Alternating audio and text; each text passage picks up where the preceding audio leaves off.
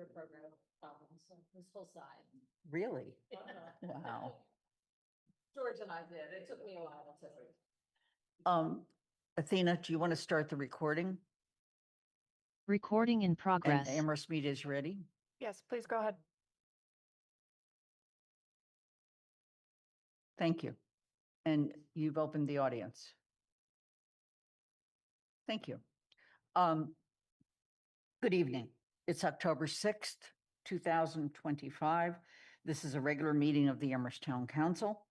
Chapter 2 of the Acts of 2025 extended through June 30th, 2027, allow us to have ability of public bodies to meet in a fully remote or hybrid manner. This law allows us to continue holding meetings remotely without quorum of the council physically present at the meeting location. This meeting is accessible in real time by Zoom, by phone, and is a live broadcast on Amherst Media Channel 9 and live stream. There are, in fact, 8 counselors in the room and 2 at the moment, with more expected on Zoom. Please be advised that this meeting is being held in person and that the remote access option is provided as a courtesy. In the event of a technology issue with a remote connection, the meeting will continue as long as there is a quorum in the room. Given that we have a quorum of the council present, I'm calling the October 6th regular meeting of the Town Council to order at 6:32. I'll call upon each counselor by the name they have indicated they would like to be addressed.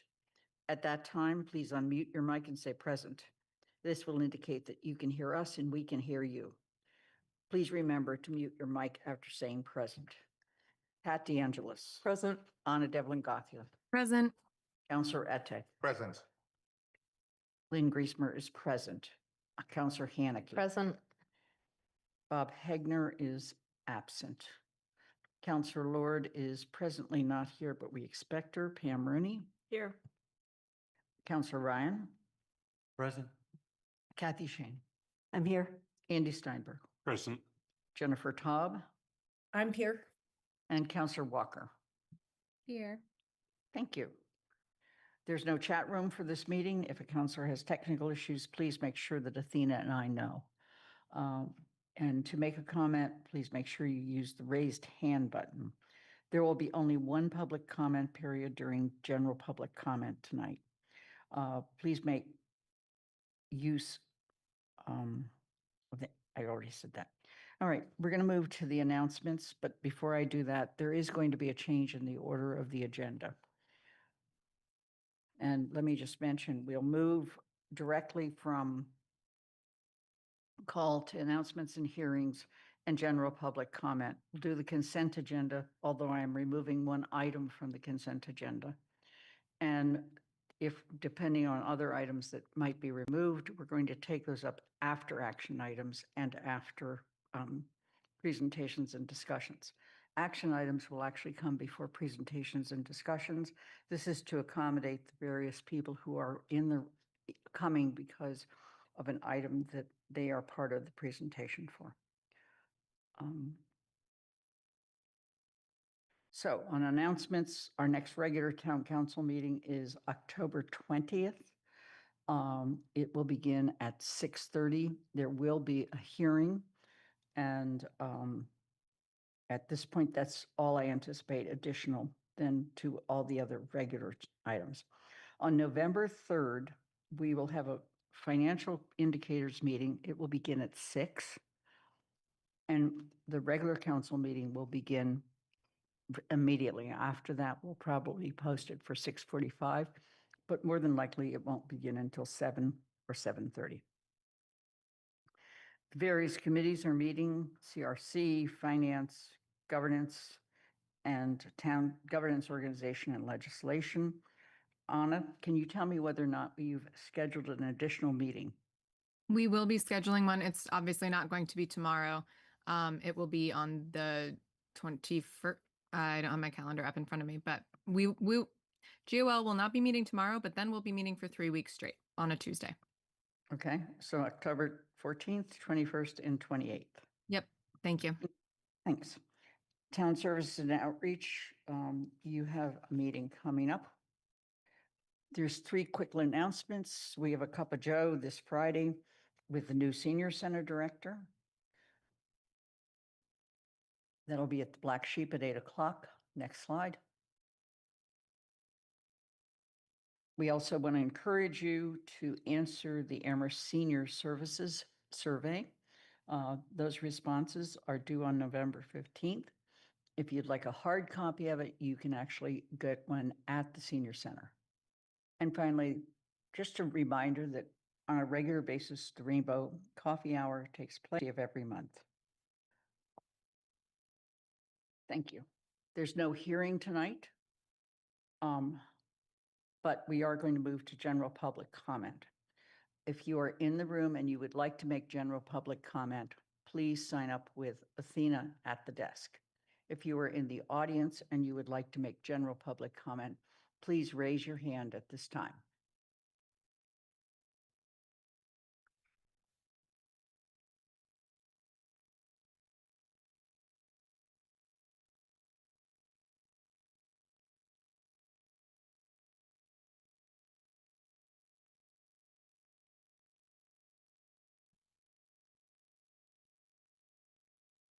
Okay. Athena, how many people in the room? 1. Okay. And then we have 7 online. We're going to begin with the one person in the room. Please come forward, state your name and where you live.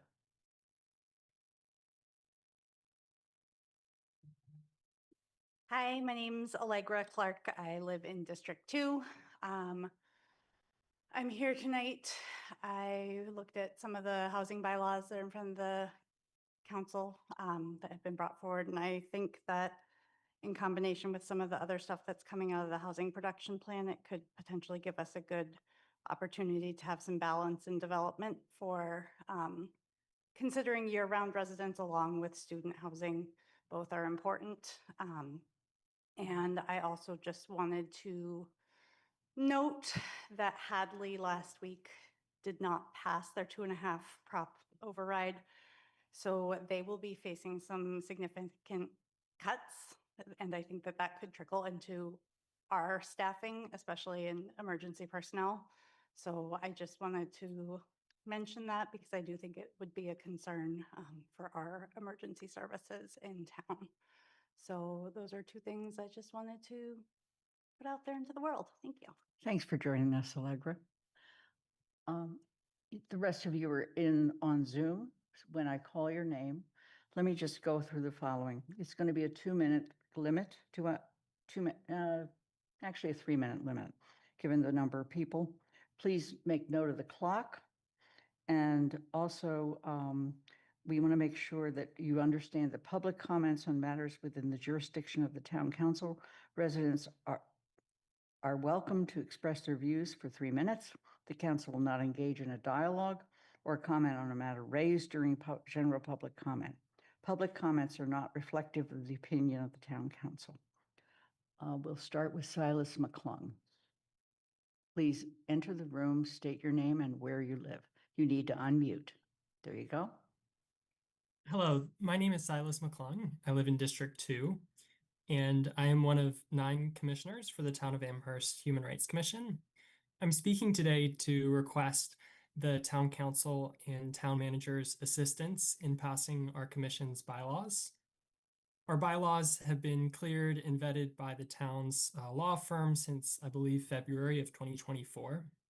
It's now October of 2025, and we would really appreciate your help moving this forward.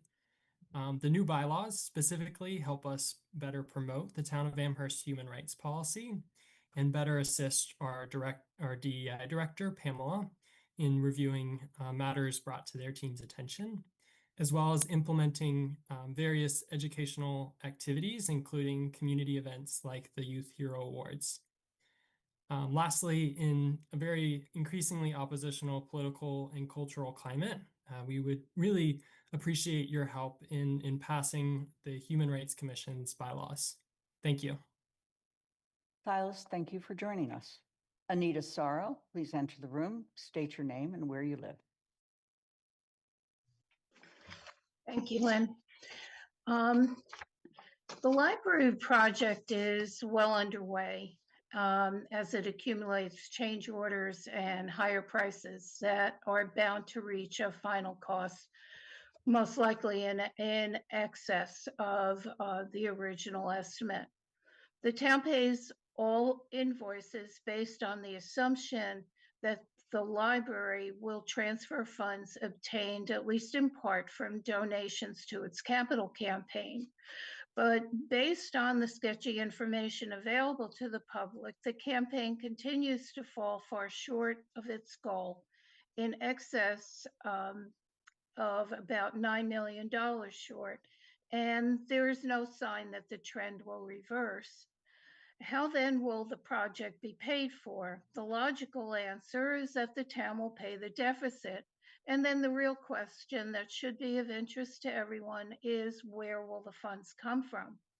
Ultimately, the residents will pay the cost either in decreased services, increased taxes, or both. Several councilors now on this town council voted repeatedly in favor of the project, and some of you are seeking re-election. Yet, with all the uncertainty associated with the project, it's puzzling to me that town council and its finance committee have shown little interest in assessing the financial picture, even while some councilors contemplate a tax override, ostensibly to cover the most basic of services, road repair. It is equally puzzling why such information is not readily and publicly available. In the interest of sound governmental oversight, councilors should be demanding regular and frequent financial information to assess the impact on the town. And in the interest of transparency, councilors should be demanding that the public have ready access to that information without the need to make specific inquiries or formal document requests.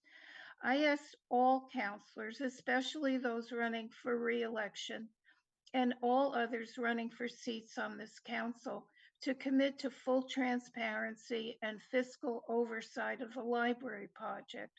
Those exercising the power of these elected offices cannot fulfill their fiduciary role otherwise. Thank you. Thank you for joining us, Anita. Barbara Pearson, please enter the room, state your name and where you live.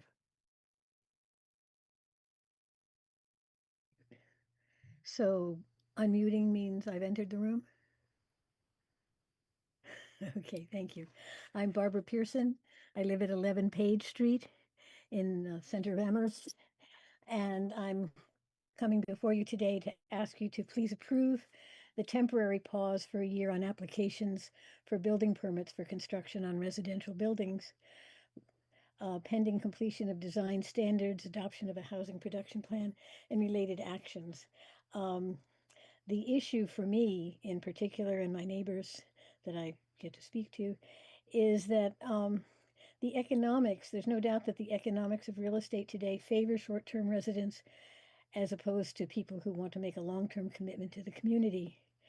This is not true just in Amherst, but in any area with a large pool of unrelated renters, such as students. I think we're going to have to take, in order to overcome the decades-long failure to build affordable housing throughout the country, means that we're going to be under more stress than ever, and year-round residents will continue to decline unless there are proactive steps taken. And these steps may have to recognize values associated with property ownership other than an exclusive focus on return on investment. Our neighborhood, through, for example, the Amherst Community Land Trust, is developing alternative paths for ownership where neighbors help willing sellers get a reasonable return on their initial investment, but also make a community investment.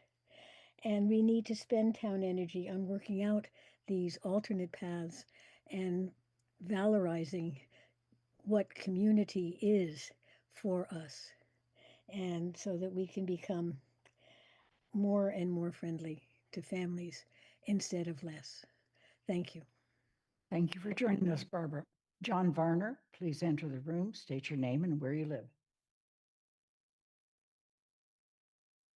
Hi, John Varner. I live in Jeffrey Lane. I believe it's District 3. I'd like to speak in favor of the proposed Article 19 changes to Amherst zoning bylaws. I think, for one thing, identifying student housing is vital. Data is essential for analyzing problems, and we don't have the data we need on student housing here in Amherst. We can all see what happens when government decides to avoid collecting data, thanks to our current national politics. I would like to think we are wiser than that here in Amherst. In addition, I think that Amherst residents should not have to rely on the price of their homes to ensure the stability of their neighborhoods and their home values. It's been augured that change happens, and that is true. Change is constant, but we have a choice to regulate and guide change so that it minimizes the disruptions to Amherst's quality of life. This is especially important in our town, the smallest town in the country, to host a flagship public university. Limiting the density of student housing by establishing lot line to lot line minimum distances between student housing has worked in college communities like State College, Pennsylvania, Wilmington, Delaware, Boulder, Colorado, and Ithaca, New York. This has reduced the impact of student rentals on the town's quality of life for all the neighborhoods, and has helped to stabilize housing markets buffeted by rampant unregulated investment. Zoning codes from at least some of these communities are available, and it's time for the town council to study them seriously and adopt them. I would further encourage Amherst Town Council to require that the names of all individual investors in LLCs buying properties in Amherst to be part of the public record. Massachusetts state law mandates that all investors in LLCs be registered with the state and available upon request. Amherst zoning regulations do not require all LLC partners to appear in public records. By having all members of LLCs registered, we would know if there's overlapping ownership of problem properties. It would also give renters more information on which to base their decisions when it comes to renting a property. If an LLC landlord has a reputation for poor property management or abusive lease practices, partners' names should be made public on the record, easily accessible for students and non-students alike. Thanks for your consideration. I appreciate Town Council's openness to hearing all views. John, thank you for joining us. Ira Brick, please enter the room, state your name and generally where you live. Can you hear me? Yes, we can. Thank you for the chance to speak. I'm Ira Brick, 255 Strong Street, a 32-year Amherst resident, former UMass Family Business Center director, and someone who's written often in the Amherst Indy about how our trajectory threatens the very character of downtown and our neighborhoods. Let's speak plainly. Amherst has barely 13,000 year-round residents, bearing most of the civic responsibility, while nearly 29,000 others come for the academic year, renting and then moving on. That balance is already fragile, and yet most decisions from this council push us further from sustainability. The trend is clear, a shrinking college-age population nationally. Betting everything on student housing may seem like a quick fix, but it's short-sighted. If enrollment drops as predicted, we're stuck with vacancy, instability, and neighborhoods no one else can feasibly live in. A group of neighbors has just filed 2 sensible zoning bylaw changes. We're simply asking for a 1-year pause in multi-unit downtown construction while we finish the design standards we've already been working on for 2 years and get a real housing plan that values families, the workforce, and seniors, not just high rents from students. We also want UMass to step up and house more of its own students, as they should. Let's be honest, this echoes the earlier moratorium petition with 900 signatures that the council brushed off, ignoring a clear message from the public. That kind of disregard is why Amherst struggles to recruit candidates and fill committees. People feel their voices don't matter. The council and its boards now skew heavily in favor of unchecked development, often appointing collaborators while sidelining our most qualified independent neighbors. If we want to be a functioning democracy, especially when democracy itself is under threat nationwide, we have to act locally for transparency and fairness. This is not anti-student, nor anti-development. It's pro-community and pro-balance. If you're not part of the solution, you're part of the problem. And sadly, at present, the council's solution may be the problem. Please, let's take this pause, clarify our direction, and prioritize people who choose Amherst as home. Thank you. Thank you for joining us, Ira. Jill Brevick, please enter the room, state your name and generally where you live.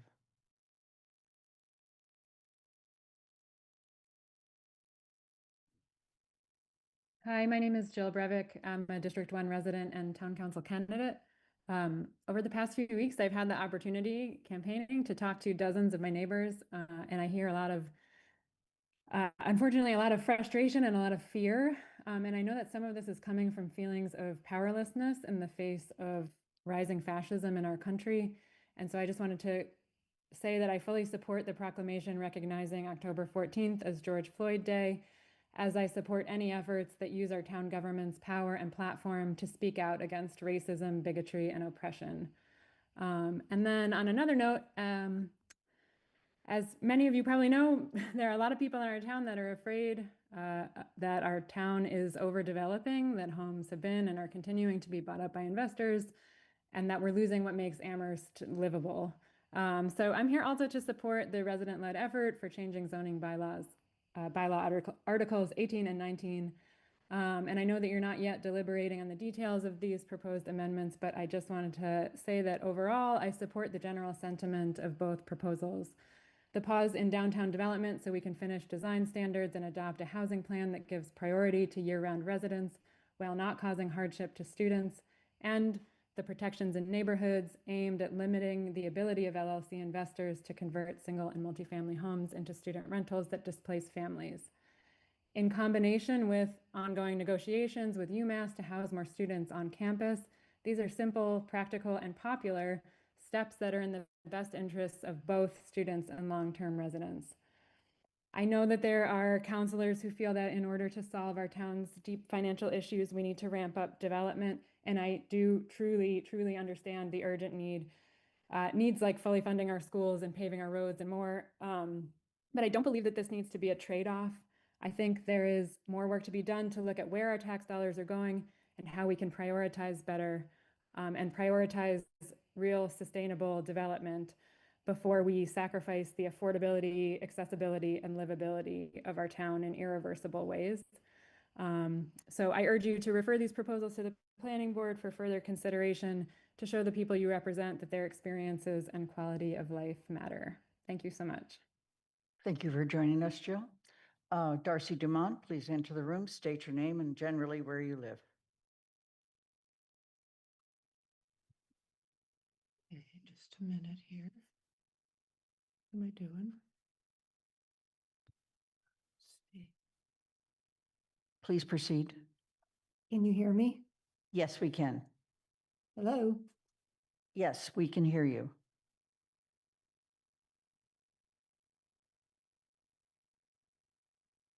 We can hear you, hear me? Darcy. Yes, we can. She's not here. Oh, Darcy, we can hear you. Oh. There we go. Can you hear me? Yes, we can. Okay, sorry. That was me. Let's see. Please proceed. Hi, my name is Darcy Dumont. I live in District 3. I'm commenting to request the council and the planning board support of the two zoning proposals brought by 10 residents to protect the downtown and our neighborhoods. My comment is quotes from my article in the Amherst Indy this week, which is entitled, "What Would Zorin Do? Reflections on the Prospects for Democratic Socialism in a Small College Town." I've been especially interested in delving into the Democratic Socialist position on the right to housing of year-round residents versus college students when a college doesn't provide enough housing on campus and when developers and real estate speculators have gotten into the act. In Amherst, we hear town councilors suggesting that the town has a responsibility to house students and that students are being discriminated against. Have I been espousing an unprogressive position by promoting the interests of year-round residents? Is that a NIMBY position? Apparently not. The Democratic Socialist position would oppose encroachment of student-focused private rental developments into family neighborhoods and would support new construction to primarily serve community needs, such as family, senior, and workforce housing, over luxury or student-only developments. For example, Zoran Mamdani supports expanding municipal powers to enforce tenant protections and housing safety, investing municipal resources and redirected institutional funds into stable, affordable homes for long-term resident families and vulnerable populations, and encouraging participatory planning and decision-making to ensure that residents, especially those most affected, have control over development outcomes. Mamdani's approach prioritizes the rights of year-round residents to preserve neighborhood character, housing affordability, and downtown vibrancy, rather than ceding control to college interests or market-only student housing solutions. He consistently supports year-round residents seeking to preserve their neighborhoods, often critical of universities' expansions, and that intensify speculation or displacement in adjacent communities. I urge you to think about these solutions and hope you will be able to easily refer this proposal to the planning board today. Thank you. Thank you for joining us, Darcy. That concludes public comment. We are going to move on to the consent agenda. The Point of item, order, can we quickly confirm that Counselor Lord can hear and be heard? I'm sorry, yes, Hala. I'm sorry, Counselor Lord, can you hear us? Oh, yes. Can you hear me? Yes, we can. Thank you. Hello, can you hear me? Oh, great. Thank you. Okay. Just 2 seconds. Let me make sure I correct my record.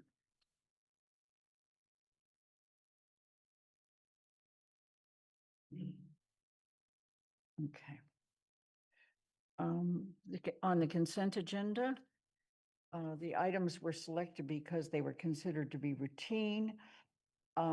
If you want to remove an item after I read the motion, please let me know. I will tell you in advance that I am already removing one of the items, okay?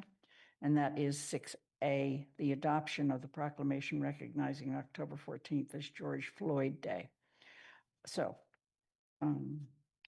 to move the following items and the printed motions thereunder and approve those items as a single unit.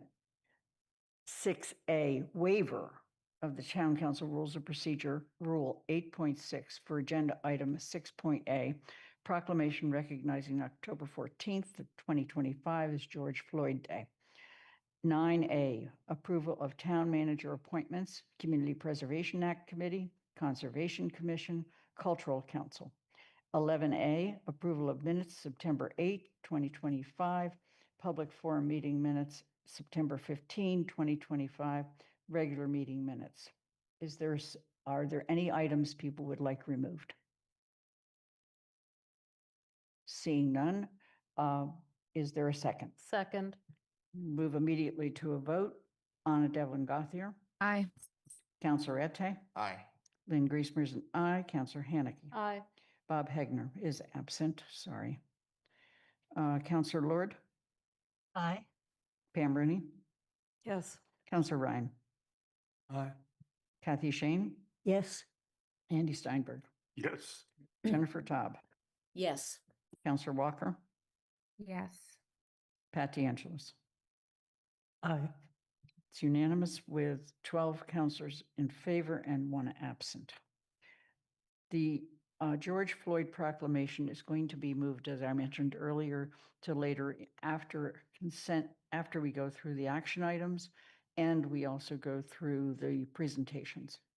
So with that, we're going to move immediately to the zoning bylaw change petition, Article 18. And would you please bring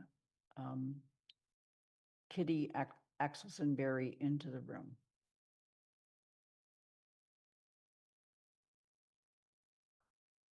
Otherwise known as Kathy. We had a discussion about that today. Kitty, is there anyone else that you need to come into the room? No. No, not at this time. Okay. So Kitty, Athena has the presentation. We're going to take the first bylaw, ask some questions, and then take the second bylaw, and then we'll come back for the votes regarding referral. Okay? Okay, I'm having a little problem here because my version has disappeared when yours came into view. Okay, I think I've got it. But it has to wait 1 minute.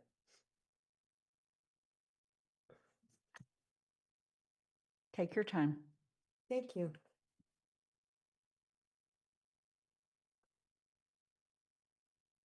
So Amherst, hi, everyone. Amherst is approaching a tipping point. Year-round residents are down to about 13,000 people.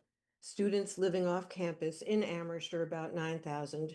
Many year-round residents have left and many houses have been converted into student-only houses.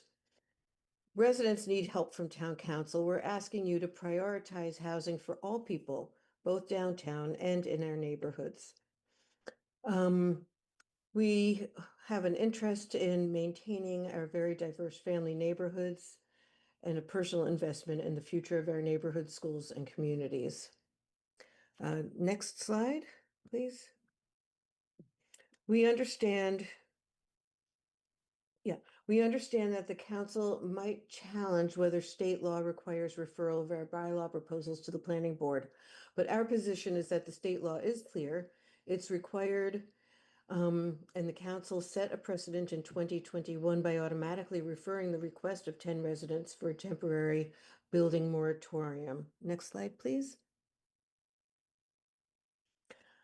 In support of the bylaw Article 18, protecting downtown,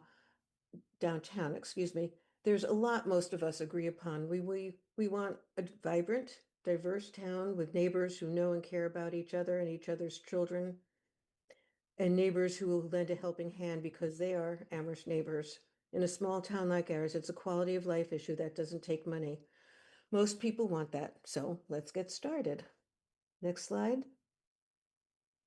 Here's the text. Article 18 says that the town will not accept new applications for building permits for residential buildings with 4 or more units in the downtown business area, BG and BL, for a year or until the town council approves the following. Next slide, please.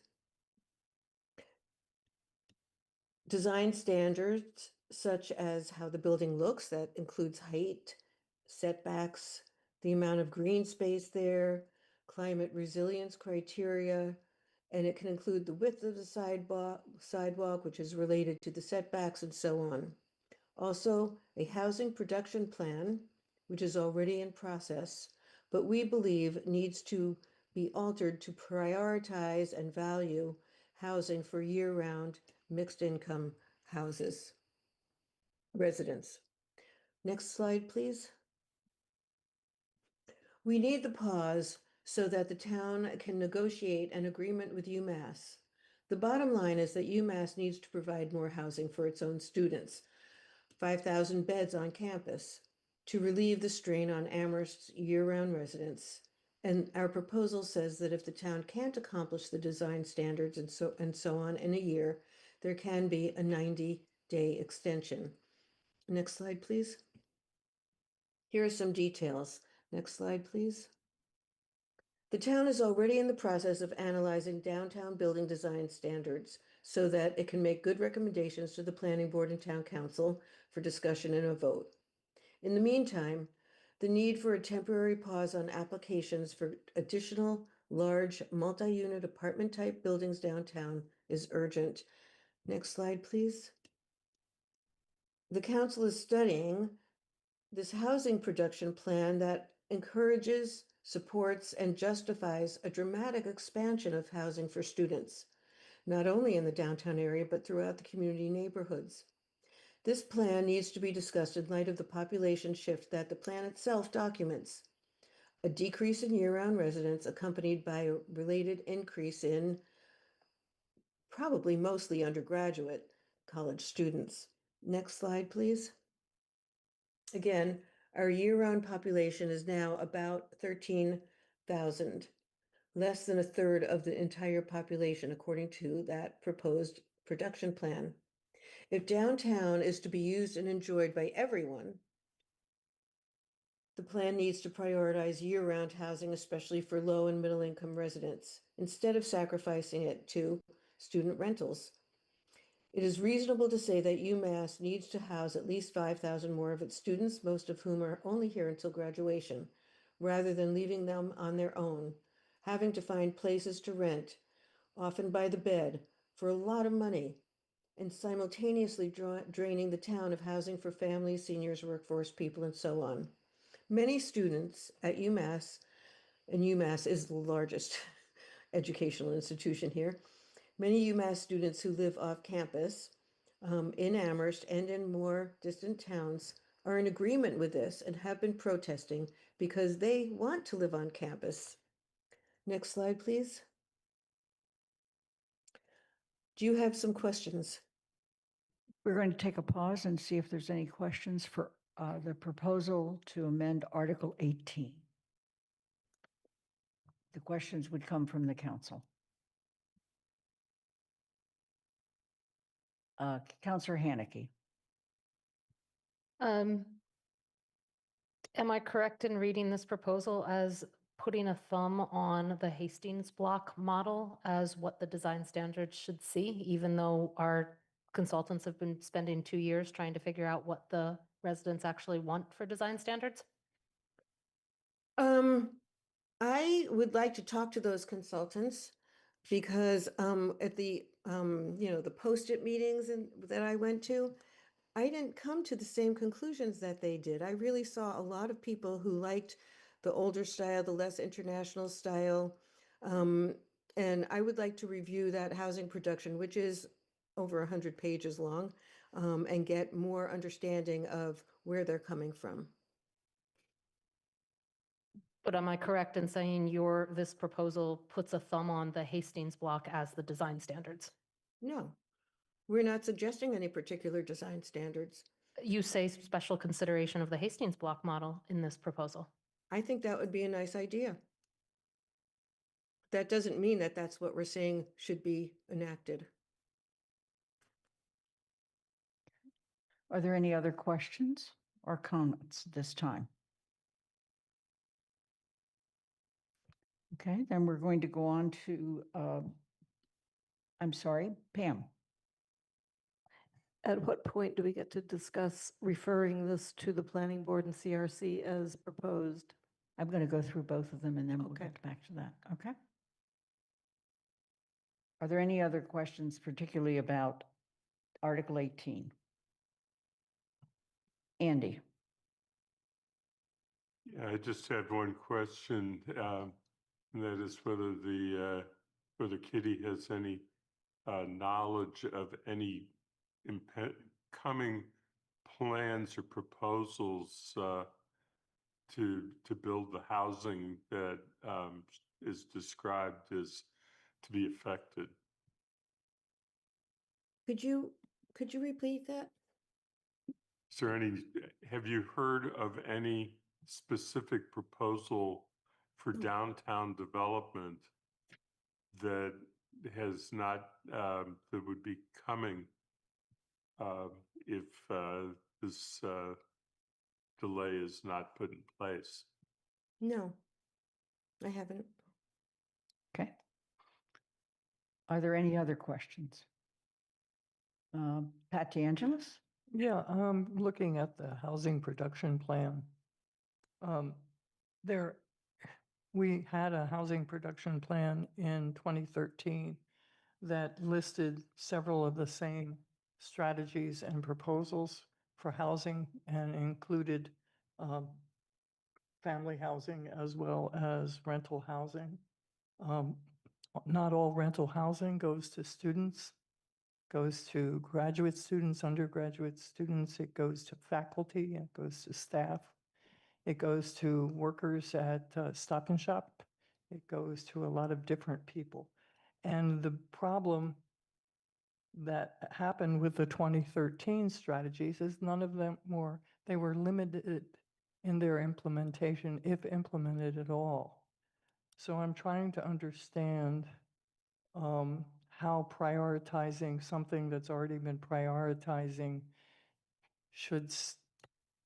would make a difference this time round, and why should we, I believe somewhere I had it in my notes, I can't find it right now. It said, we're going to hold this up until these specific things are approved. And that kind of goes against the idea of a democracy, in the sense that hundreds of people throughout the community participated in the housing production plan meetings, et cetera. So I'm really, we have a master plan that involved the full community. That process is beginning again. Many of the strategies in the master plan have not been implemented by this town and the planning board. So I'm trying to understand why you want to stop building starting with large scale developments of 4 units or more. And we need housing, we need density, we need to build where we can and really utilize buildings and do modern additions to buildings that are there. So I'm having trouble with the idea of this moratorium. So first of all, the 2013 plan, as I understand from your recitation of it, did not include a definition of what student housing even is. And that would be one of the first things on the agenda in order to actually implement any housing production plan that involves valuing year-round residents and valuing student residents as well. We have to define what a student is and a student house is, just for the purpose of regulations, not in general. Oh, here's what a student is for everybody. Here's what a student house is for everybody. The master plan, which has certainly been cherry-picked from, has never had the implementation committee that it was called for. And I've been told that it was not necessary. But I think that if there had actually been a focus on implementing the master plan, we would have had some better and different results, and I hope that we will in the future. As for student housing happens to be extremely profitable for real estate investors, with entire nationwide corporate entities focusing entirely or mostly on student housing for that very reason. And that's why we're wanting to define it and wanting to regulate it, as so many other college towns have been doing. And somehow we've been busy with other things and haven't. I hope that is a decent response to your question, Pat.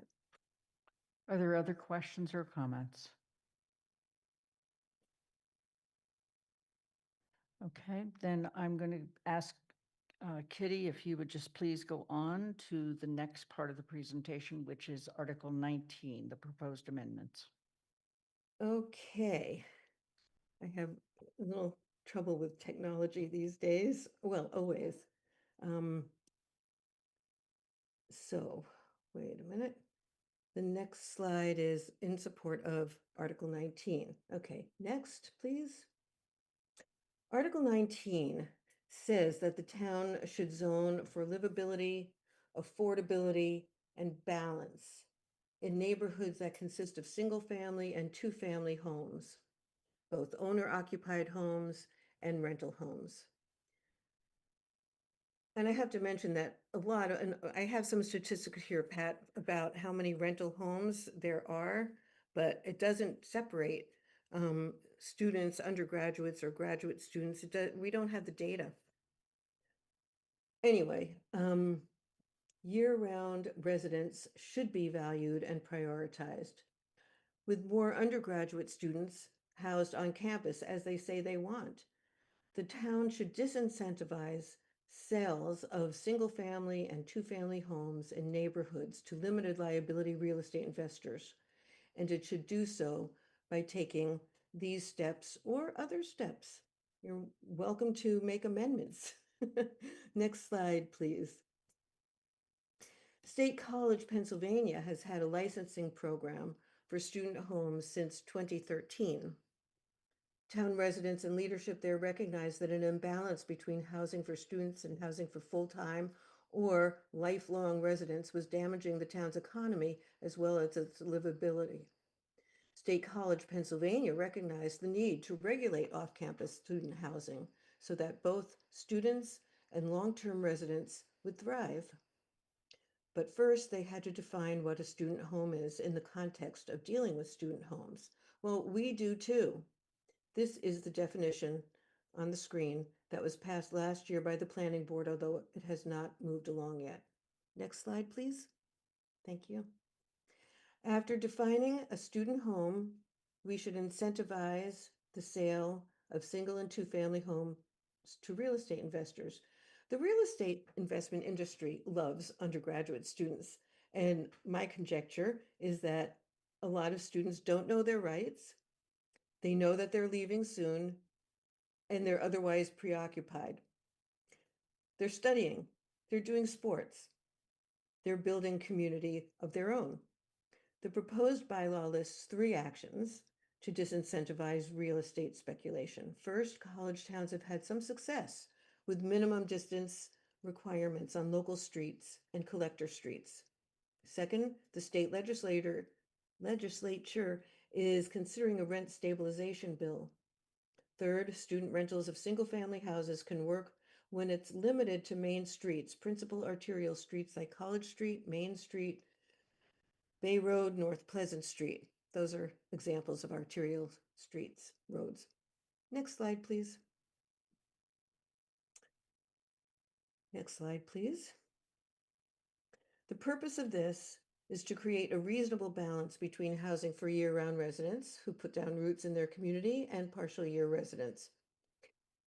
If we want to maintain and improve our public schools, our municipal services, our civic participation, and develop a more robust downtown for all ages and incomes, we need to maintain long-term neighborhoods, and that means that we need to disincentivize LLC, real estate investor purchases of and ownership of such a large quantity of student houses in our neighborhoods. Next slide, please. Amherst has about 5,200 single-family homes, 680 of which are rented, and 137 of those rentals are pretty clearly student rentals because they're owned by LLC real estate investors. Ownership of homes for the purpose of profits drives up the cost of home ownership and the cost of renting, and it changes stable neighborhoods into student-oriented neighborhoods that lack diversity of age and civic engagement. Amherst rents are now comparable to rents in Somerville, which is pretty amazing. Next slide, please. So here we have it. The balance of year-round residents and students has changed dramatically over the last 20 years, with the year-round population reduced and the student population increased. We still have a population of 40,000 about, but now we have 18,000 students living on campus and 9,000 students living off campus here in town. That leaves about 13,000 full-year residents. To me, that's a very delicate and staggering imbalance. Pretty shocking. We've seen 859 new student-style units in multi-story buildings. Many are rented by the bed. And in the neighborhoods, which is what this proposal is about, an increasingly larger percentage of single and two-family houses have been bought as student rentals, many of them by corporate investment entities. Some of them are nationwide corporations, as I mentioned before, that specialize in student housing investment. Again, we need to rebalance the housing production plan that has not yet been passed in light of these demographics. And UMass can help tremendously by housing significantly more students on campus and on nearby university properties. Next slide, please. The definition of student home that's provided in the proposed bylaw was adopted by the planning board in December, but has not been included in our accessory dwelling unit zoning bylaw. Adding a definition of student home to the zoning bylaw is the only way to keep track of our actual housing data. It's necessary for the town to be transparent and accountable about housing with information about the student rental market. We really need that. The planning board has intentionally used language, by the way, to address people's concerns of non-traditional families and households. Next slide, please. So there's a need to disincentivize the LLC-owned student rentals. And here are some tools to steer that kind of speculation away from what is called sometimes our captive student rental market. Captive and lucrative. There are other tools, but the majority on the council have not put forward any zoning protections, and it's time to do so. Next slide, please. One tool is minimum distance requirements. Like other approaches, they mitigate nuisance issues, preserve and promote diversity and stability, and reduce pressure from speculators competing for an advantage. Requiring some distance between student rentals in other towns has helped prevent the town from reaching the tipping point where a street shifts from mostly people and families establishing roots and long-term connections to mostly students who are transient and who don't call Amherst their home. They call it the place that they live until graduation. Sometimes they want to come back when they're older and have retired. It also reduces pressure from real estate investors. This is not anti-student. It is pro-stable year-round community, which really is nothing to be ashamed about. Next slide, please. Distance requirements would probably have clauses establishing that they would be grandfathered in and would apply to new conversions into student houses, new construction of student houses, and transfers of student house ownerships. Specific distance requirements generally vary by density in residential districts. Next slide, please. Rent stabilization. Well, rent stabilization stabilizes neighborhoods. As a college town, Amherst neighborhoods are subject to studentification, which happens when the tipping point is reached and large swathes of family homes are converted into student housing. By controlling the rate and timing of rate increases, it can help preserve the residential nature and economic diversity of community neighborhoods. It does encourage investment in properties by mission-driven developers, not profit-driven developers so much, like community land trusts and other nonprofit or private developers who focus on neighborhood stability and see housing as a right, not housing as a commodity. Rent stabilization can also keep building and land sales prices from escalating dramatically due to competition and speculation, making those nonprofit-driven investments more feasible. Next slide, please. So, limiting student home rentals to principal arterial roads. The housing production plan under discussion names Orchard Valley and East Amherst neighborhoods as those with the lowest median home values. Neighborhoods with low home values are naturally targeted by LLC investors as financially desirable for student house rentals. Expensive homes in out-of-the-way places are not as desirable for speculators. We know that. Limiting new student rentals to principal or arterial roads is one way to consolidate student rentals on main streets. In sum, these proposals are offered to encourage stable and affordable homes for diverse long-term populations rather than ceding control to market-only student housing solutions or to benefit the university and the colleges that we love dearly. Expansion of a university such as UMass can intensify speculation and result in displacement in the adjacent communities. I also believe that a year-round population is essential for a year-round economy, which I really think we can all agree is good for the town. Do you have questions? Questions from the council on this particular article? Anna Devlin Gothier. Thank you. Kitty, you've certainly given us a lot to think about, and I'm sure we'll have lots of discussion about this in the coming months. I'm curious about one small thing. I'm looking at I will have many, many more questions down the line, but for our first initial conversation, you talked about limitation of student home rentals to principal arterial roads. And one of the things you talk about is that the primary arterial roads are primary transit and public transportation routes. And then you list several of those roads which have zero public transit. And I'm looking at several that are in my area, my district specifically. So sections of Southeast Street, sections of Bay Road and West Bay Road. There are a couple bus stops, but those I would not say are well served by public transit versus areas that very much are, which tend to be the neighborhoods that you're talking about moving student housing out of. And I have separate issues with that conceptually, but I'm just curious where you're getting the information about these being primary public transportation routes and kind of how you overlaid that with those roads to get that conclusion. Yeah, they were listed by the town of Amherst as arterial roads. And I guess we need to separate what's the classic definition of an arterial road and then what are considered arterial roads in Amherst. And even though they don't have public transportation, they are main roads for getting from here to there rather than small neighborhood roads. So that, I hope that answers your question. Well, okay, so it was the DPW that defined those 11 roads as arterial.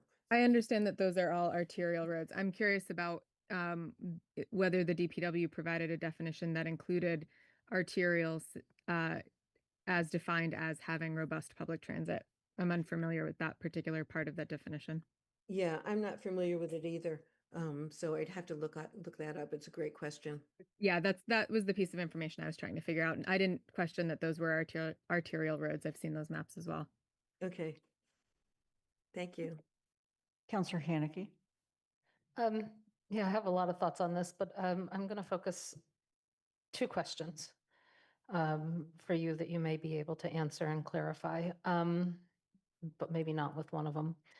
My first one is, while you were giving your presentation, you talked about welcome to make amendments and something like minimum distance requirements you referenced, or you said, quote, would probably have clauses that would. And then you went on. That seemed to imply that this is not the language that's in front of us that you're asking us to adopt or send to hearing for an adoption of this specific language for Article 19 is not actually what you see as enforceable or final language that is clear enough to and unambiguous and precise. Do you actually see this more as a proposal for discussion instead of the language that should be adopted to be enforced by someone? Well, my experience in watching meetings of the town council and other committees is that zoning proposals in Amherst go through a tremendous process of review and change. Hundreds, no, thousands maybe of changes always seem to be part and parcel of zoning proposals, as you are well aware. So this is a citizen's petition. It's not for these proposals, and it's not written in stone, because I know that the town council will want to make many changes and refinements. I guess I should reword my question because I wasn't clear. The council during public hearings and the planning board during public hearings always refines language, but the public hearing starts with a proposal that in its own sense is adoptable and clear, precise, and unambiguous generally. And you mentioned, if you're talking about minimum distance requirements, you mentioned something like, oh, that would probably have clauses such as something, as if you know or admit that what is in front of us to adopt or to send for presentation for adoption is not unambiguous and needs more fleshing out that doesn't look like this. And so I guess that's my question. is this something you believe could be adopted and then be clear, unambiguous, and enforceable? Or are you talking about, or are you thinking this is something that would start, is something that is like what the ADU bylaw was before it was sent to hearing, when the planning board spent months on it, 7, 8, almost a year actually, before they presented something to us to send to public hearing? Or is this in a form that you think is ready for public hearing because it's already been fully formed for all that time? So is this the pre-public hearing portion, if I equate this to the ADU, or is your goal the pre-public portion, public hearing portion like the ADU was, or the post-public, or the public hearing portion if you're thinking about the ADU equivalent? Okay, I'm not thinking of equivalence, and this is a citizens proposal. It's not a proposal coming from town hall. It's not a proposal coming from one or more counselors. This is a citizens proposal. So, and we are absolutely open to we're open to all amendments. Friendly amendments, that is. My next question. As you know, the fair housing laws prohibit discrimination on family status. When I read this definition of student home, the only difference between a student home and a non-student home to me is whether you are unrelated by blood, marriage, or legal adoption. Because if you are related by blood, marriage, or legal adoption, if you have a student in your home, you are not a student home. But if you are not related by blood, marriage, or legal adoption, and you have a student in your home, you are a student home. So the student home is not based on whether you're attending, this definition is not based on whether you're attending school to determine whether you're a student home. It's based on family status.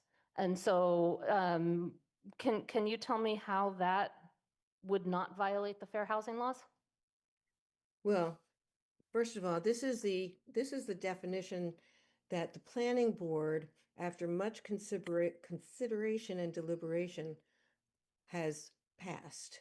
It has not been passed by the town council yet. It's a really sticky issue. It's a really very difficult one. We decided that the best thing to do was to use the definition that has been passed by the planning board of Amherst.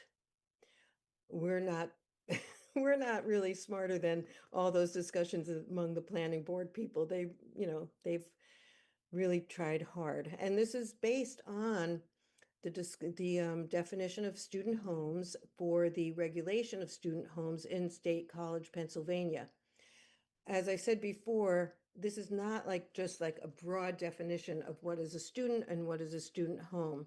This is for the basis of how to regulate student homes. And you can't just say, well, we can't regulate student homes because it's really hard to define what a student home is. We're doing the best that we can. The planning board did the best that it can, and we're open to friendly amendments. Kathy Shane. I think I have a simpler question, Kitty, but I'm not sure. When you talk about the distance between in a neighborhood, and then you talk about arterial roads, a couple of the arterial roads go up to District 1. So East Pleasant, for example, has no sidewalks, and it's listed. North Pleasant has historic homes along it, which a lot of which are student rentals.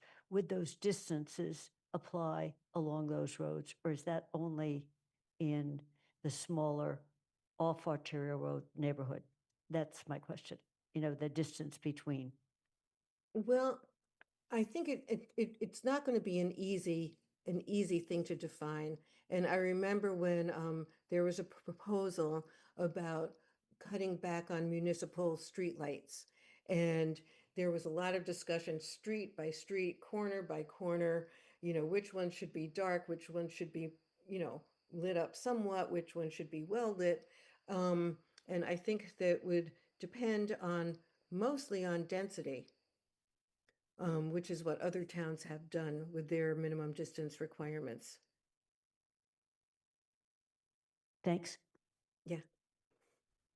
Kathy, did you have any other questions this time? My hand just didn't go down all by itself. I'll take it down. Jennifer? Yes, I want to thank Kitty very much for her presentation. You know, we're a hard audience, but I believe that this bylaw that has been proposed, whether you agree with it or not, is specific enough that it could be referred to the planning board. So it says for minimum distance, 700 to 2,000 feet. I mean, that's a wide range. And yes, this is a citizen's petition.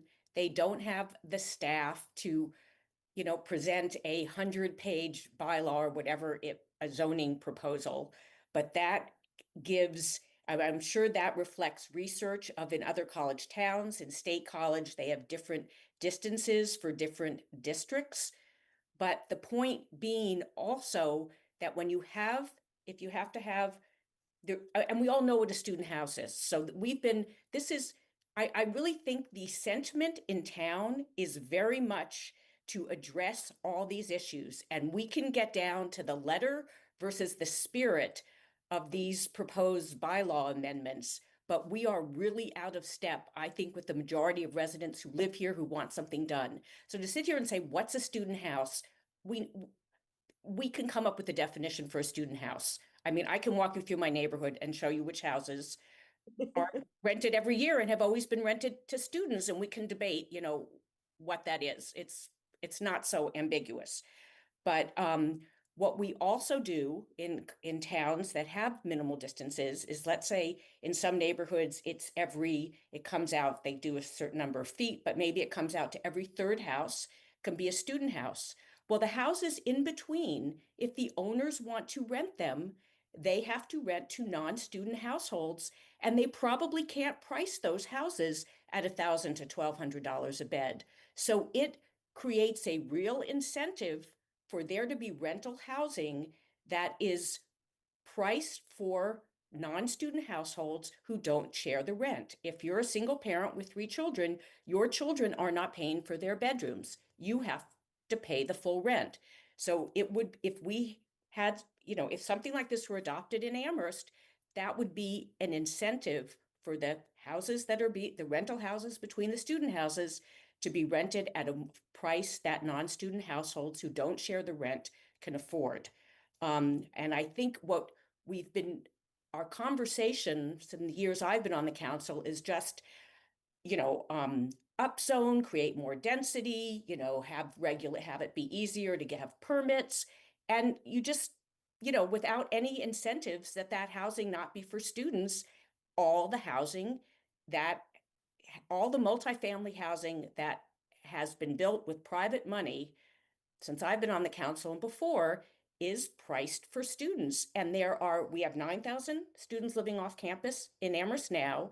And the housing production plan consultant has said there are thousands more living off campus outside of Amherst that want to move here. So this is something, whether these 2 bylaws are worded exactly the way you think they should be, these bylaws, their time has come for the town to address this.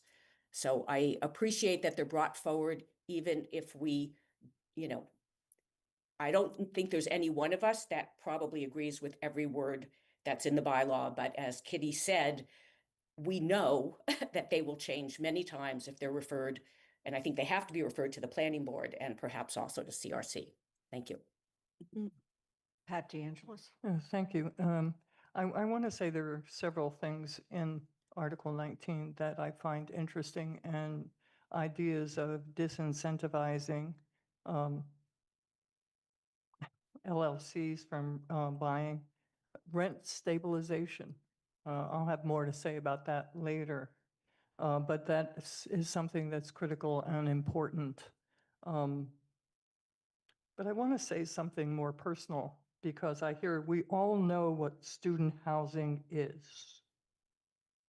And I look at the definition given by the naive community that is not naive. It's a wonderful, smart community, and they know how to write things, whether they're perfect or not. And the planning board's definition. I moved to Amherst with my partner Carol, and our 3-year-old son. I was studying at Smith College for my BA as an Ada Comstock scholar.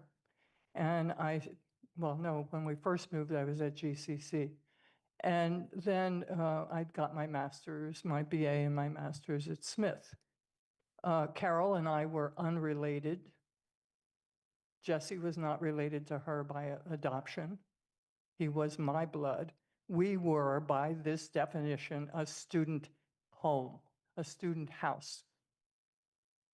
We were in our 40s. Carol was working full-time. I was working part-time, going to school, and we were raising our son, who she couldn't claim for years because adoption was illegal in Massachusetts. So I'm sorry that this is such a personal response. But your idea of what a student house is demeaning to many, many people, including students. Pam Rooney. I'd like to address the student house just for a moment. I think a number of speakers mentioned that it's not so much anti-student, it is pro year-round resident. And these topics need a much deeper discussion. They deserve time from the planning board to put together something that actually works in this town. We are decades behind communities like State College, who had a similar issue with the imbalance of more and more homes turning over into, I'll call it short-term rentals because they're 9-month rentals. It undermines the fabric of the community, and we are now at about a third of the population total being year-round residents. That, to me, is something that I brought up 4 years ago as one of my top priorities. I am very pleased that there were some people with guts in the community to take this upon themselves to start to address some of these details that we have skimmed over to date. When I read the housing production plan, I was extremely concerned to read the statement that there were like 9,000 additional students beyond the 9,000 plus already living in the community. There are apparently an additional 9,000 students waiting in the wings, living in surrounding communities who can't wait to move into Amherst, and that somehow we are supposed to provide housing for that built-up latent desire. There are lots of details that need to be worked out. I want to give the planning board and the CRC the chance to work through those and come up with something that does help Amherst regain and at least hold on to the year-round population that we have now. Thank you. Anna Devlin Gothier. Thank you. There are two sticking points for me, and there are two emergent sticking points for me with this, and I think I'm in support of continued discussion on it.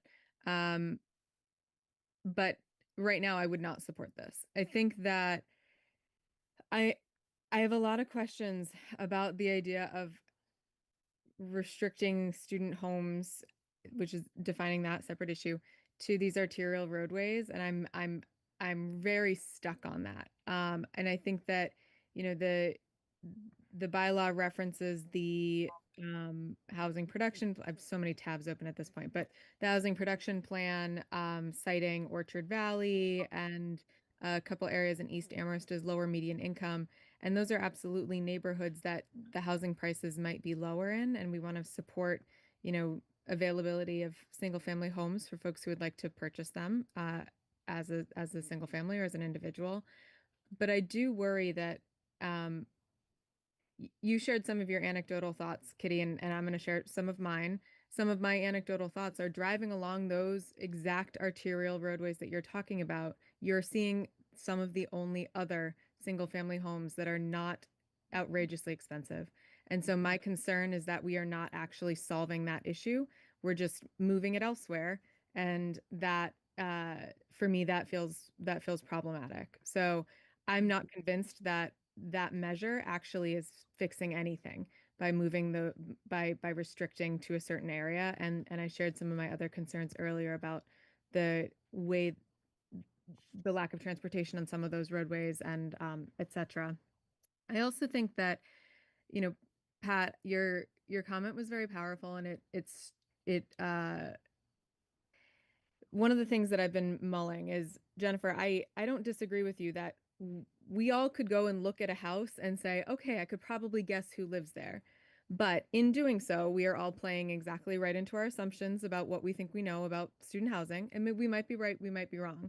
But when it comes down to specific definitions that are written out in our bylaws, we need to make sure we aren't accidentally creating our own version of redlining in our community. We need to make sure we're not accidentally creating a net that is so wide that we're catching people that we don't intend to catch.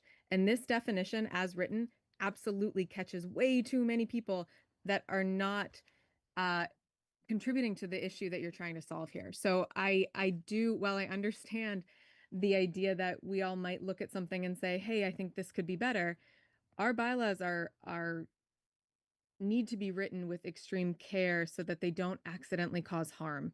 And I don't feel that the way it's written, does that. I think this would cause harm. And so that is my concern with that. I don't have a solution for it. I think that I wish I did, but I think that this is really challenging in terms of the problem to solve, which is why I think it hasn't moved in the past, is because to try to define something that solves the problem you're identifying is a really tiny needle to thread. So I'll keep thinking on it, but I have serious concerns about the way that those two provisions specifically are written. Clarification for the president. Yes. You had wanted questions at this time, and then we were going to go back to conversation. I just want to make sure what the plan is. Right. The plan at this point, I think, is we should begin with the motions. But before that, some other people have wanted to speak, and I want to do that, but then cut it off. The other thing that I think some other people are very questioning is our legal opinion, and I want to make sure that we have time for that too. Okay. Jennifer. Final Yeah, I word? do just want to comment, because two comments were mentioned to me. The reason they're student homes is because the people who own them also define them that way. They are rented to students. I mean, it's just, like ever since I've been on the council, the community is really concerned that our year-round population is declining. It's like we know student houses. I know you may not have a lot of them on your street in your neighborhood, but they are student houses because they are rented to students every year, and the people that own them say that they are student houses. And when they ask to add another unit on, when the developers, or the investors are clear that they have adding units on to rent to students because they are properties that they rent to students. There's no mystery. There's no looking at a house and say, well, it looks that way. That is how the owners defined them. And that is, in fact, who lives there when every September a different roommates move into the house. So it's not a mystery, and it's not casting aspersions. It's just a fact. And it's not even good or bad. It's just a fact. And those houses they are priced by the bedroom. And so they're very expensive, too expensive for the students who live there, but at least they are sharing expenses. They are completely out of reach to non-student households. Okay, I'm going to move on to the motions.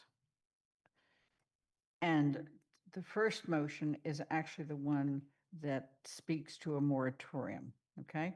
The motion is as follows. In accordance with Mass General Law, Chapter 40A, Paragraph 5, to refer proposed zoning bylaw, Article 18, temporary pause for 1 year on applications for building permits for construction of residential buildings with 4 or more dwelling units, pending completion of design standards, adoption of the housing production plan, and related actions to the planning board for public hearing within 65 days and report to the town council.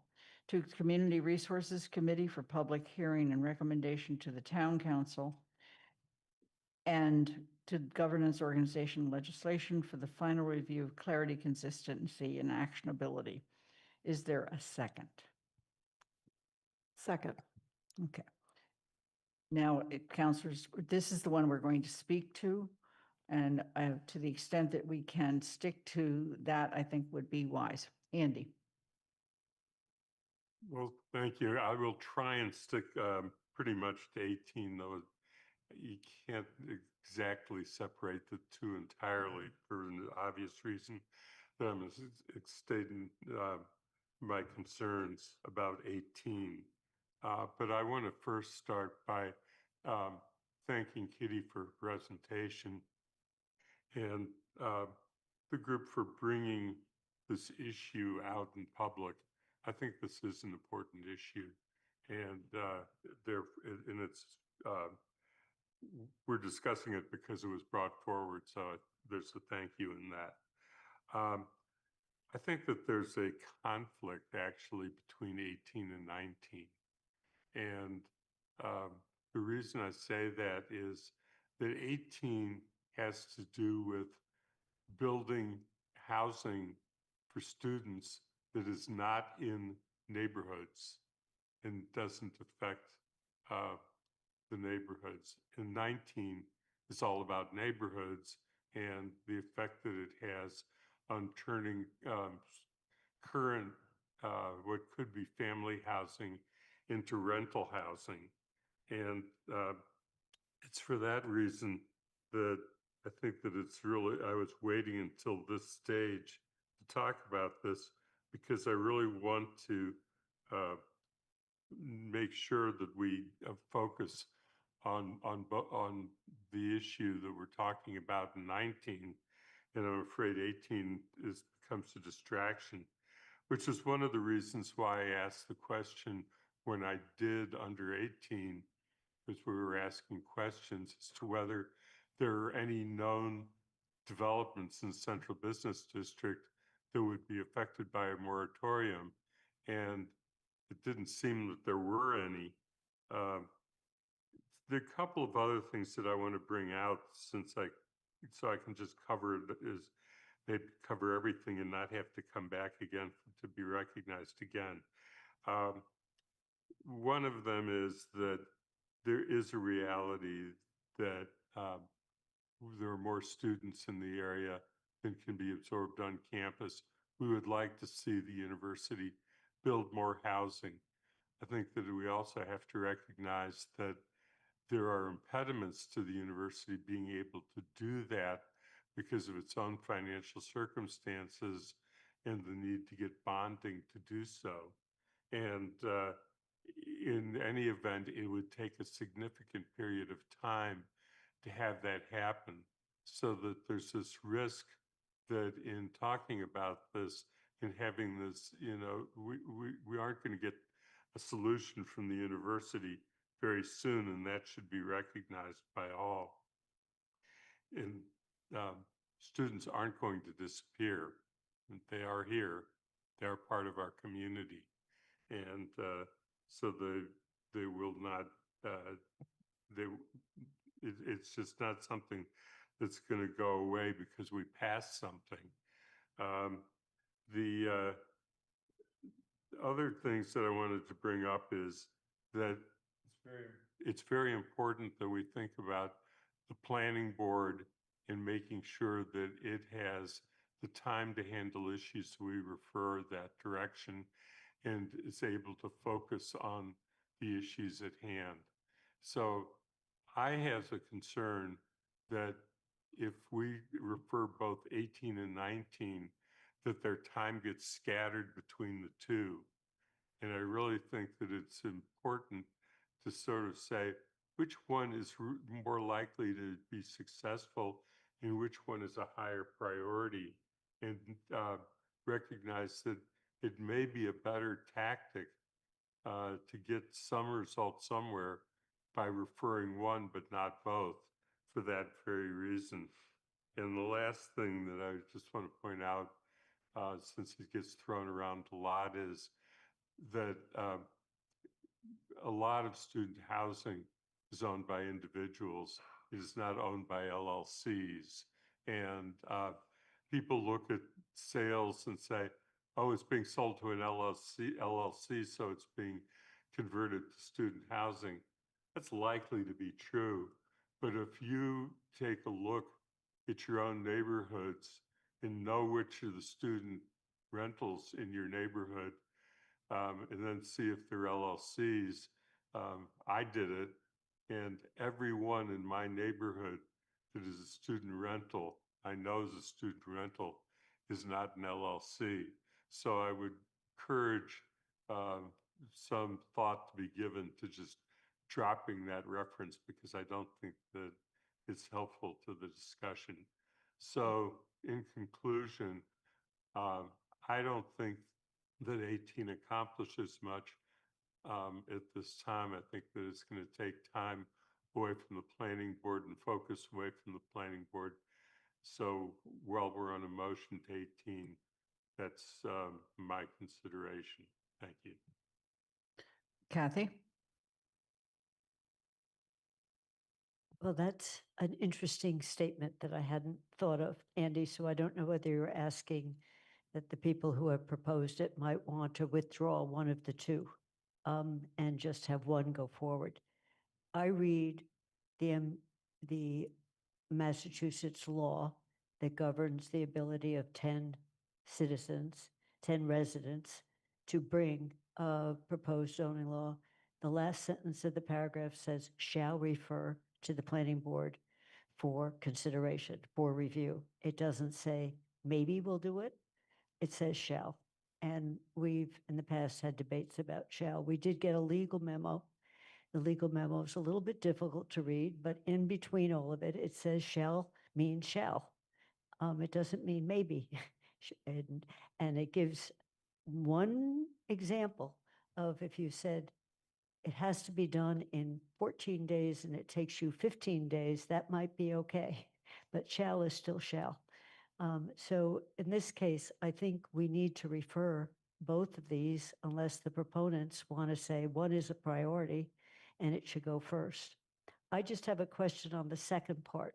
Do we have to hold a public hearing? And this is a question rather than a statement, because again, I read the way it's written that the planning board can deliberate about it. It doesn't have to hold. It only is if it's going to move forward with this as a proposal, would it have to hold a public hearing? So it could be discussion. So it's a question of the way I read it. The motion says, our motion says public hearing. I'm not sure we have to say that. And that's, Lynn asked me if I wanted to amend it, and I don't know if I'm reading the MGL 40A Section 5 correctly, but I don't read it as requiring a public hearing, but I do read it as requiring a referral. So it's two issues. I think, Andy, you were suggesting one might be withdrawn in favor of the other. Otherwise, we've got two that I think we have to refer. Jennifer? Yeah, that was my question as well, because I know I wasn't on the council then, but in 2021, I think Kitty may have referred to it, there was a moratorium, a bylaw change petition filed. It was for a temporary moratorium, I think, on new constructions of a certain size downtown. It also had 10 or more residents, and the KP Law opinion said regarding the petition by the residents, well, this was a memo, I think, actually, Lynn, that you had written, going back to from 2021, that said the town attorney has advised that this is a non-discretionary action. It is just strictly an administrative function. So administratively, it has to be referred to the planning board. At least that's what seemed to be the KP Law ruling in 2021, it didn't say then the planning board could determine whether it was written properly or however they wanted to handle it, but that the council didn't have any discretion, that it had to be referred to the planning board. So I just wanted to ask if that ruling would seem it applies here as well. Is there any reason? Jennifer, that's what I was referring to. The law actually is pretty clear, the regulation. So that's why I'm just wondering why we're discussing this, I guess. Believe it, I will have to say that, having asked for the legal opinion this time, I read it as being pretty confusing as well. And even as recently as 6 o'clock tonight, I asked the town manager whether or not we could have the town attorney at our meeting tonight, and we were not able to contact her. I mean, it doesn't seem confusing because based on before, it wasn't confusing. Right. I hear you. There is a motion on the floor. The motion is regarding this first one, which is 18. And I'm going to continue taking questions. Pam? More a statement. I was going to say something very similar to what Jennifer just mentioned, that in the past, a very similar situation was treated like essentially administrative action, non-discretionary. I would like to see this referred. I understand that there's a lot of work to be done in sort of refining the target. It's a pretty broad target right now, but the effort, I'd like to see some of the effort and attention to this item be spent, dealing with that issue rather than just trying to ward off a referral action tonight. So I appreciate if this could get referred. Thank you. Thank you. Councilor Ryan? So first of all, I'm glad to hear I wasn't the only one who, after reading that KP Law statement, was totally flummoxed and confused. So I'm getting the sense, but only a sense, that whatever we do tonight, this gets referred. But I still think there is a place for the vote in the sense that the council can send a clear message, if it chooses, to the planning board that at least this Article 18 is a very, very bad idea. In the time of a widespread housing crisis in the state, in which we just had an article featured in the Gazette of a statewide report, a report in a series of reports about the housing crisis, we are going to put a freeze on building permits in our downtown, the downtown that has actually, and the buildings in it that have enabled us for the last almost 14 years to avoid overrides. So if it turns out that this is just an administrative vote and this gets to go to planning board anyway, I would urge my colleagues to vote against it, to send a clear message to the planning board that this is a terrible idea. I also believe that when it gets to the planning board, it is DOA. But I think we need to send that message, and I hope my colleagues will support me. I have different thoughts about the Second Amendment, and I'll get to that when we get around to it. Alicia? I'm sorry, Councilor Walker. Thank you, Lynn. I would have to disagree with Councilor Ryan in that this is a bad proposal. I mean, I think it definitely needs some editing and some fleshing out and a lot more conversation, but I want to first start by saying that I feel very grateful to live in a town where the residents are thinking critically about the issues that we're facing as a town. And we may not have the data or the information that we need at the time to have this be a perfect proposal. But the sentiment of what you all are trying to do really resonates with me. And we are facing a housing crisis in this town. And I do think that the type of housing that we build, how it's built, who it's built for, all of those things are going to shape who is going to be able to live in our town in the future.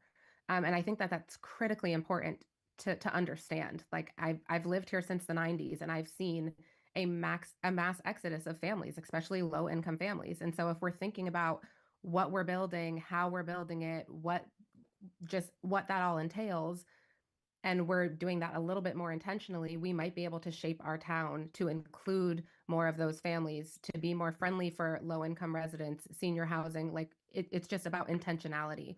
And so I don't think that this is a bad idea at all. I do think it has a lot of flaws, but this came from a bunch of residents, and I just feel really grateful that you all took the time to put work into this.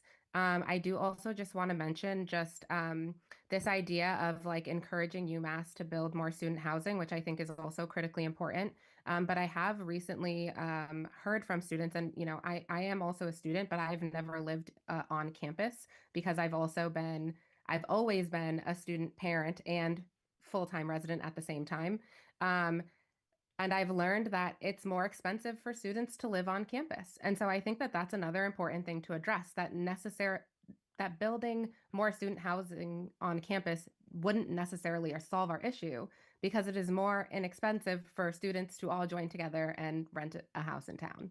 And so I think it's just a little bit more complicated and multifaceted than we would be able to sort of flesh out here in this meeting and without any additional data. But that's why I think it's important for us to refer it to the planning board, because I think that that's what needs to be done. I don't think that this is perfect as is. I don't think it could pass as is, but I do really appreciate and agree with the sentiment of what you all are trying to do.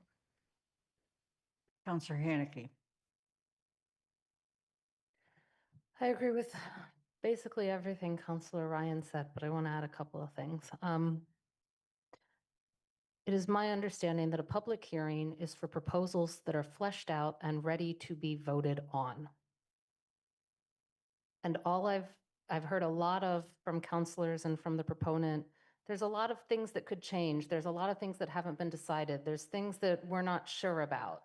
That's not a fully fleshed out proposal that is due for a public hearing where you're not supposed to be drafting the bylaw in a public hearing. You have to amend it, you have to revise it, but you shouldn't be basically starting from scratch. I'll stop there because I'll say more about that when we get to the other one, but I don't believe this is ripe for public hearing at all. I won't vote to send it to CRC. The law does not require sending it to CRC. I definitely will not vote to send it to CRC for a public hearing. I will not vote to send it to GOL. It would be a waste of time at this point in time for both of those. It is unclear from the legal opinion we got whether we must vote yes. Completely unclear. And to Kathy's point, the law is unclear whether the vote requires a vote to go to public hearing or just to send it to the planning board. Completely unclear law. Flaws in this proposal. Special consideration of the Hastings block model. We hired consultants to do a whole lot of outreach regarding design standards in our downtown. And this proposal basically says, throw that out and use the Hastings block. My reading, of course. Complete disregard of everyone who participated in the design standards public participation methods for the last 2 years. The next point, prioritizing opportunities for year-round mixed incomes housings in a housing production plan. Again, admitted to amend the housing production plan, a housing production plan that has already been adopted by the planning board in its current state. And amending it to that sense, I won't say we'll disregard all the public comments that went in because I don't know whether it would, but it would disregard what the planning board has already adopted. A pause for 5,000 additional students on campus agreement with the university. As many others have mentioned, there are 9,000 students living off campus, not in Amherst. 5,000 additional beds, while worthy and great, would probably not change much of the calculus of what's going on in Amherst outside of the student housing. But beyond that, there's no timeline on this one. So there could be an agreement for 30 years from now that a 1-year moratorium will address nothing by. Those are the flaws I see just off the top of my head. So given the motion as it stands here, I will be voting no. Counselor Ette. I just had a question. Is this particular, what are we voting on? We are voting on the first motion, and it is the motion regarding Article 18, and it's been made and seconded, and that is the one with regard to a moratorium. Yes, so I'm wondering what the effect of the vote is. I hear that it's supposed to be a referral. Do we need to refer, or are we discussing the merits? I'm going to call on the town manager. Can you put the motion on the screen also?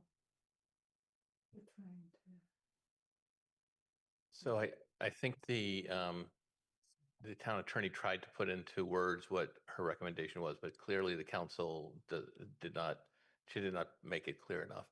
I think there are no consequences to the council if you don't refer. And that's an odd thing to say, but that's why if you don't refer, then there's no provision for a penalty or override or anything like that. I think you're probably better off talking to the town attorney directly. And I did. She's unavailable tonight, so I did reach her. Right. And at the same time, we have to act on this within the required 14 days. So, Kathy, wait a minute. Let me see who's next. Kathy, go ahead. So my point earlier, I wasn't very clear, but what the law says in the last, someone wrote this motion. If it stopped with refer to the planning board for review, period. We don't have to refer for a public hearing in 65 days and community resource. It could just say refer to the planning board for review. And that is the exact wording of the statute. We wouldn't be invented anything here. That's the last sentence. Are you making a motion to amend the motion? Yes, I will do the same with the other one. I don't understand why all the additional wording is put on it. We're not talking about the other one. Let's just stick But with I this. would do with the same one. So when Councillor Ete asked what we're voting on, my concern with this is it goes further than what we have to for an administrative referral, which is just, we're supposed to refer this to the planning board for review. So And am I reading, you are placing in motion the following. In accordance with Mass General Law, Chapter 40A, Paragraph 5, to refer proposed zoning bylaw Article 18, temporary pause for 1 year in applications for building permits for construction of residential buildings with 4 or more dwellings pending completion of design standards, adoption of housing production plan, and related actions to the planning board for review, period. Exactly. I mean, it's usually This is a motion to amend. It requires a second. Is there a second? I'll second that. Okay. And so we're now discussing the motion to amend, not the full motion, but the motion to amend. Kathy, you made that. You also made some comments already. Would you like to go ahead and make any more? Yes, I wanted to simplify it. And I did send the full text of 40A Section 5. And what I just read out is the last sentence, council shall refer to the planning board for review. So I wanted to have it be and I'm just looking at the Board of Selectmen or City Council shall, within 14 days of receipt of such a zoning ordinance, submit it to the planning board for review. So that is the simple version of what we're required to do. And what George said, and it's administrative referral, that's what it is. We are supposed to review it. That's why I suggested amending it. Okay. I'd like to ask the clerk of the town council to actually put the motion up. And show the amendment.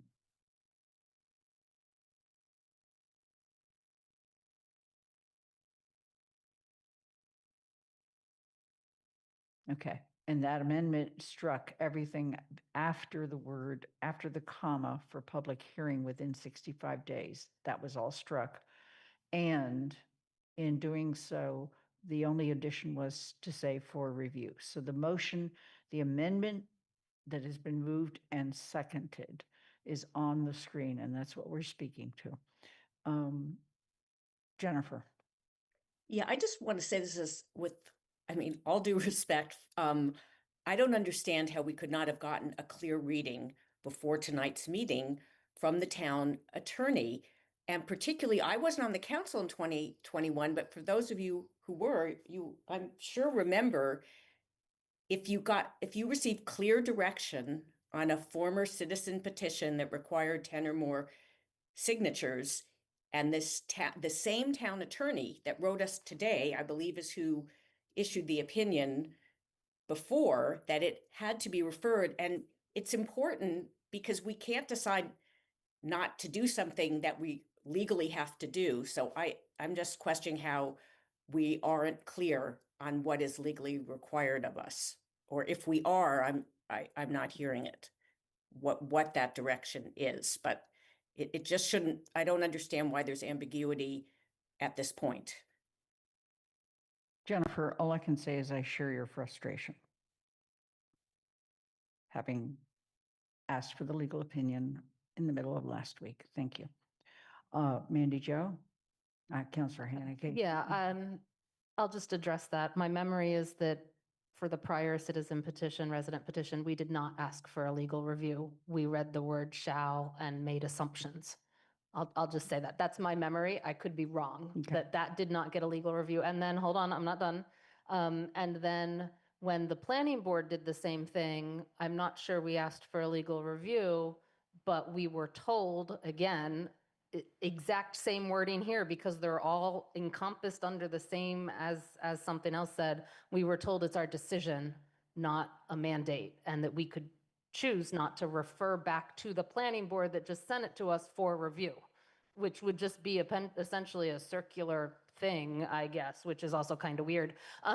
So I think between those two, it finally dawned on us that we should get a legal opinion, because that one we did not refer back to the planning board for review or hearing or anything, even though it's the exact same language because they're encompassed in the same section 5. So I think that's what resulted in us asking for the review this time, because we have actually acted differently despite the same language in two different ones. So Whatever what the I have here is the day after your council meeting, Lynn, as council president, asked KP Law, and then she wrote to the council the next day and said, the legal opinion is that it's not discretionary, it has to be administratively referred. So you might not have known that at the council meeting, but you did get that information the next day. And actually in Lynn's email to the council, she says she's referring it to the planning board, CRC, and GOL.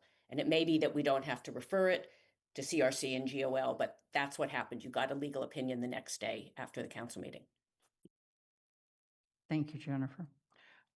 George, Councilor Ryan. So this amendment doesn't really change my position. However this plays out, however it finally gets decided, I still think that I hope my colleagues will vote against this because it's still a bad idea. It's still exactly the wrong message we want to send. And so I still urge you to vote no. Andy Steinberg.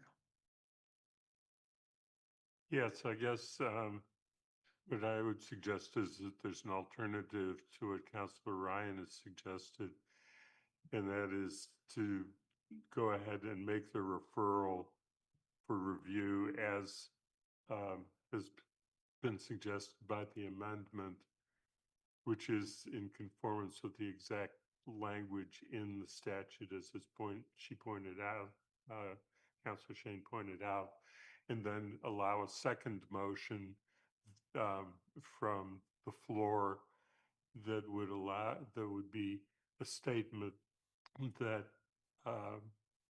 while we have made this referral, we are not recommending positive action. I think if you really want to do it, maybe you have to separate those two thoughts because they're two different purposes. Okay, we're dealing with a motion that has been amended, and it's the amendment that we are dealing with. If there's a second motion after this, that's a different issue. Well, can I have a question on clarification? This was a motion to amend, not a substitute. So That's this correct. is just to change the language. This is not to adopt the actual motion. Is That that is correct? That's correct. This is a motion to amend. Are there any, yes, Alicia, Counselor Walker? I'm sorry, can we put the amendment back up? Okay.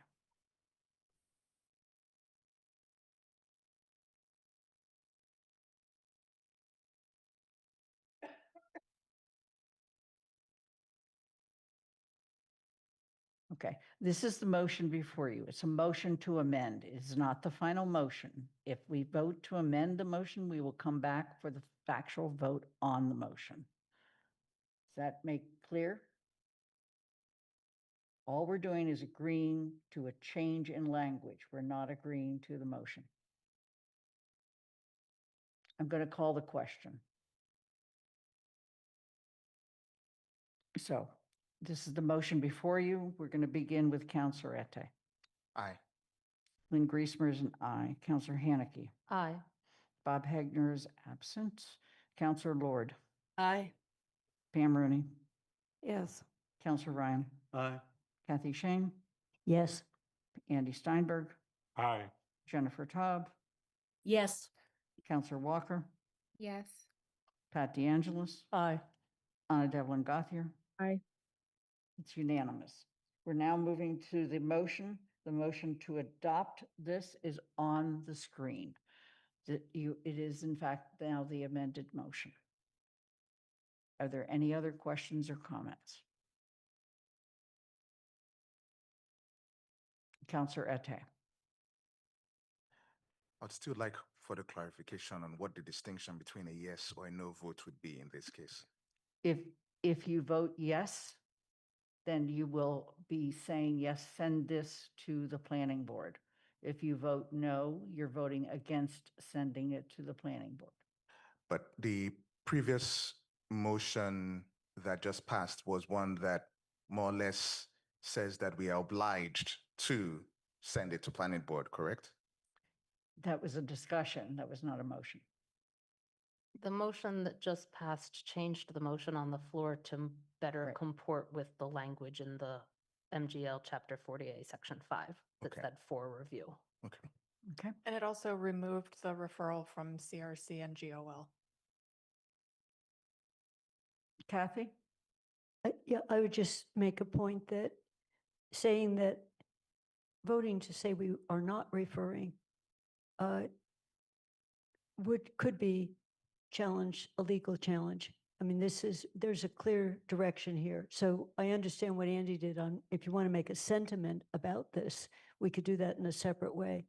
But it could just be an administrative referral, but we've got a motion on the floor. So I'm saying that if you're required by the law to do something and you don't do it, what? No, it's not a civil penalty, but we could have, it says 10 residents can bring this and shall refer within X days. That's what the law says.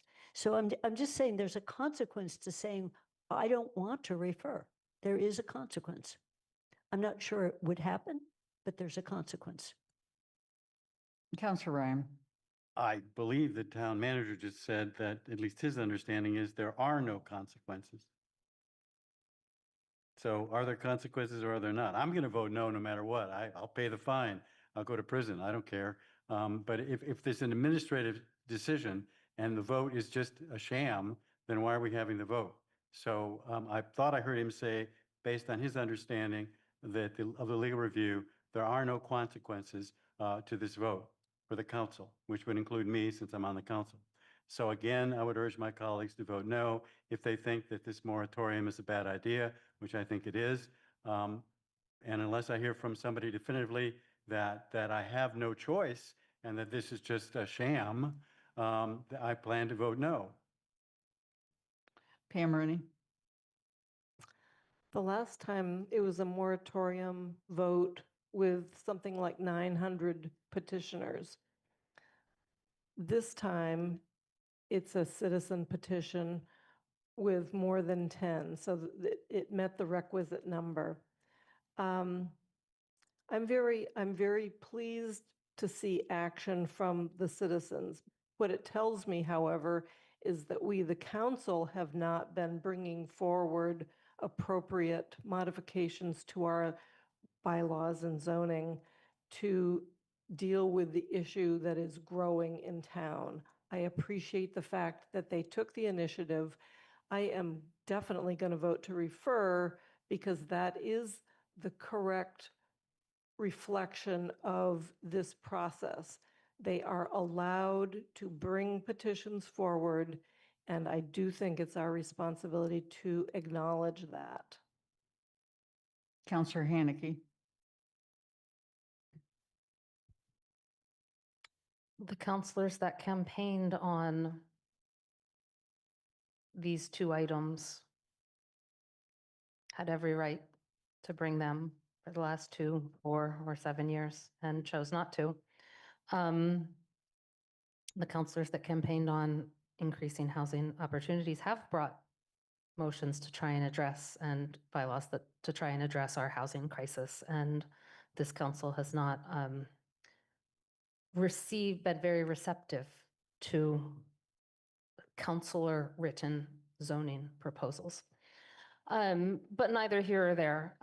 This motion requires a majority present and voting to pass. I would like to know if this passes and how the vote is reported to the planning board.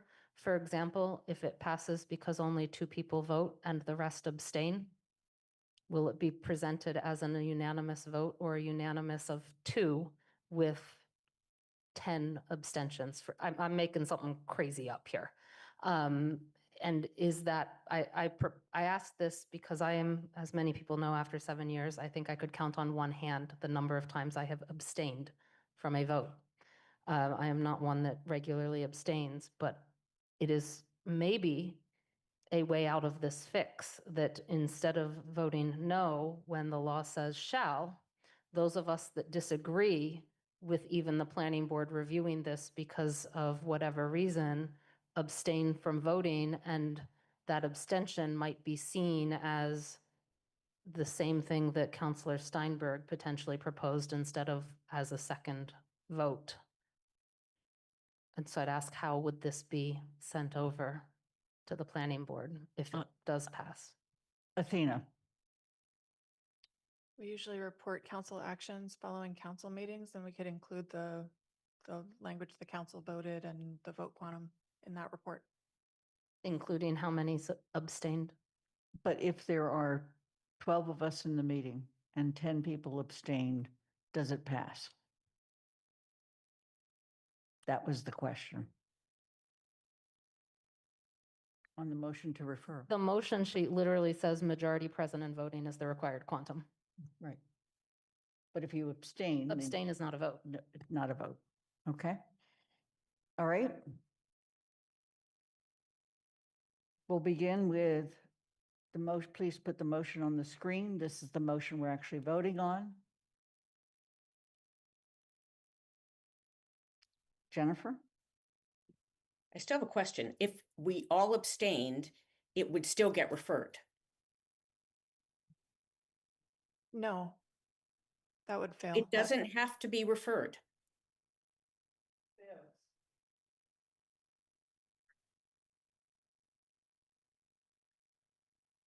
I'm sorry, I didn't hear the response. Is that a question? Yeah, It I mean, is. does it, we have no legal requirement to refer it. Is that what I'm hearing?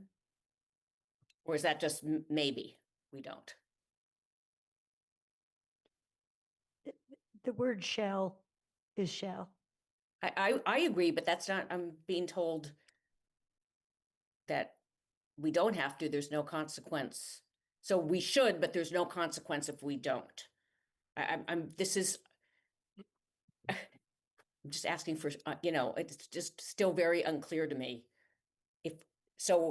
If we all voted no, or we all abstained, it would not go to the planning board? Paul Bockham. Yeah, I think what Jennifer just said, you should, but if you don't, there are no consequences. There isn't a provision in the law that says this will happen to you if you don't vote. So, and there's no way to compel someone to vote if they choose not to participate in the action, just like any other action for the council. But it might be that it would be referred anyway. I mean, if it has to be referred, it gets referred whether we individually want it to or not. I think the argument would be if the law intended that, they would have said that. Right now, with the way the law written, and I think we all agree that it's not the best written law. It's that the council shall refer is how it's. And so, what if the council doesn't refer? That's the question. And I don't know the answer to that question. So there was an amendment proposed to footnote M, and the council voted not to refer it, and it didn't move forward to the planning board.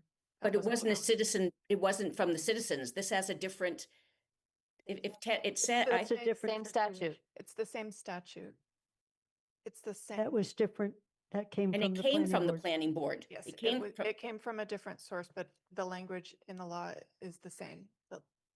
So in the town attorney's opinion, she spoke a little bit about the difference in those two situations, but the language in MGL Chapter 48, Section 5 treats those two things the same way. okay, but she didn't in 2021. The same, not just the same firm, but the same attorney.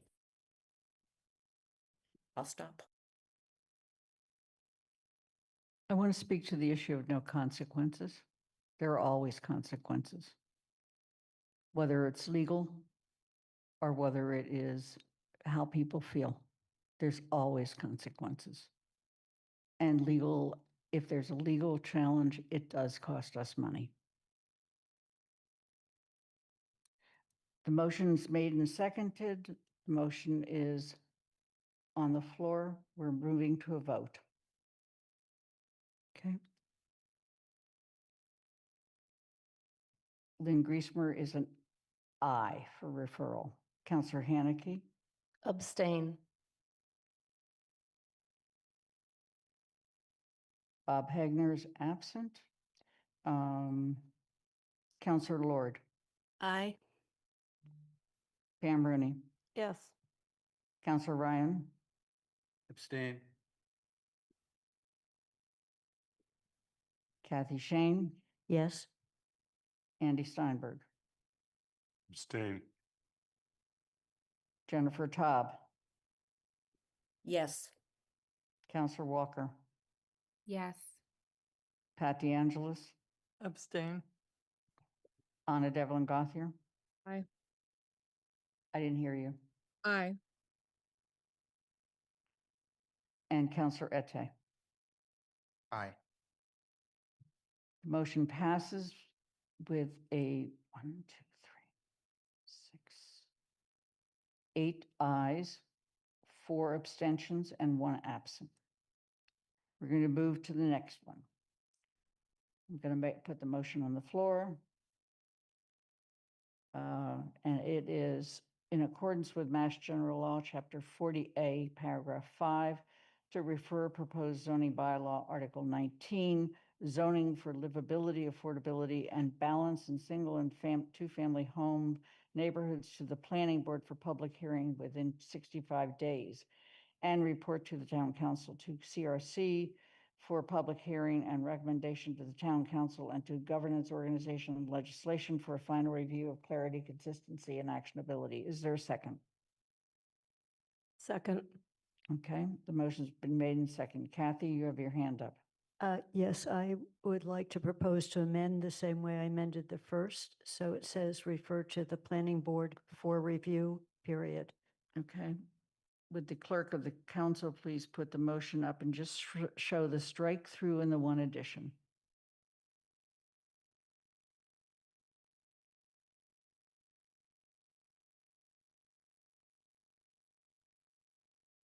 Okay. I will second that motion. Okay, the motion's been made and seconded. Are there questions and comments? Kathy, you spoke to this before, and I assume this is the same reason. Yes. Counselor Haneke, did you have further comments? Not on this motion. I'll put my hand up when it's dealt with. Okay, We're now moving to any further discussion about this, and the floor is open.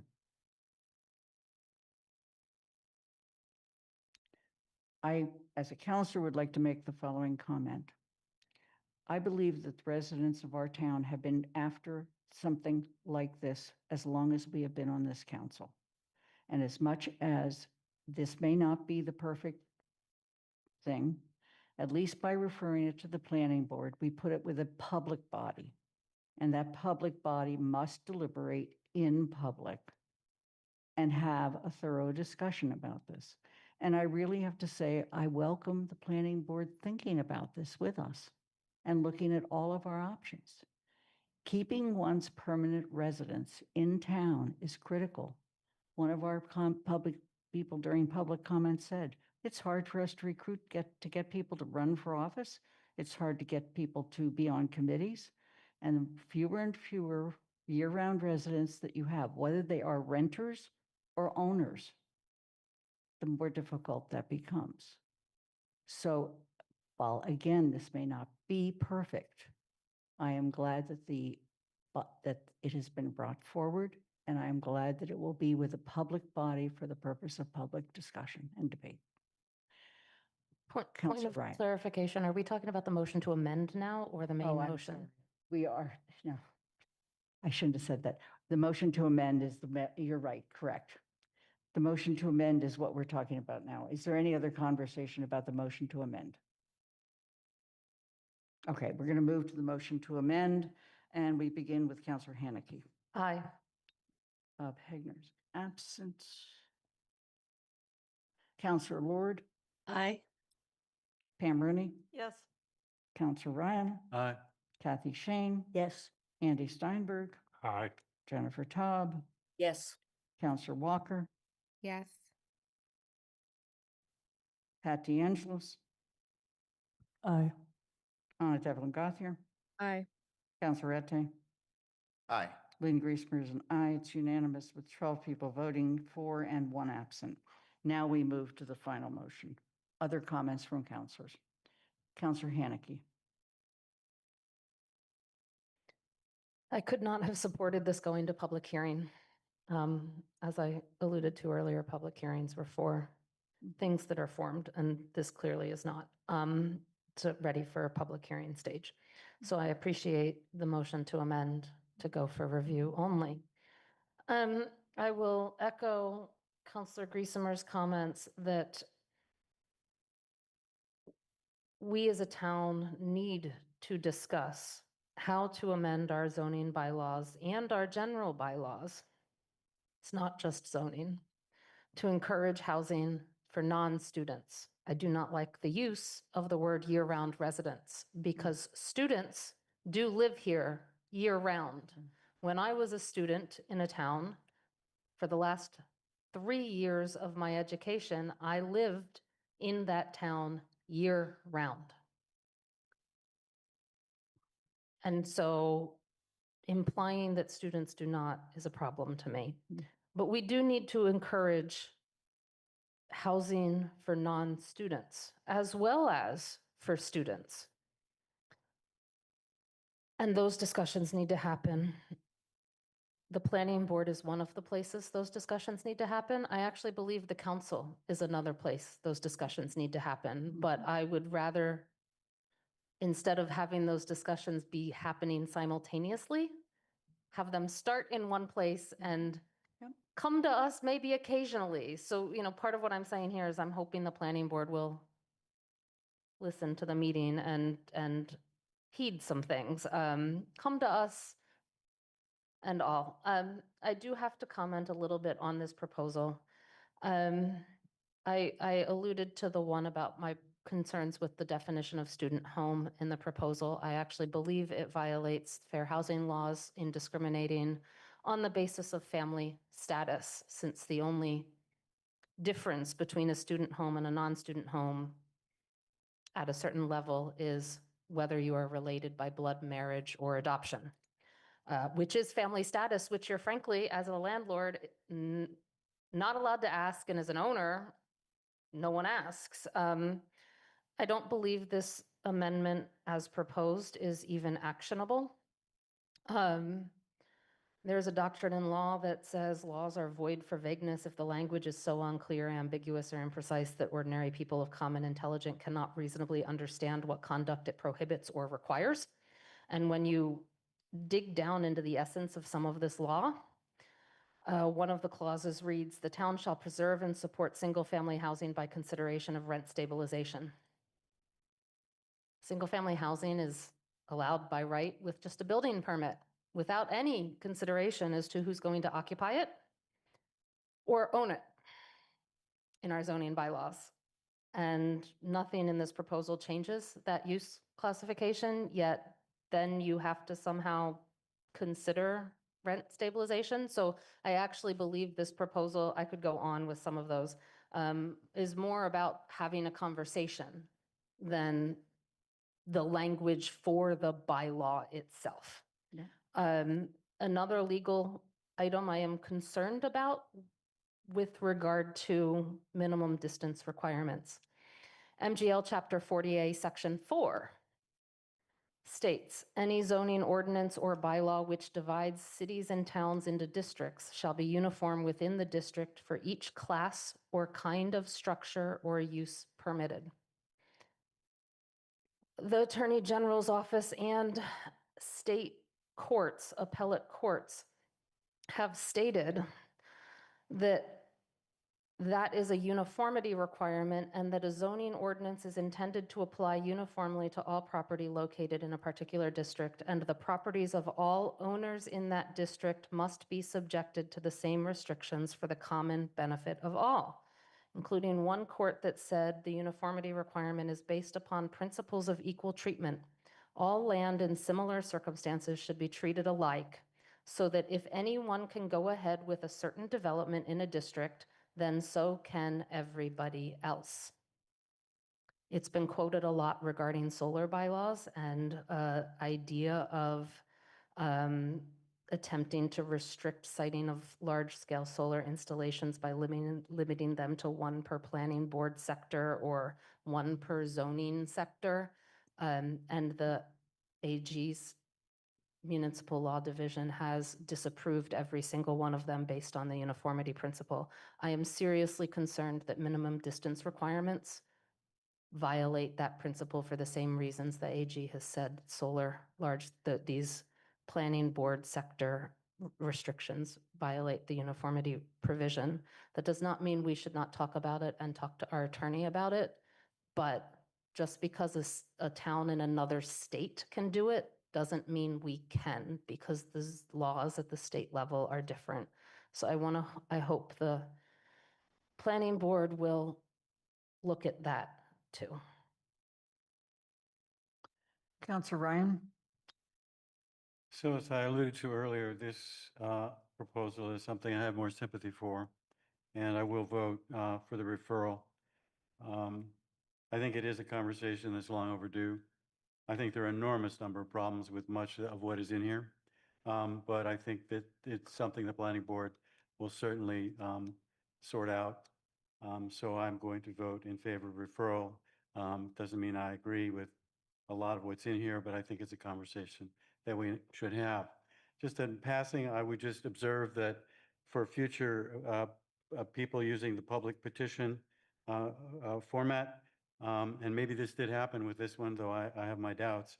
The planning department was happy to work with individuals or groups of citizens who are bringing these kinds of proposals to the council to try and at least get them in some sort of form that won't face 50,000 objections before it even gets referred to the planning board. So maybe, in fact, the petitioners did, in fact, reach out to the planning department and did, in fact, work with them.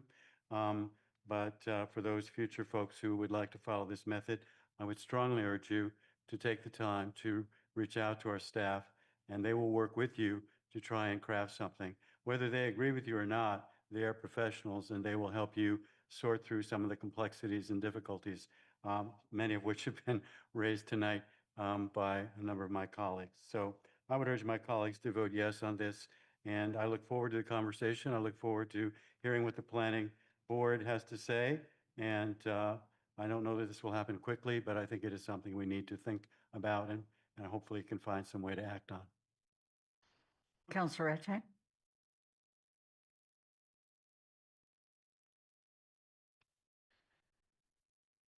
Councillor Steinberg said something, which is that students are members of this community. And I agree. And frankly, I'm troubled by the description and frankly, the scapegoating of students and what they represent within the community. When I came to Amherst, I lived in what would be called student housing, even as an assistant professor. Frankly, according to this definition as well, one could make the case that I still would live in student housing. Students are part of this community and we should think of them as such. I'm comfortable with this going to planning board. And part of the reason I am is there's a distinction that one could make with citizens bringing a petition. Citizens who bring a petition are motivated to have that petition move through. That doesn't make them the public. Once it gets to the planning board, those who have other ideas are going to bring it forward and the conversation can take place. That's why I voted in support with the previous motion and I'll vote for this one. But I do want to encourage members of the town. Students come here, they live here, and they can carry memories that are good or not good about the town. And those memories can bring them back or prevent even others from coming here. Let's find a way to frame the discussion so that students don't become this category that is the order. They are not the order. Right. And I stand with them. Jennifer? Yeah, I just need to respond. Our concern is, of course, we are a college town and there are many, we live here because it's a college town. The concern is not with the students, it's that our non-student population is declining so considerably that that is the concern. We should be concerned that our non-student population is less than 1/3 of the total population. It's not a negative comment on the students, but we need a certain level of a long-term community of families that send children to our K-12 schools to have a viable community. So our concern is the extent to which our non-student population has declined, not with the students per se. And I think as a council, it is incumbent upon us to address the fact it wasn't always this way. We were not, our long-term, whatever you want to call it, our long-term year-round non-student population, people who send their kids to our schools, who go to the senior center, who go to our libraries, was not always such a small percentage of the whole. And just like a town which has lost their employment base, and so they're having a drain of residents, it is our responsibility as the council to address that. So that's what we are addressing, the change in the balance of our population. Are there any other questions or comments? And the reason I am now pushing is that the person who is here for the school building roof can only be with us till 9 o'clock. Andy? Yeah, I'll be real quick. I just wanted to say that it's been a lot of good discussion, but to speak for the planning board's behalf, they've had these discussions quite a bit because the overlay district along University Drive was a direct response to these very concerns. I have great faith in the planning board taking these referrals and taking them seriously. Thank you. Councillor Ete, final remarks? Words matter, actions matter as well. And words can be contrasted with actions.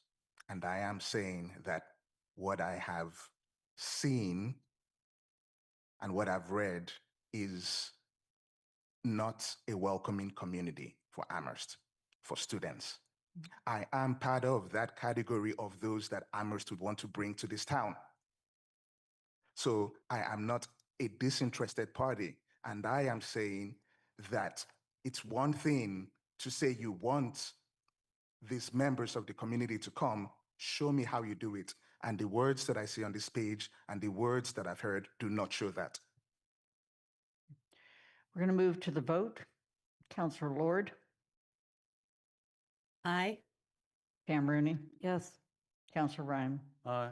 Kathy Shane, Yes. Andy Steinberg, Yes. Jennifer Taub, Yes. Councillor Walker, Yes. Pat DeAngelis. I'm taking a nonviolent direct action and voting no. Anna Devlin Gothier, Aye. Councillor Ette, Aye. Lynn Griesmer's an aye, Councillor Haneke. Aye. It's, 11 in favor, 1 opposed, and 1 absent. We're going to come back to the proposed zoning amendment, but right now we're going to go to the regional school debt authorization. This is to refer to the regional school the regional school district debt authorization for the middle school roof replacement project to the Finance Committee for review and report to the Town Council by November 17, 2025. Is there a second? Second. Would you please bring Shannon Bernacci into the room? Shannon is the Director of Finance for the regional and the elementary schools. Shannon, are there any comments you would like to make before you need to leave? Just a moment. She's coming in as a panelist. You need to unmute Shannon. There we go. Hello. I was just here to state that the Regional School Committee voted unanimously to approve the debt authorization, so it was now passed on to the 4 towns. I am aware that on September 30th, Shutesbury has now voted to approve the debt authorization. It's my understanding that the town council will review tonight with a possible referral to Amherst Finance Committee, and based on, they'll make a recommendation to the town council for October 20th. The town of Pelham has a vote, their fall town meeting on October 15th, and at this time, I'm not aware of Leverett having a fall town meeting date yet. The actual date for MSBA to officially vote on the project is October 28th. So I just wanted to give some important dates that were coming up. And the MSB reimbursement rate that we currently have is 61.95%. Okay. Shannon, we're going to quickly see if there's questions that the council would like to ask, and we'll continue this after you need to leave. Questions? Councillor Haneke. I forwarded my questions to Counselor Shane, but she asked that, and she was going to forward them on to you, Shannon, today. I will not be at the Finance Committee meeting tomorrow, but she asked that I raise them tonight too. So I will be very quick. I don't expect answers tonight, and I will summarize them. One is, how do we guarantee that the Regional School Committee will rescind the current borrowing authorization? And is there a way to wait to vote until they do while still meeting all the deadlines? What constitutes an educational use for the purposes of the use of the middle school if there's no need for the regional school to use it themselves as a 7 and 8 school because of, say, a combination into the high school? What is our portion of the bond, assuming the MSBA approves their share? So, and how much more is that than the current 3 million authorization that is out there for this roof? And how, this one's for Paul, how does that fit into our capital plan? Can we wait to vote as a council until after the MSBA awards the grant October 28th,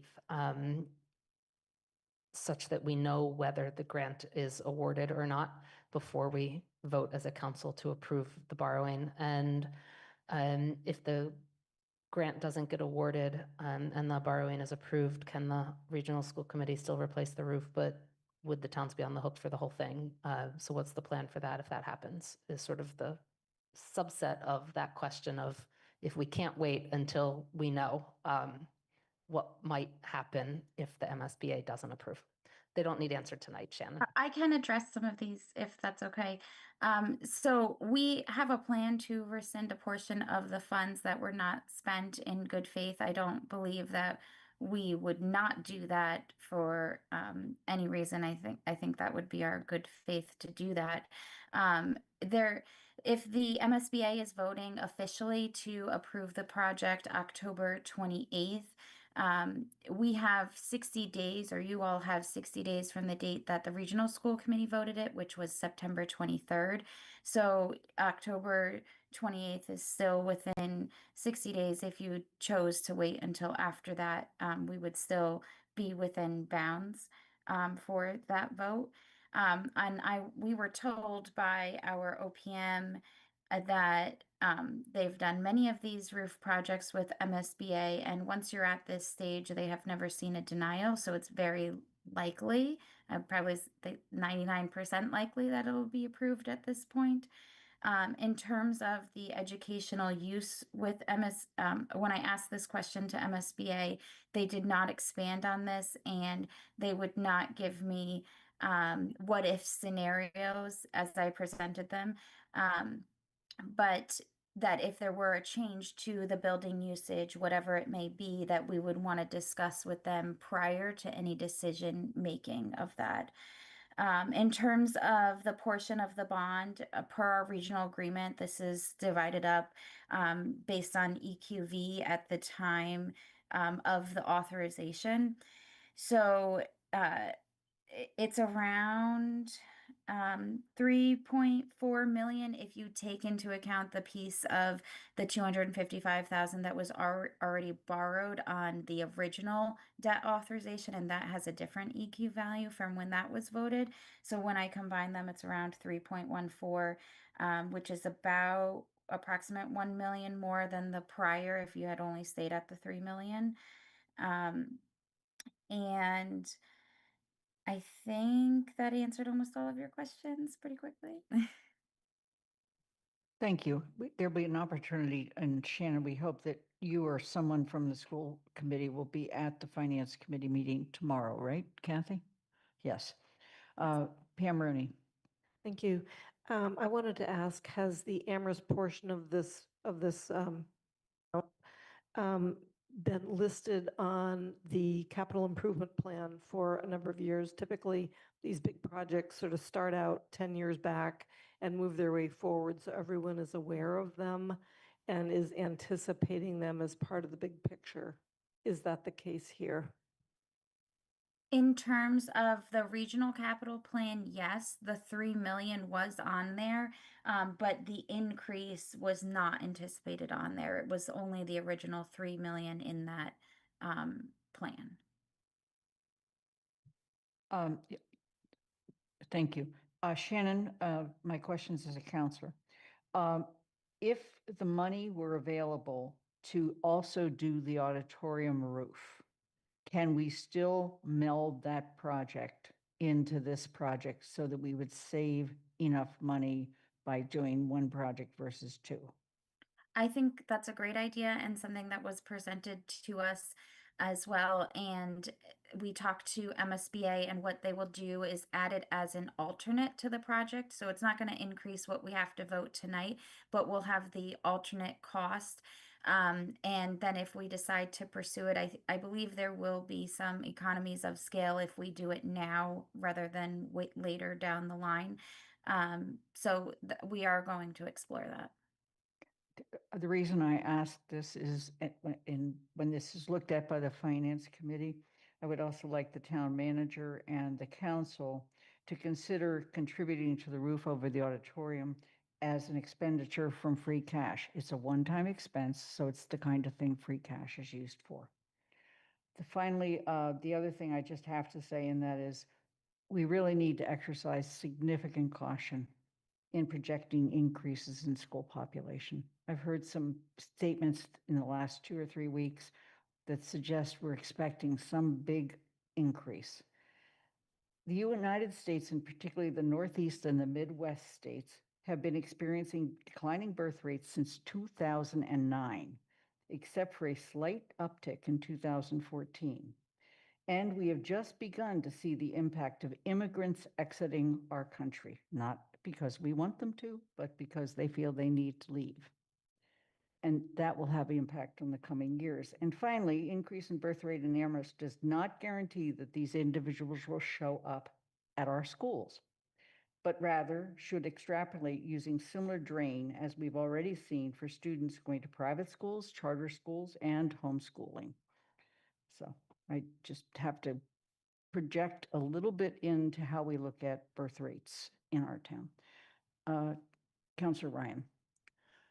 I just want to echo the president's remarks to the Finance Committee that since the auditorium roof is not covered by this borrowing, that we give serious thought to a way that we could fund that portion of the project, both for the savings that perhaps could be achieved by, economies of scale, but I think more importantly, because the auditorium roof needs to be done. So we need to make sure that that happens. I had a very quick question, and maybe it's just my obtuseness, but in the past I've been told that these grants come with a time restriction. In other words, it says that for the next 10 years or a certain length of time, the building has to remain in use as an educational facility. Is that the case in this situation? Is it a 10-year time limit? Is there any, what's the time constraint, if any, on this project in terms of the building's use? So If I we accept the money. Yep, I did ask MSBA that directly, and it took a little bit to get the correct answer. But it is a requirement of, or not a requirement, but the word that was used was expectation that the building would be in use for 20 years. And if we decided to alter that for some reason, whatever that plan is, we need to speak with MSBA ahead of time if reclaiming some of those funds was required or not required. But they did not provide me a circumstance or would not go over examples of when they would reclaim money and when they would not reclaim money. So we would really need to be in concert with them if we were to decide to make that decision before we make that decision. Thank you. Kathy? Shannon, I think I heard you say that we don't have to act before MSBA meets. But Lynn, I see that the referral is asking, you're talking about it coming back to the council not till November 17th. And I don't know why you put that date. If we tomorrow in finance can move it through, it could come back to the council faster than that. So was that just a outside date? You know, because some of the other towns, as Shannon just said, have voted on this already. So that it's a question of the way you've referred and then the next date that you were going to put it on the council meeting. Was that supposed to be October 17th? No, the rules, these are standard referrals and the rules say 45 days. Okay. We can change the date. That's not something Shannon, I mean, what Shannon has informed us is that the school committee voted on September 23rd. There's 60 days that we are supposed to act within, and that means we could move this to the November 3rd and still be within that time. It would also be after the MSBA votes. Okay, and I just want to say a big thanks to Shannon because I went to her about the auditorium roof and she quickly went to the design team and got an estimate and the solution of having it be an alternative. And that, Shannon, you turned that around in about 24 hours. It was amazing. So thank you very much. Shannon, I know you need to leave. We have one more question. Councillor Haneke.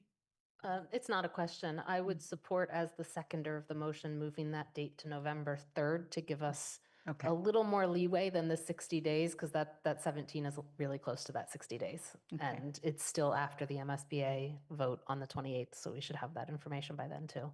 But I was the seconder. All right, and so we're going to move that to November 3rd. Okay, thank you. Shannon, thank you for joining us. We really appreciate and enjoy the rest of your evening and all those kids. Thank you. And I will pop in on the finance committee meeting tomorrow. Thank you. We appreciate that. Are there any other questions or comments from the council? Then we're going to vote on the following: to refer the regional school district debt authorization for the middle school roof replacement project to the finance committee for review and report to the town council by November 3rd, 2025. That motion's been made and seconded with a friendly amendment. We're beginning with Councillor Lord. Aye. Pam Rooney. Yes. Councillor Rhyme. Aye. Kathy Shane. Yes. Andy Steinberg. Yes. Jennifer Taub. Yes. Councillor Walker. Yes. Pat DeAngelis. Aye. Anna Devlin Gothier. Aye. Councillor Ette. Aye. Lynn Griesmer's an aye. Councillor Haneke. Aye. It's unanimous with one councillor absent. We are going to take a 10-minute break. We will be back at 9:15, okay? And please unmute, please mute your mics or anything else, and also take your picture off, turn your picture back on when you come back.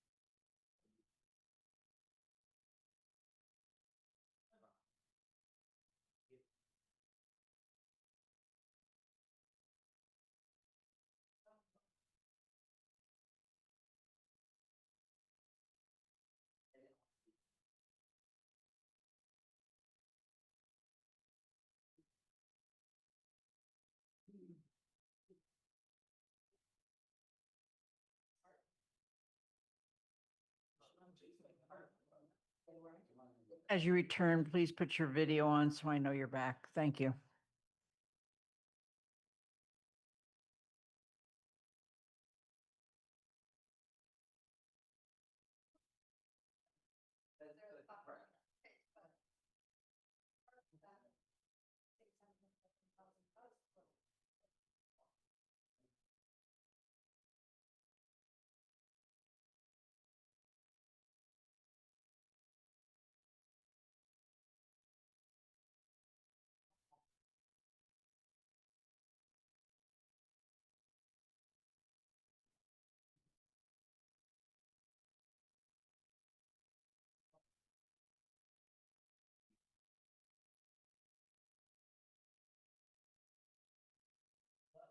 As you return, please put your video back on.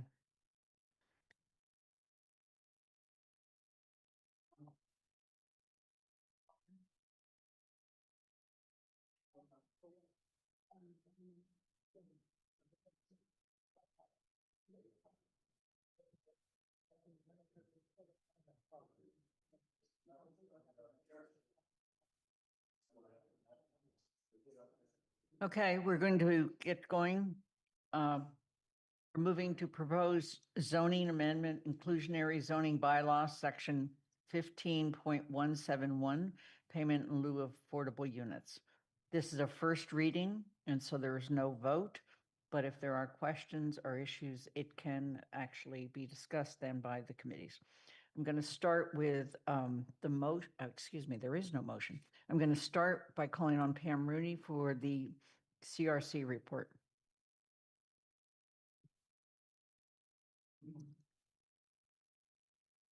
That's what we're doing. The report for on our report on that vote. Oh, no, sorry. You're right. Go ahead, Pam. Thank you. The CRC report on inclusionary zoning fees in lieu of affordable units is a topic that was discussed, was referred to the council and to the planning board, and was discussed by the CRC on August 28 and voted unanimously with one absent to recommend that the bylaw as amended be recommended to the council.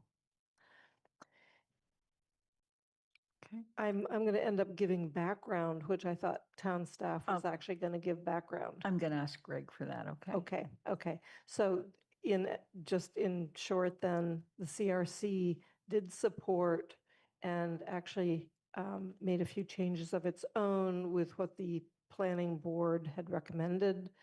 And we supported having a range of values that reflected the area median income.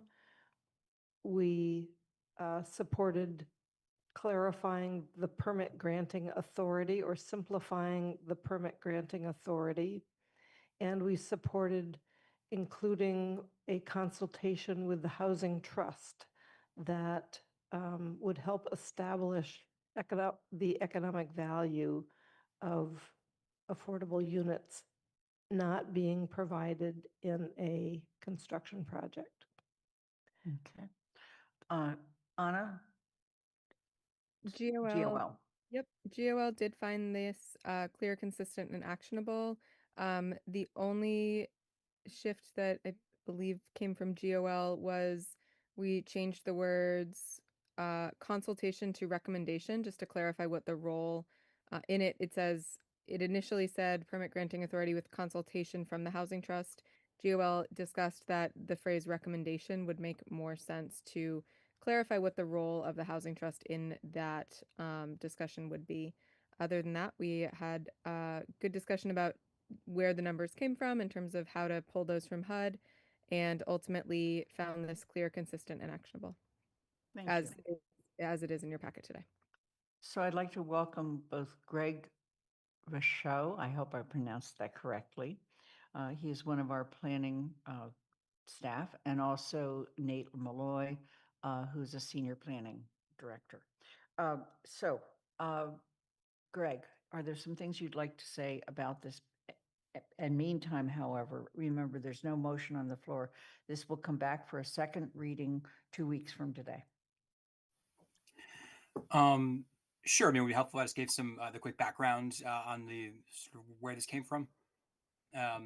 So the basic context, as you may have seen in a memo probably some time ago at this point, this was inspired by a specific instance. The one time the town has utilized the fee in lieu option within the inclusionary zoning bylaw, and the planning board did negotiate a fee in lieu with a developer. However, despite sort of informal communication between the applicant, the developer, and staff around a possible higher amount that is named in the current text of the bylaw, the planning board felt that it was most appropriate to stick, rather they were uncomfortable going higher. So what this change does is instead of naming a specific amount, it instead names a range. So sort of opts the planning board, or in some cases it might be the ZBA, into some sort of affirmative determination on a case-by-case basis. And the basic reasoning behind that is these range in detail, and the use of a fee in lieu could apply to a range of different development scenarios, which probably has a range of different values based on a number of criteria. Are there questions from the planning staff?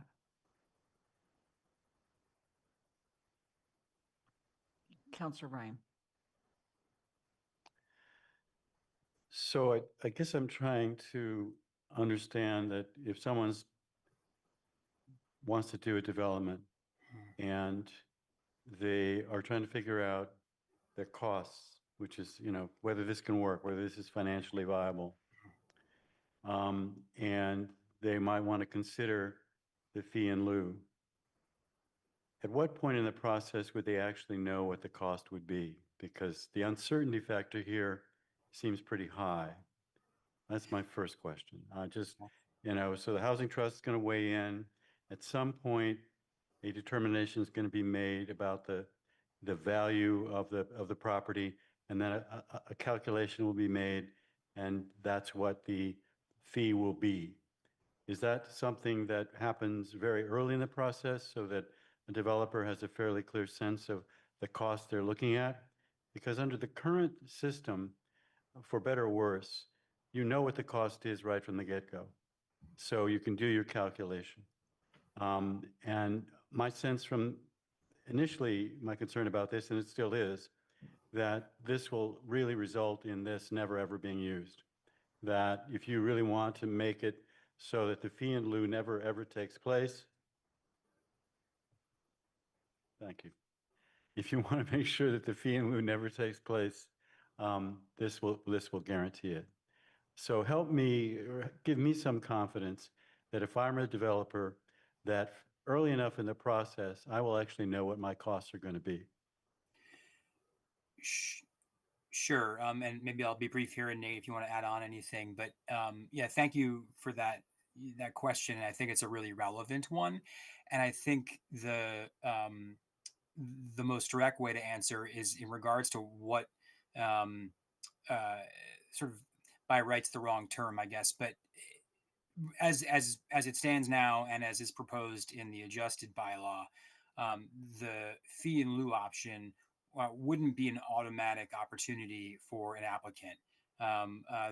That's something that has to be granted by the permit granting authority, the planning board or the ZBA. So from an applicant's perspective, what they are penciling in their early calculations is probably, the thinking is here, the cost of actually providing the units on site within the development.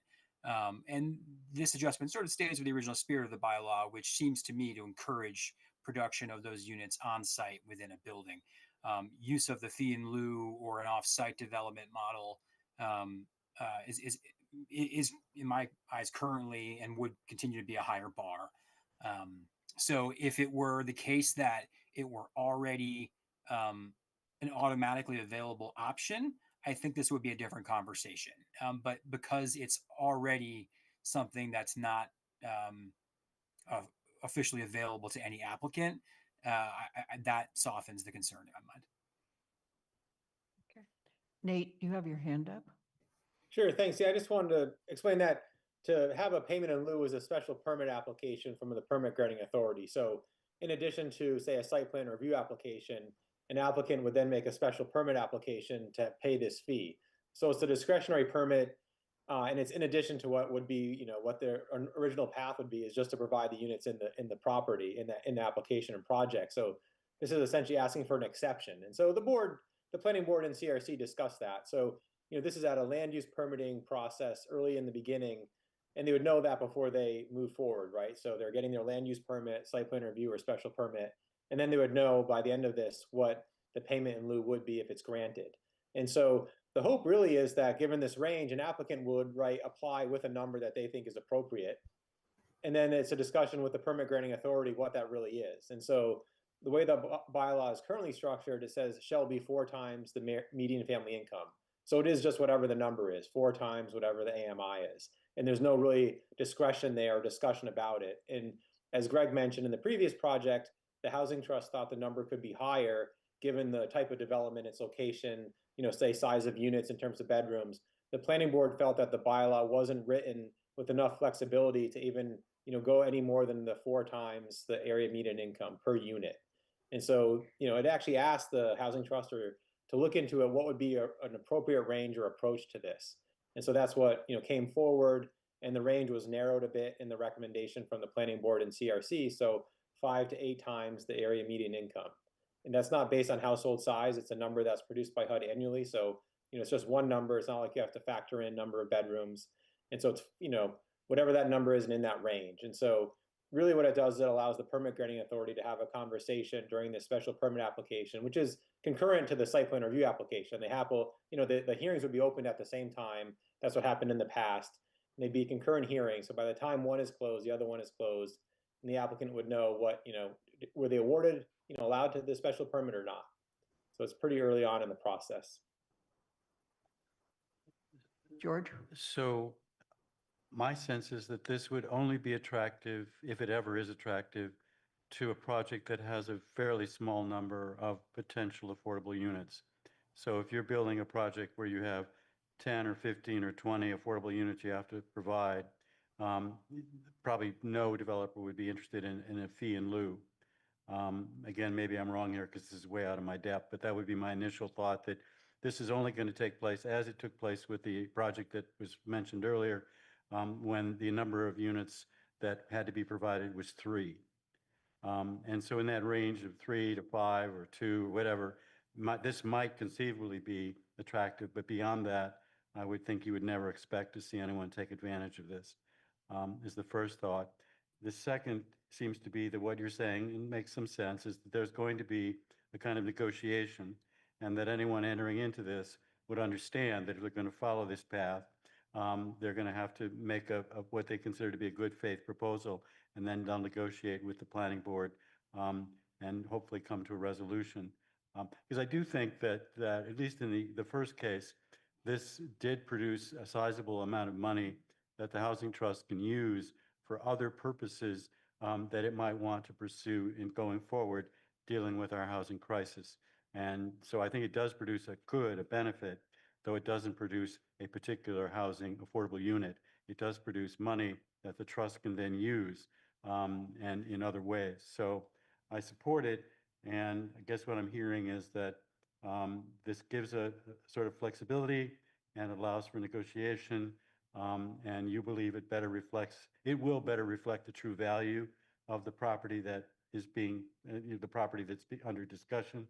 And you don't think that it's such a high bar that a developer will never, ever consider it. You think this still might be attractive in certain circumstances? I do, and a developer doesn't have to request it for all the affordable units. So in the example you gave, I agree, a project with fewer affordable units, a developer who doesn't know how to, market or, want to monitor, it's just they're not familiar with affordable units, may think the payment in lieu is a better option. But a development with a number of affordable units could request a payment for some of them, not all of them. And I think the range is appropriate. Originally, it was 4 to 10. I think the planning board felt 10 was just unreasonable in any circumstance. And so why have that as an upper limit if it really couldn't be justified? And so that's why it was narrowed from 5 to 8. Some of it's also that, the idea would be if it's a standard number, the economy changes, then that number should be updated to accurately reflect what the building cost is, or what the, say, per unit cost, or what the value of the unit is. And the range allows the bylaw to stay, say for a few years without being amended again. And so if we just said 4 times the AMI, well, maybe that was appropriate when it was adopted a few years ago, but given the current cost of everything, maybe it should be 5. And then maybe 2 years from now, if something changes, it should be something else. But the range allows the bylaw to stay, also without having to change and try to update annually, because the AMI is updated annually. And then the range really is then, like you said, the negotiation with the applicant and the permit granting authority. So then what is the right kind of cost per project? So just one final question, if I may, and clarification. What I just heard you say, Nate, I didn't understand this, is that, say you have a project you're proposing and you're asked to supply, say, 15 or 20 affordable units, you could negotiate a fee in lieu for a smaller number of those in addition to providing. So that's not an all or nothing thing. You could say, okay, we're going to provide 14 affordable units, but we'd like to pay a fee for the other 3 or 4. Yeah, so if a property is providing 6 or more affordable units, half of those units have to be provided in the project. So if it's providing 10 affordable units, 5 have to be in the project, and then 5 are what could be, a payment in lieu of or offered off-site. And so, there's a provision that, as part of this, the more affordable units you have, some have to be provided in the project in the actual application, and then the remainder, the other half, could be, negotiated it however it's structured. So, it could be that some are payment in lieu, some maybe are provided off-site, and then some are actually provided in the project. So there are kind of three options if you get to have 6 or more affordable units in a project. Pam? I wanted to speak to George's question about the high bar. Yes, it does set a fairly high bar, but it was felt that a bar is some sort of bar is needed.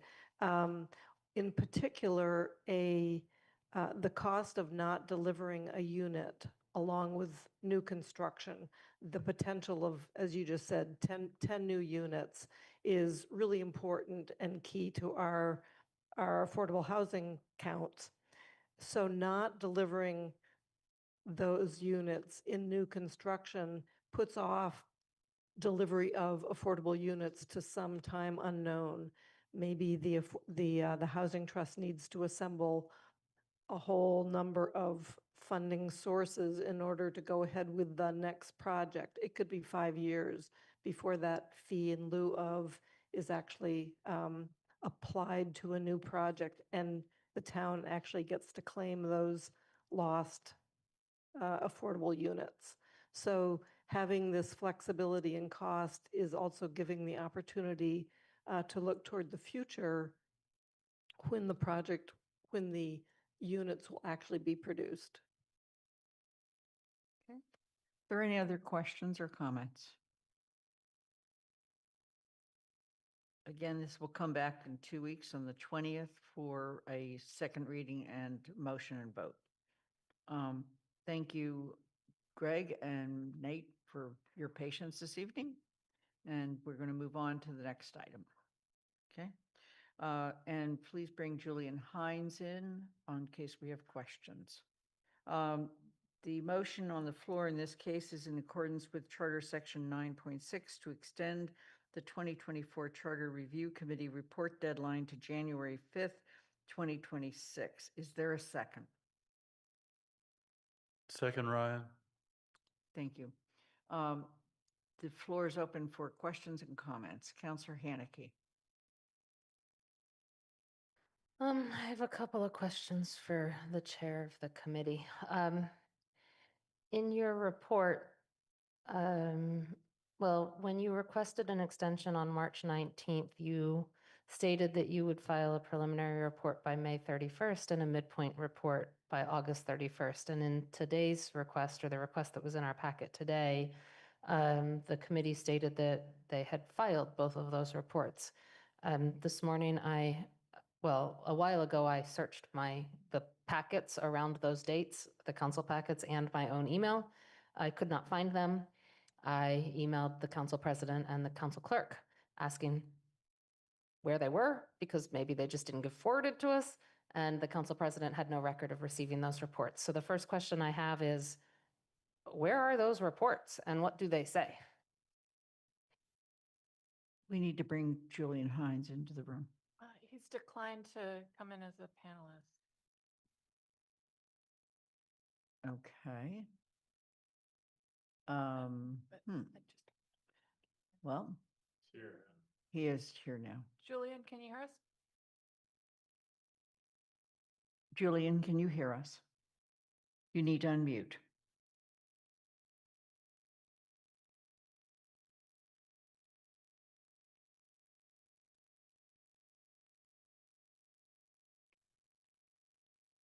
Julian, you need to unmute.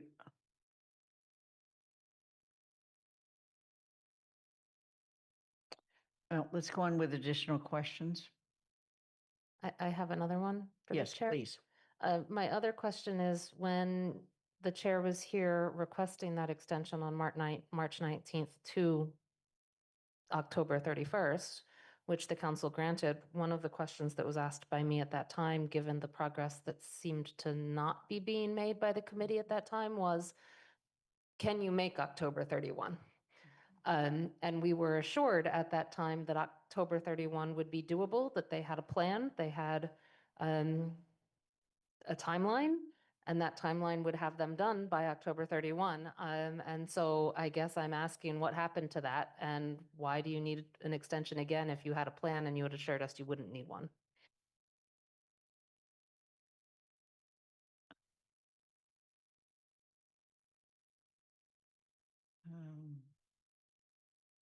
appears we have lost connection completely.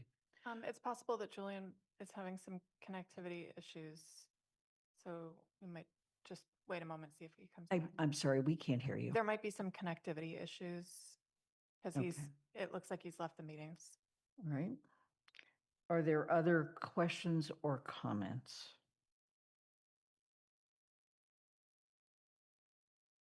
Counselor Haneke.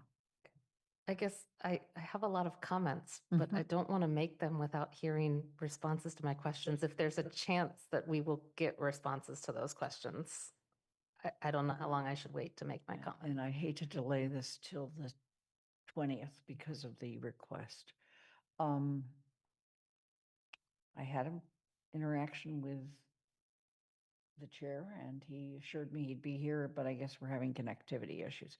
Kathy, do you have another comment or question? Well, without the chair here, I think it makes it difficult, but I'm just wondering if we can gather the questions and submit them so we can get answers to them rather than taking time tonight. Okay. And have this come back on the 20th. Yeah, so even with this interim report, I have I'm not sure when the committee is asking a question and they're saying to the project staff to get an answer, I'm not sure what that dynamic is. So I can articulate my question about what I'm reading because I don't understand it, but I'll write it down, Lynn, so I don't need to do it right now. Okay. A point of clarification, the documents that are in the council packet are not a report from the committee. I'm sorry? The documents that were in the council packet are not a report from the Charter Review Committee. Yes, that is correct. Okay. Counselor Haneke, are there other questions? There are no other questions. I will say, in some sense, I don't think we should delay the vote because I think the committee needs to know whether October 31 is their deadline or not. I'm not sure they've been operating under the assumption that it is their deadline. It sounds like they're operating on the assumption that we will grant the extension. I'm not inclined to grant the extension. This process was intended to be completed in one council term between the 1-year deadline to report to us, appointment in an even year, and 90 days to act. I do not believe it would be wise to put as the very first action of a brand new council a 90-day deadline to review a report and act when, if the report is in by October 31, we have 60 days before we're done. And if the report is sufficient enough, given that they've been the ones that have been studying this, we should be able to act within 60 days on each of these votes. I know from everything I've heard from in finance that budgets and finances are going to be a major issue beginning in January.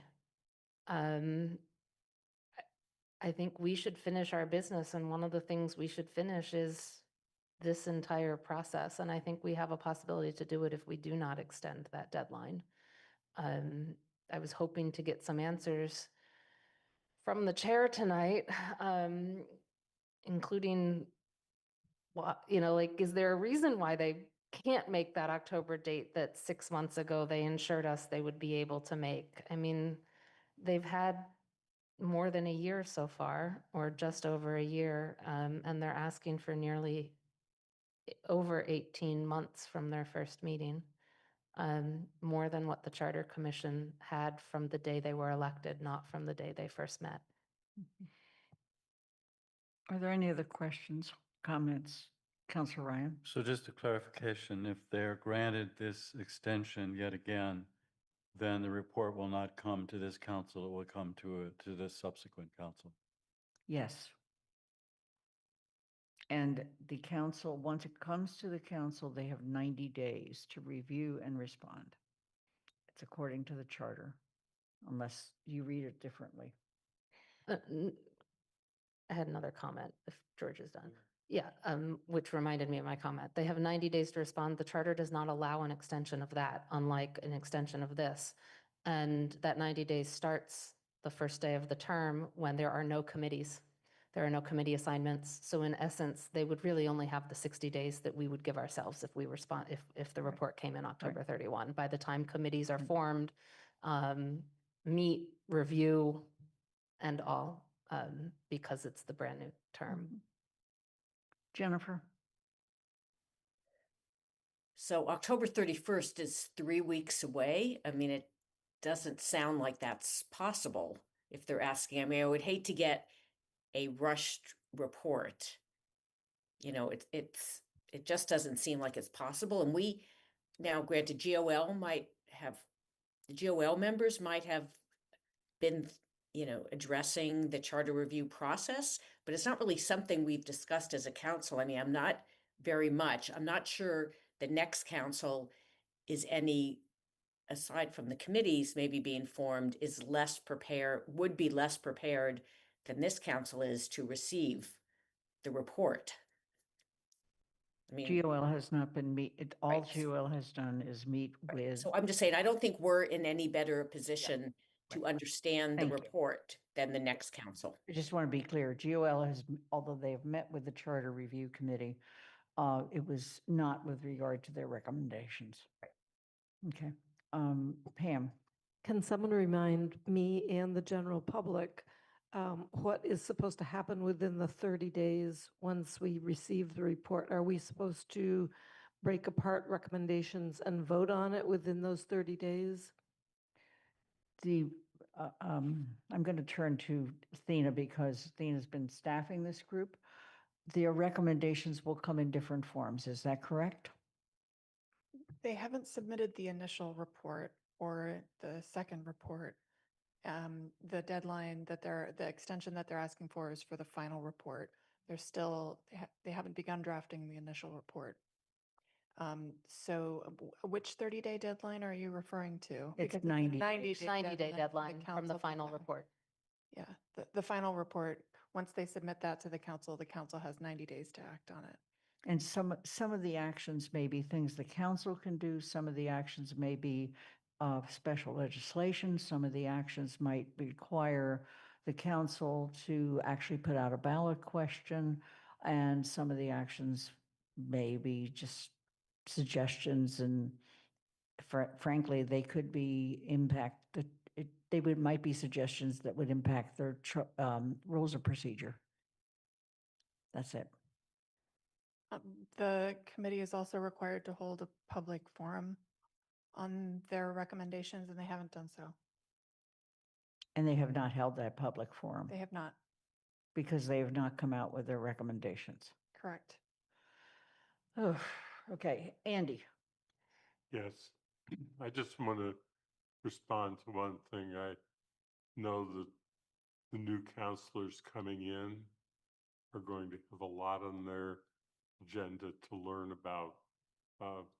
If we go back to the first year that we became counselors, there was a lot to learn about the process, the rules of procedure, the budget, how town government functions in detail, the presentations that we received from the town manager to facilitate that process. It's a very important part of the first weeks and months of the council term so that the council is fully informed and can move forward within the rules of procedure and the whole budget process and understanding the complexities of the budget process. So it's putting a lot on the new counselors. And those of us who are leaving the council have our experience at looking at how this form of government works, and they're looking forward to what the Charter Committee Review Committee has to suggest. But I think that it's important that there be some experience with the review as it goes forward. And I'm going to conclude by giving one example, and that is that there was a lot of misunderstanding that was going on in some of the questions I received from the committee regarding how the council calendar works for the budget process. And that in and of itself is an extremely important thing to understand, because we're not dealing with what the Charter Commission, the original Charter Commission, made up out of just their own thoughts about what's the best process. They were dealing with state law and the fact that we have a whole process that is established by Mass General Law. And I'm really concerned that not having that is a part of the understanding of the process is going to be a big mistake. I really am concerned about granting an extension.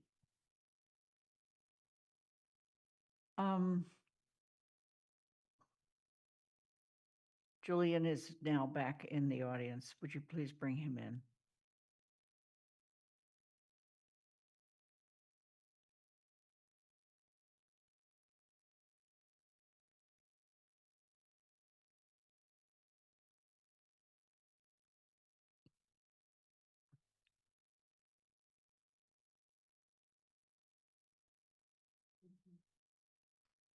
Julian, please unmute. Thank you. Were you able to hear any of the questions? Not really. Sorry, everyone. I've been having some connectivity issues, but I'm here now and I'm happy to answer any questions the committee has. Can you all hear me? Yes. I'm going to go back Great. to Councillor Haneke to have her re-ask her questions. Sure. On March 19th, you requested an extension from the council to October 31st. And in that report, you stated that a preliminary report would be submitted by May 31 and a midpoint report that was assumed to be the initial report under the charge would be submitted by October 31st. On this most recent extension, the request letter states that those reports were submitted. I went through the council packets. I went through my own email. I did not see copies of those reports. So I asked the clerk of the council and the president to forward me copies of those reports. And both of them stated that those reports were never submitted to the council. So my question, that's my first question is, where are those reports and what do they actually say? Yeah, thank you. I appreciate the question. So the answer is that we have not created as a committee the initial or preliminary report yet. We are at, which is disappointing, just quite frankly. We are creating the initial report currently, so we're in those phases, and I believe attached to the packet, you should have all of the suggestions that we have adopted for changes, as well as what the Collins Center has submitted to us as potential wording changes through Article 2. If you haven't gotten those, I'm happy to send them to you directly, or we can get them submitted in the packet post, but according to my email, I sent them at about 10 o'clock this morning. Thank you. We did get those two documents, but my question revolves around the documents that you stated in your letter were a report for May 31 and August 31. What were those reports you submitted to us? We have not submitted those reports. We owe you an initial report and a preliminary report as stated in the letter, and the letter is incorrect. Those have not been submitted to you yet because the committee is moving slower than we expected. Okay, that brings me to the second question I asked, which was at the request for the extension on March 19th, given what appeared from an outsider to be very little movement on creating those reports. When the committee asked for an October 31 deadline, this body, and I know me in particular, asked, can you meet that deadline? And the response was, yes, we can. We've created a timeline. We know what we have to do. It's tight, but we've got these deadlines and we're going to meet those deadlines and we'll be here and we'll make it by October 31. And now you're back asking for another extension. So what happened to that plan and why Yeah. wasn't it met? No, that's a good question. So basically, we have a cohort of members who do outreach and a cohort of members who have been processing that feedback. The cohort of members who have been processing the feedback have been moving along relatively quickly. However, the cohort of members who have been working on outreach have been requesting that we as a committee prioritize the outreach over getting and sorting through the feedback and working on the report. So that has been a tension on the committee where we haven't exactly been able to meet all our deadlines. I set very ambitious deadlines for the committee, and oftentimes folks push backwards on those deadlines to move them longer out because they want more time to collect feedback from residents and stuff, which is a laudable goal, but that is why it is taking longer. There also has been a fair amount of sort of just values disagreements as to what is appropriate to include and what is not appropriate to include, and that takes up more time than expected. We did have a retreat pretty recently on September 6th, where we made some good progress that got ended early due to some concerns about the weather, and I believe that is the best update I can give you at this time. But long story short, your judgment is correct that we are taking significantly longer than expected, and I would say those are probably the three best reasons I can give you for that occurrence. Thank you for those responses. Other questions or comments, Andy? Yes, hi, Julian. The question that I was raising is actually slightly different because what happened while you were trying to reconnect, and I'm sorry that you had those problems, was a discussion about what might then become the new schedule for consideration of the process, because it had been anticipated when the process was created that it would be finished within this term of the council. And that, was sort of the assumption that all of us had been running on. And so my observation was that to have a report and action that's required of a new council has logistical problems, which I'm not going to recount now because you can watch the meeting later. But it was really a concern about putting a heavy burden on a new council to deal with the issues that would be raised, when there's so many other things that new counselors need to do to begin their work and really become effective in what they're going to be doing. And it would not be fair to them or fair to the process. So it was really an observation that I was making more than a question. But thank you. Hi, Andy. Yeah, go Thank ahead. you. I was just going to say hi and thank you. I think that's a good observation. There is the benefit that we have to enlighten the community and bring this to a broader discussion, given that it's going into a new council term. However, I agree that it's important to notice in considering this decision that the new council will be more burdened having this on their agenda rather than yours. So I think that is definitely a worthwhile thing to consider. Thank you, Andy. George, Councilor Ryan. So based on that consideration, it would seem not unreasonable that we should have a vote, and we should vote not to grant you the extension. And that would, I assume, compel you to give us the report that we've been so patiently waiting for. So I guess the question for me and for my colleagues is do we wish to sort of take that path? Listening to the comments of my colleagues for the past few minutes and listening to your answers, I'm kind of inclined to say no. You've had more than enough time, and it's time for you to give us the report so that we can actually act on it, which is what we've been expecting all along. I don't know if there's any agreement amongst my colleagues on this, but I think that's the decision we need to make tonight. Either granting the extension and this will be passed on to the next council, or say enough is enough and please give us what you've got. Councilor Ete?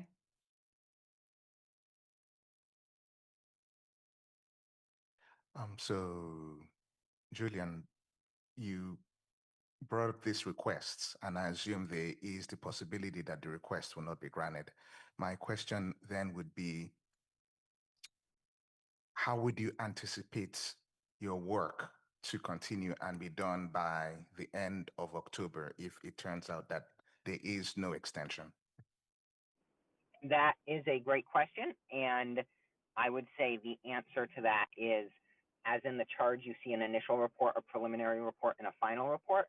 I think what would end up happening is you all would just get our initial report, which would serve as the final report. And that initial report would come in the form of a list of suggestions where in the charter those suggestions would fall, and potential draft language with reports on benefits and drawbacks of each suggestion, as well as a recap of what we've heard from the community. It would not be refined. It would not get the chance to go through a second or third public outreach session. We have so far held 4, I believe, maybe 5 public forums, which has had relatively limited attendance, between 10 and 12 people each time. Some of the same faces, some new faces, but basically the answer to your question is you all would get solely the initial report, and then the benefit to that would be you're able to act on it as a council now. The drawback to that is that it's not a finished draft. It is an initial report. It does not include additional community feedback, and it does not allow the public in the election to weigh that as an issue when voting.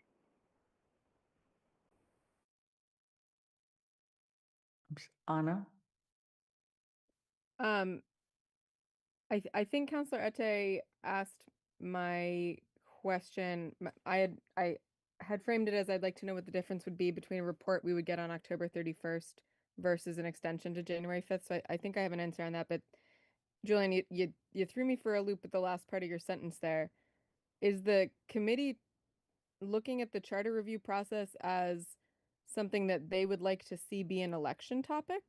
Because that sounds like what you just said, and I'm really confused by that. You said the words that it not granting you this extension would deny the voters a chance to look at the charter review as a candidate topic. That, to my knowledge, was never part of the charge, and so I'm confused by your mention of that, and I'm curious if it's come up in the committee. No, that's a good question. It's not, we as the committee have no involvement in the election. However, the issue of the charter, given the timing of this committee, the council, I believe, has a choice to make as to whether it is appropriate to have the issue of potential amendments to the charter be something that voters weigh when they go to choose their candidates or not. I don't think that's a issue for our committee to consider. I think it's an issue for the council to consider in regards to timing and how it might be appropriate to have an increased say from voters, which I would personally advocate for is a positive thing, because voters would be allowed to come out to the polls and consider that among the host of 10, 15 other issues that the town faces when considering how they choose to cast their ballots. So in my opinion, that's an added benefit, but no, we're not an election entity. We have nothing to do with the election. I was just adding that as something that I saw personally as a positive, but folks may politically disagree, think it's not a positive. I just want to clarify, I'm not saying whether I politically agree or disagree. I was confused by it getting mentioned because it wasn't something in the charge. So I appreciate you clarifying that this was your personal opinion. Counselor Lord. Thank you. I've heard what we've all said about like the importance of maybe people with a lot of experience on the council seeing it and why maybe we need it sooner. But I know that what I've heard from the committee members was it was a lot more work than they had anticipated. They're doing 10 plus hours a week. They've been one down. I know there was a mention that, oh, maybe next time we'll make sure they have a budget so they can hire some people to do research, all the outreach. So I'm just like thinking about when we ask our residents and our citizens to come forward and do this amount of work, which is really laborious. And then I'm thinking, okay, we didn't get one report and then we didn't get a second report. So maybe we didn't write who would be responsible for following up. And maybe if we had figured out how to support them or come to them when we didn't get that preliminary, we could have been like, okay, we see we missed the deadline. How can we help? What's going on? What do you need? So I'm leaning towards granting the extension, even though I know there's a lot of reasons why not to, because I feel responsible as a counselor that I didn't pick this up sooner and tried to see how we could. And maybe it's not written in that we can, but I just feel like we can learn a lot from this really important committee that's going to help inform how we like how we show up for our citizens, our residents, our community. And I just want to like own the part in the town council when we didn't get some of the preliminary parts in March and in the summer, that maybe we needed to follow up and just see how we could support getting them on task, not task, sorry. Thank you. Pat? Thank you, Counselor Lord. I agree with some of the statements that you've shared. But I'm very confused by the fact that there is no preliminary report or an initial report. It's kind of basic. And then the choosing candidates that you voters want to hear where candidates stand on the charter. If we don't have your report until January, there's no way we can even say to constituents, residents, or even ourselves what the issues are. So I am really torn. I'm really honestly not sure which way to go, but I am concerned that there hasn't even been a very basic beginning. This is what we have been doing. This is where we are. These are the whatever. And so I'm confused even by you now. Are you saying, let's get it done by the 31st so people can vote about it, talk about it? Or are you saying you still want it in January?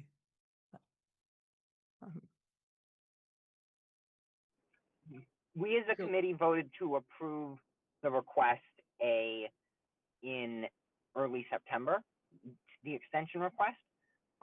And we voted unanimously at that time to approve it with one member absent. And I personally don't have any real opinion either way. I think the council, as we've heard from members of the council, there are some good reasons to grant the extension request, and there's some good reasons to wrap this committee up and sort of move on with the report, the initial report as it would be. We would have the initial report out by the time of the election. So to answer your question, Pat, there would be something in front of the residents of the town to consider by that time. Thank you for your question.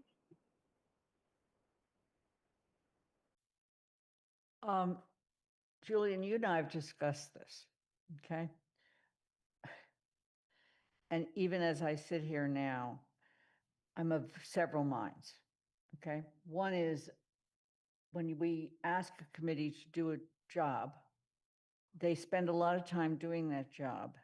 And you have spent, as a committee, a lot of time hearing from the public. And you're in the process of trying to synthesize that. the reality is that feedback from the public is incredibly important. It's not even a question in my mind. People have taken time to give us their thoughts about the charter and frankly, a lot of other things that may impact other pieces like the rules of procedure or even how we approach meetings. Okay? So part of me says, a lot of that could be dealt with in a new council. There may be a few returning people from this council to the next council, but only the electorate gets to decide that. But then the other piece is that if you drop a report on us on October 31st, the election is 4 days later. There is no public meeting except on November 3rd. And right now, November 3rd already looks like a bankrupt meeting. And I will be discussing that with the council in a moment. And whether or not there's ever any public debate I think the issue of how this relates to this election is probably irrelevant because we won't have a report in time for the public or anybody else to digest it. So there's a part of me that says, I know this is a burden on a new council. On the other hand, I want this council to think of everything else we have on our plate before we finish. And are we going to be sitting here on December 31st trying to finish up what we have to do? So I have a many minds, and I could go either way on this one. And there is no clear-cut action. But one of the things I absolutely do not want to do is ignore what the public has said to us. It is critically important that we pay attention to that. Jennifer. Yes, I want to say I pretty much, agree with you on that, Lynn. I think we have a lot to do. I mean, I could kind of go either way on when the report comes in, but I think this council has a lot to do between now and the end of the year. So I don't know that we're necessarily better equipped to review it. I mean, yes, we have experience on the council than the next council. I also, following on what Councillor Lord said in terms of what we put on committees, I don't think the Charter Review Committee actually started to meet until September of last year. So I know it feels like we may have started to discuss the committee and, put out the, called for CAVs to be submitted in early 2024. But I think by the time the committee was appointed and formed and they started working, it was getting to be the last quarter of last year. So in that sense, I understand why they're needing to request an extension. And I'm just concerned to force them to give us the one and only report in 3 weeks. I don't know that that best serves the charter review process. Anna? So, Julian, you said that the council would get a preliminary report prior to the election, which is November 4th. By my interpretation, that means we could possibly get that preliminary report by the initial extension date of October 31st, give or take 4 days. Hopefully that wouldn't be the difference maker.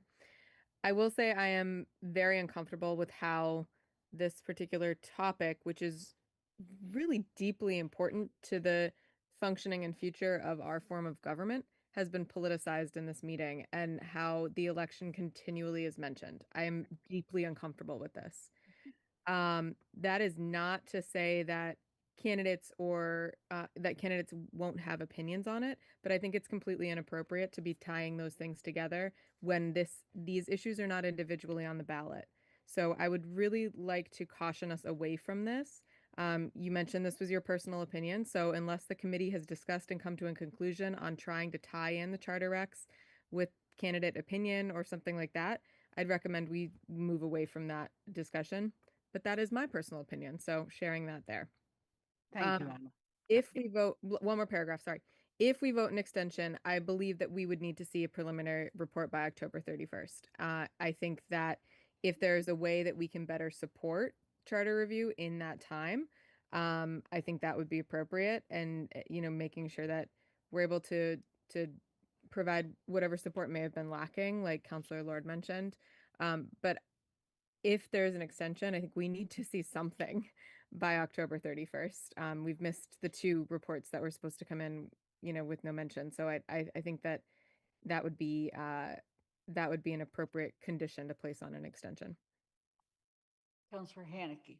Councillor Haneke.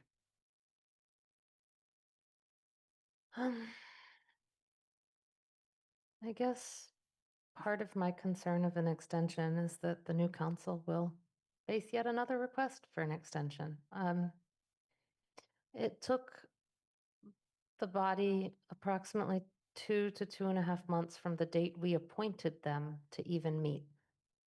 So when they requested an extension, their first meeting was in early September of 2024. So when they requested, actually it was in late September of 2024. So when they requested an extension to October 31st, they were really, if you think about it, only asking for a 1-month extension from the 12 months. And they assured us they would be able to get that done. But in the last 6 months, when we look at what they've accomplished, and I absolutely agree, public comment is extremely important when referring to charter stuff. I mean, I was the charter commissioner that ran the website that put every single public comment on the website to read by hand, basically. It was not automated like we do for council comments. That kept every single version of the charter on the website. We were one of the first committees to go out and make it as transparent as possible, the first committees to hold public forums throughout the process. But this committee spent 11 months from their first meeting basically only listening and not even discussing potential changes. The retreat, where in my understanding was one of the first times they had an in-depth conversation regarding potential changes, was 50 weeks after their first meeting, when they had a year timeline originally. And only 7 weeks before the extended deadline to get 3 reports in. And so I struggle with, does giving them another deadline help? I don't know, because we've been here 6 months ago when we said 6 months would be met, and it wasn't. Will 2 more months be met? And if not, I don't want this committee to go on indefinitely, yet I want them to do a good job, but it just doesn't seem like the committee has had a sense of urgency to meet the deadlines that were clear from day one. And clear 6 months ago. So I don't know what to do, but I guess one of the questions I have for our clerk, I know the charter says must act in 90 days. We used the word act purposefully.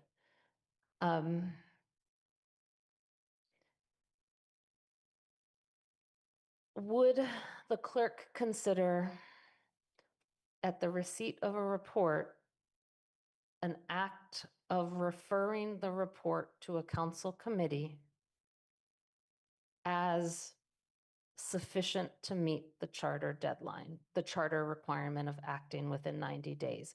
I think, and I ask this because initially, assuming an assumption I've had, not just when I was drafting the charter that has this provision, but also when we created this committee, was that that final report would be enough for the council to actually take votes without referrals. That it would have had, that the review commission would have had the legal review that these are, clear, consistent, actionable and stuff like that, that they would have full explanations in it such that the council would not need to send referrals to its own committees to discuss whether to a recommendation, that we would just vote on them. It sounds like if we don't extend, that might not be the case, but I'm also worried that if we extend, that might not be the case. And so is a referral to a committee to further discuss sufficient to be considered action such that if we extend to January 5 and then the council on January 5 simply refers to a committee for recommendations and maybe even further discussion, because I don't know where this committee is going, what that report's going to look like, that could be a deadline of 9 months later to pick a number, September of 2026, instead of having to come back in while we're dealing with budgets. So that's why I asked the question. I'm going to look to the clerk, and then Mandy Jo, I'm going to come back to you and say, well, what did you think when you put it in the charter? What did you think of his action? I personally, I found the whole thing of 90 days to be 90 days to do what? File special legislation, file what? So, Athena? Thank you. I would prefer not to give an extension. It's been a very long process. No, I actually wanted Athena to sorry. answer Mandy Jo's question. Thank you. I think what we had envisioned was that the final report would come in the form of recommended language that would go on a ballot or be filed as special legislation. And the committee's discussion also included other things like maybe recommendations for changes to the council rules that would action on that would be discretionary. I think if the council does not extend the deadline for the committee's final report, the council will not receive a final report that it can act on in the way that I think the charter imagined it would. And I think that there will be some frustration on the part of the community if this process continues to go into committee and be discussed for months. I know that's not exactly the question you asked, but I think it would benefit the council and the community to have a final report with those recommendations ready for council action. And then there wouldn't be a need to refer it to council committee. The council could act in the way the charter imagined it would. That's my reading of the charter. Okay. Pam. That was very helpful. Thank you. So I would prefer not to give an extension, but without a product that I can use, I won't be able to, if we speed it up and say, I'm sorry, you have to turn in the test by January 5 or October 31st, there won't be enough material in there for us to make decisions about. So by necessity, I will support extending their deadline. I do want a product that we can quote unquote act on. And it was not clear what acting even included, but thank you. Counselor Walker. Thank you, Lynn. I had a statement, but I have two questions really quickly. First, one for Julian, if you're still with us. I'm wondering how often the committee was meeting. Yes, thank you, Councilor Walker. Can you all hear me still? Yes. Yes, we can. Great. The committee generally meets bi-weekly, and in the past couple weeks, we've actually been meeting. You need to speak into your mic. Sorry. The committee has been meeting bi-weekly, and most recently, we are moving now to be weekly this week, next week, and most likely in the future, just every Thursday, 6 p.m.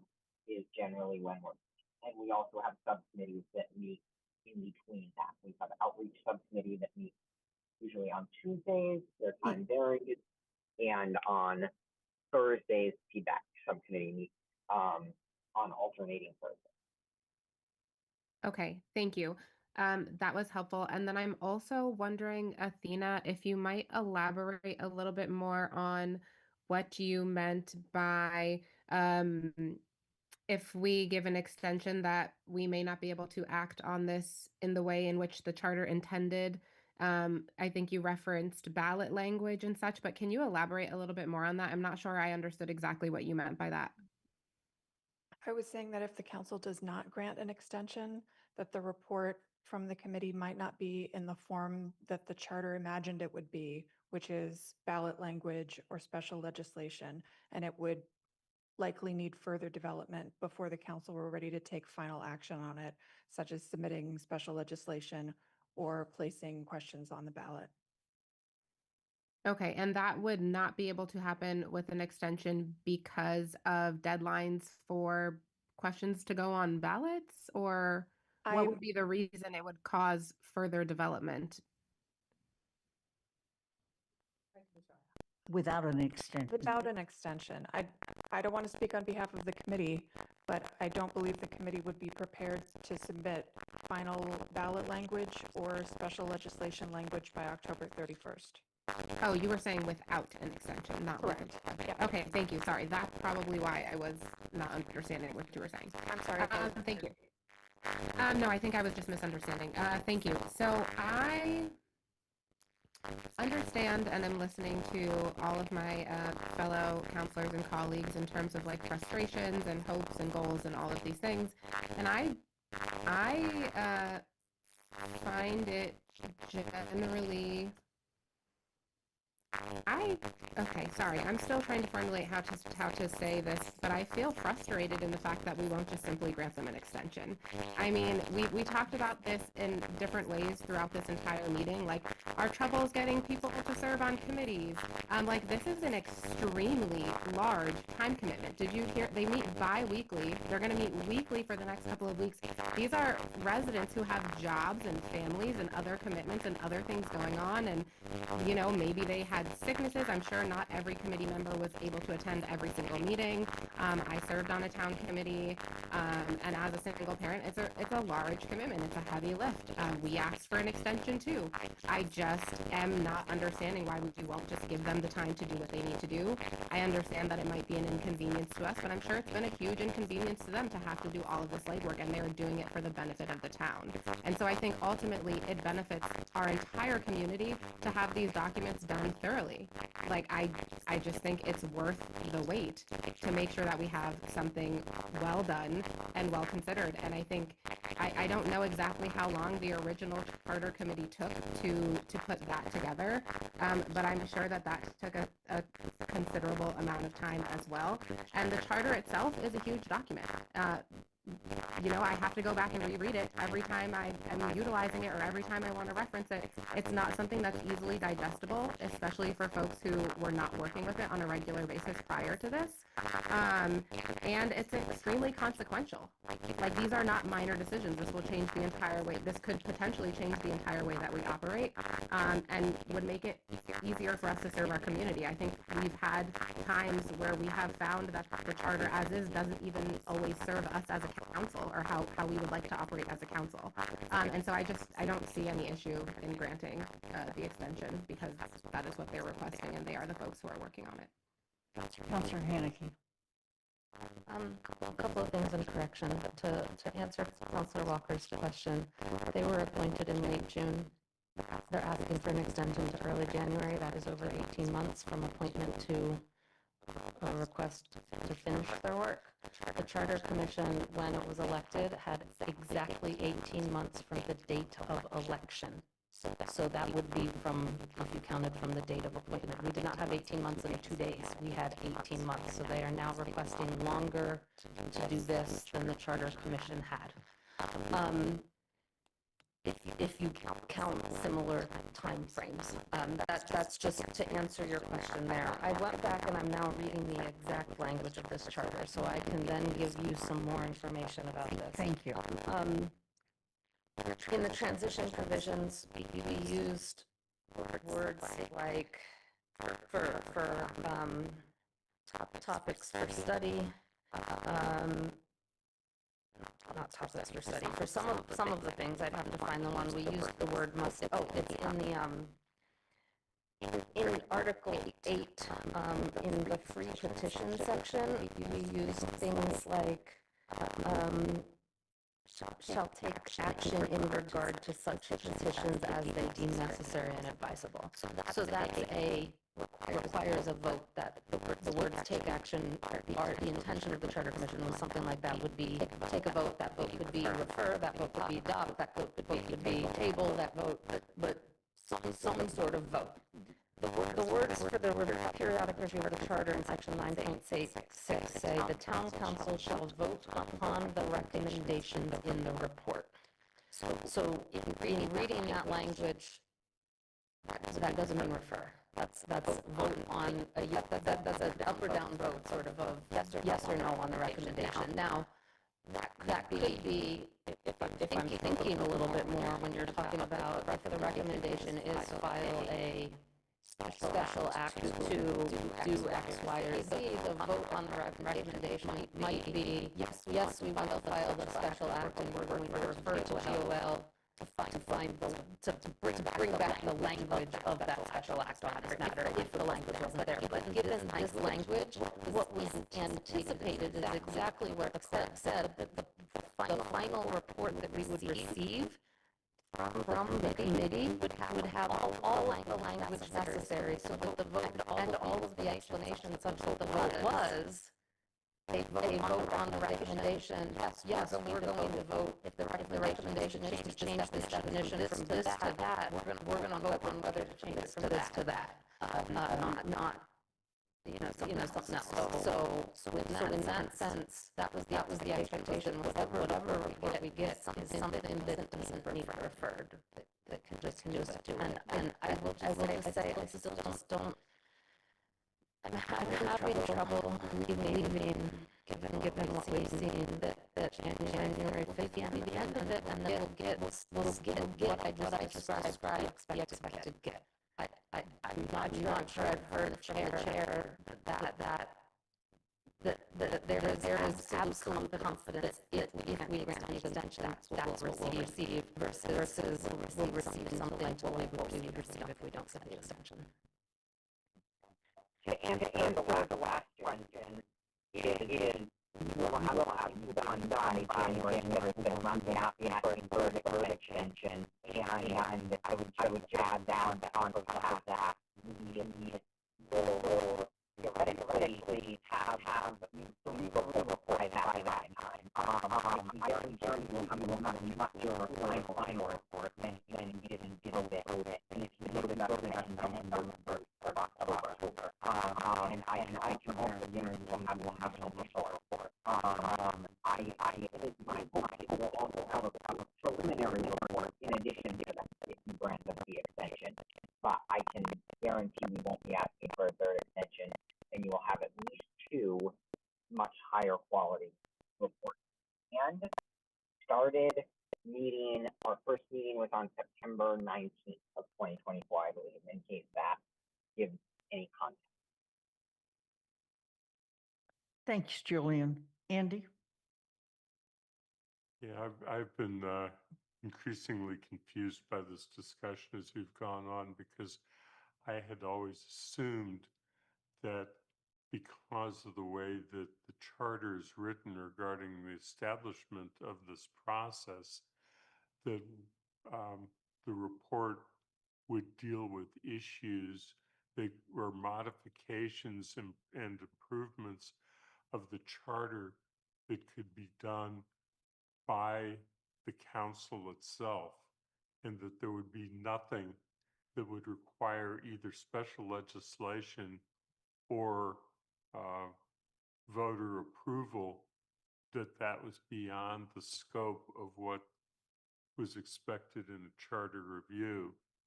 And I give the most stark example, and that is deciding to change the executive to an elected office from one appointed by the council. That could only happen by going back to the voters and going through the charter process from the beginning.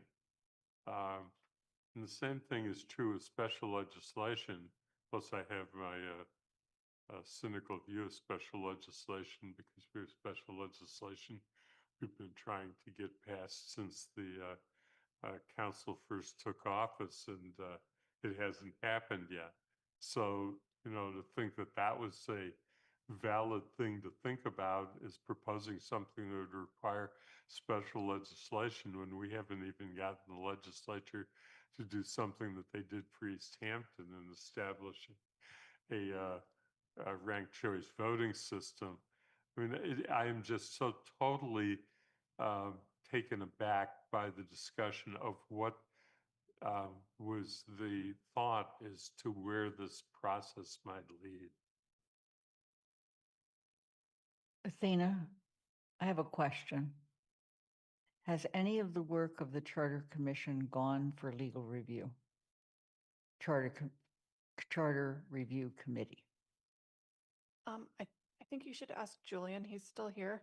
He's the Yes, chair. Julian, has anything from the committee gone for legal review? Everything has gone to the Collins Center for review. Nothing has gone to KP Law for review. Thank you. Councillor Lord. Really quickly, I just wanted to, earlier when I was talking, I slip of the tongue, I kept saying citizens because I'm doing some other work with ACLU. And I just have to make it clear, I just mean residents, our community. I'm not trying to differentiate that. All are loved and welcomed and important in this community. And then the second thing was, I heard you, Julian, say, no, we'll really get the third, we'll get it there. But before you said that, I was going to say, and how could I help, or any of us, just if there are issues or anything to make sure that deadline is met. I'm sure there's other counselors that are available in whatever way we can legally and situationally help you all meet that deadline. So thank you. One of those things, Julian, go ahead, please. I was just going to say that's an excellent question. And I would say one of those things would be to submit the report of counselor feedback that we submitted to all of you in your emails.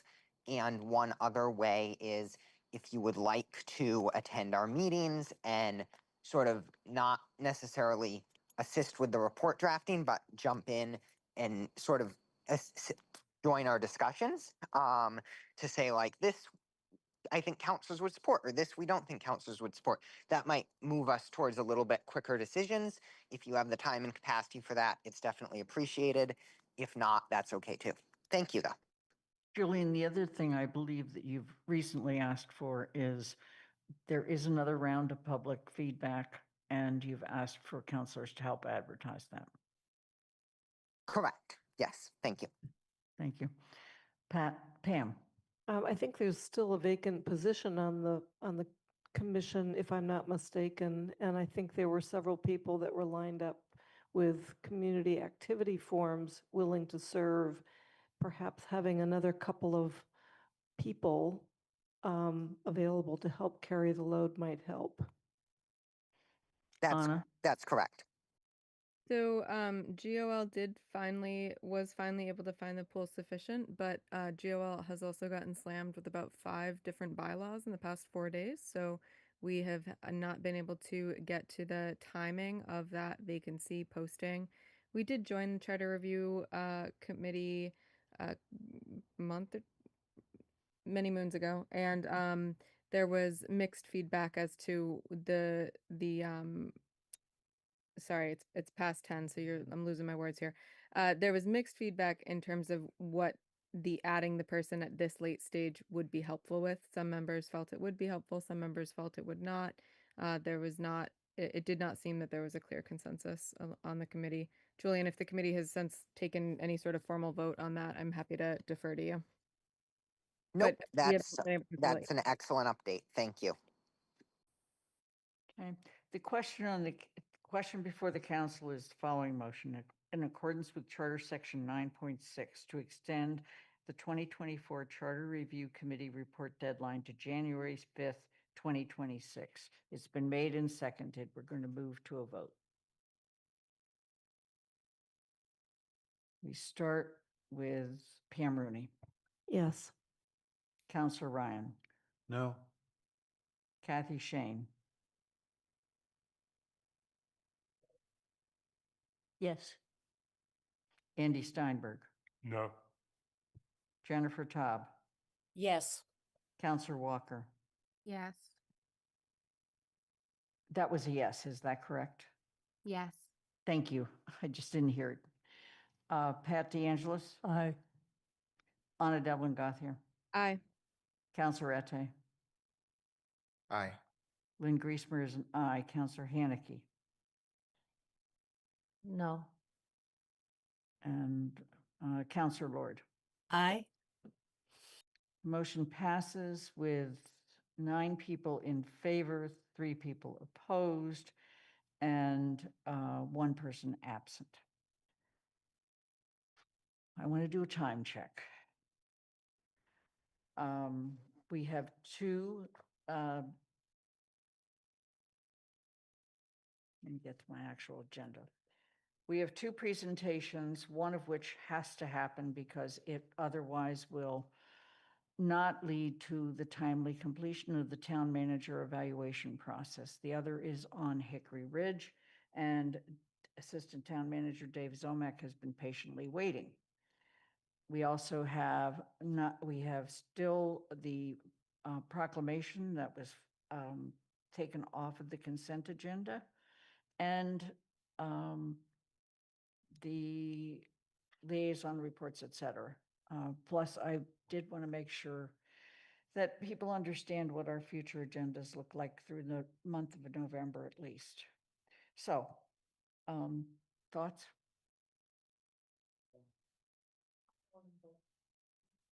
Is it possible for committee and liaison reports to be carried over and combined at the next meeting, so we're not Yes. using that time? And if they're, yeah, and because, they're important, but I feel like, come on, it's late. Thank you. Dave, you want to enter the room, please? I know you've been waiting patiently. Yes. Dave, you have a quick presentation for us. We're going to ask that you even be briefer. Yeah, what I was going to suggest, Lynn, I know your upcoming agendas are tough, but I mean, I have a pretty full presentation. It's like 15 slides. There's a lot of information there. I know the council hasn't seen it. Would it be better to have Athena send it to you tonight, digest it, and me come back? I don't want to put this off, but I can roll through it quickly, but there's just a lot of information. It is an update, and you haven't had an update in a long time. Is there a wish of the council? Kathy? I'd rather get a copy of the slides so I can look at them and then have Dave come and discuss it with us than try to have him quick read through something that we haven't even seen. So I don't believe we had that in the packet, Lynn. We do not. Okay, so Okay. I think it's a good idea to have things in the packet before the present, and I don't think we have enough time to do it justice. Okay. Councilor Yeah, and Ryan? also just, I did make it clear to the president that I would present it tonight. I did not make any promises that I would have it in your packet, so. And it's just an update. It is nothing more, nothing less. So, And but I happy to do, come back at a future meeting. right, and there have been at least 2 counselors that have submitted questions in advance. Counselor Ryan?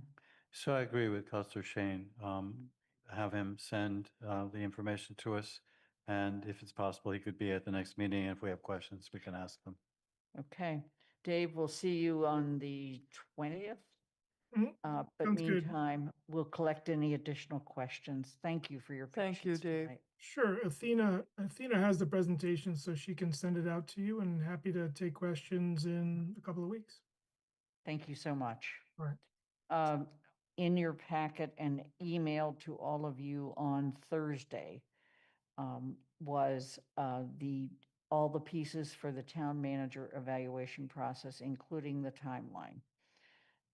Are there any questions or comments regarding the town manager evaluation? Pam Rooney. Thank you. Just a quick, just a request on when might the online version of the hundreds of choices come to us. This, It's like 15 pages today. When would we have the opportunity to see the online version and fill it in? that is in the schedule. The plan is that you should get to the opportunity to see the town manager's self-evaluation first, and also get all the feedback from, summarized from staff, committees, and the community. The idea would be that all of that would come in by Friday, October 31st, and by Monday, you would be getting that. And I will also tell you that while I've set November 10th as your deadline, I would absolutely and completely prefer that the deadline be Saturday. I made a mistake here. It's be Saturday, November 8th, I guess. Or the 7th is whatever that Saturday is. And the reason is because writing this up is no small charge. And having 2 weekends to do that would be good. Anna, you have also been very involved in this, and in fact, you already have an electronic form. Am I correct on that? Yeah, that's what I was about to say. My hope was, Lynn, I haven't emailed you this yet, but my hope was to update the electronic version and get it to you by the end of this week. And all you'll have to do is make a copy of it so that I won't see any responses that come in. But at that point, I'm also able to, if people wanted to see what it's going to look like, we could download a PDF of that so people could just see the image of it before it's ready to be sent out to people. So those are 2 options, but I'm hoping to finish updating it with all the changes from GOL and get it to you by the end of this week. And we did have a meeting with Angela Mills last Friday to talk about getting all these other pieces, including that, ready for you. So that is the plan. Are there other questions or comments? Please email me with changes, mistakes you found. I wanted to make sure that I got this to you. As a result, I did not get a president's report to you this time. I will have either do it between now and the next meeting and just email it to you. But I wanted to make sure I spent more time, frankly, on what our future agenda items look like. So that's the other piece. Any other questions on that? Okay, then we're going to take up the proclamation. It was pulled from the agenda because of several reasons. I received feedback from some counselors that they would be pulling it. I received feedback from the sponsor that she had some changes she would like to make. So could we put the proclamation on the screen? And I will point out that in the consent agenda, you did vote to waive the GOL review.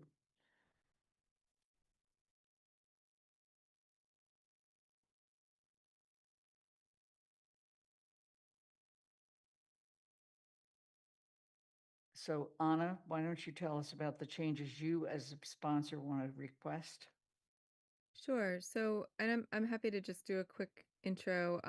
A resident reached out to me regarding this proclamation, and I thought it was a really poignant and meaningful opportunity for the council to kind of reaffirm some of the statements that we've made in the past, but in a new light, in a new way. And so the resident had sent me some text. I reformatted it and did some editing to it to get it into our typical mode. And I apologize if I missed anything. The edits that would be made to this, there were a number of additional community sponsors that wanted to have their names added to this after I'd submitted it. And then the community sponsor also had sent a paragraph in that had been in the original that I had removed that they wanted placed back in. I'm not opposed to it. And I sent that as well to Athena But because it wasn't in the version that I had sent in initially, it's now here as an amendment. And I also am happy to, if there are any sponsors, community sponsors, Lynn, if it's okay to have them speak to this as well, I would be happy to allow. I think for the interest in time, we'd like to. Okay. Sure, come on up. So Allegra Clark again, and I received a number of texts from friends on September 11th and September 12th when the flag was at half-staff in honor of Charlie Kirk, and a lot of them were really upset by this and felt like that didn't represent the values of our community. And there were actually other municipalities that did not follow the order in places like Iowa and New Jersey. And so Jill Breivik and I did come to town hall to inquire about what was the directive. And I think Angela Mills was very kind. She printed out the flag policy for us and the email from the governor's office so that we could kind of understand where the town, what orders the town was following. But when a few days later, the Senate and the House did decide to declare October 14th Charlie Kirk Day, that also felt really upsetting for a lot of the residents that I was talking to. And this seemed like a way that maybe we could reclaim some of that in terms of what the members of the community have been feeling. And so this was proposed. Thank you. Okay, can you highlight the thing that you just added? Okay. Counselor Lord. I'm wondering if I could please be added as a council sponsor? I don't know what the process, but I would.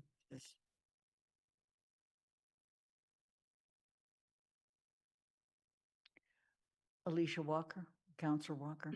Yes, I would also like to be added as a counselor sponsor.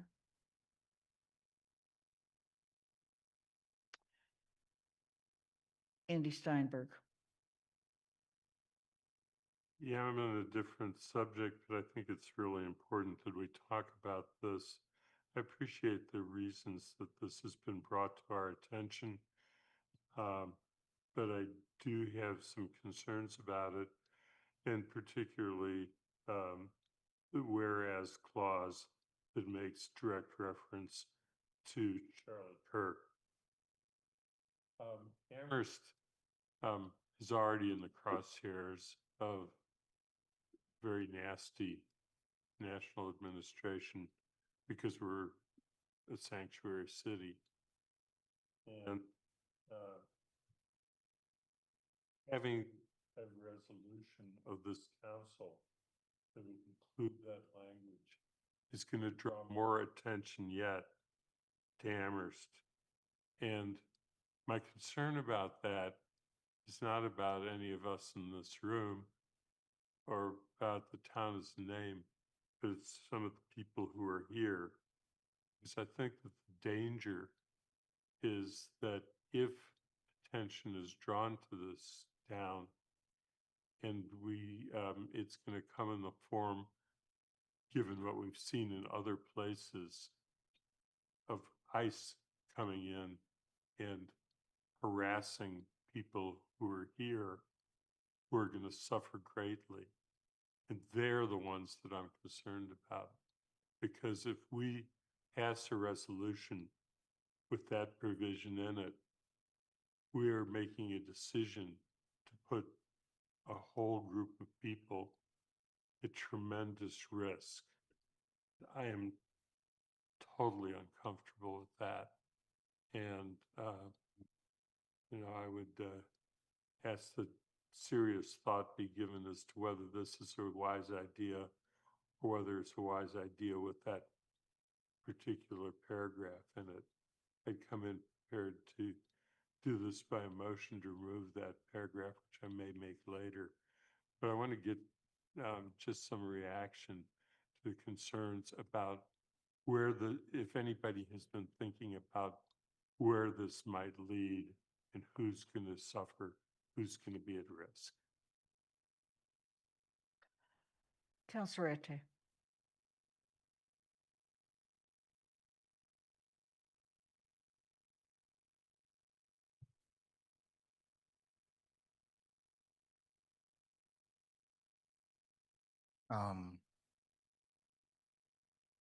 We're in very strange times, and for the most part, this is uncharted waters for most Americans. And we are wondering how we should act in these times. I don't think having the resolution is a good idea. And as much as I agree with Councillor Steinberg, I don't think that removing the mention of Kirk is going to change the blowback, the very potential blowback that could affect this town. And yes, it will affect those that are weak, the undocumented, but it will also affect institutions like UMass. I had a couple of questions, I think last time I spoke, and I went long, and so I just want to be a bit more succinct. A few questions to consider. Do we think of this resolution as parallel programming or counter programming? That is it brought forth as the town replacing what is going on nationally with the Charlie Kirk remembrance? Or is this an opportunity to have a day in addition to what the federal government has? Related to that, we spent some time this evening speaking about process, and this has not followed the appropriate process, because that process would be to go through Joel. This is important because besides Joel giving an opportunity for clarity, actionability, it also gives an opportunity for the community to weigh in or at least see this particular resolution. This is a resolution that involves the whole town, but we've bypassed the process so that it lands immediately without giving an opportunity for the town to consider it. Question: does this resolution bring the community together? Although we may not agree, there are people who were comfortable with Charlie Kirk and don't mind that he's celebrated in this town. I should know, I'm at UMass. They also deserve to at least be considered in conversations like this.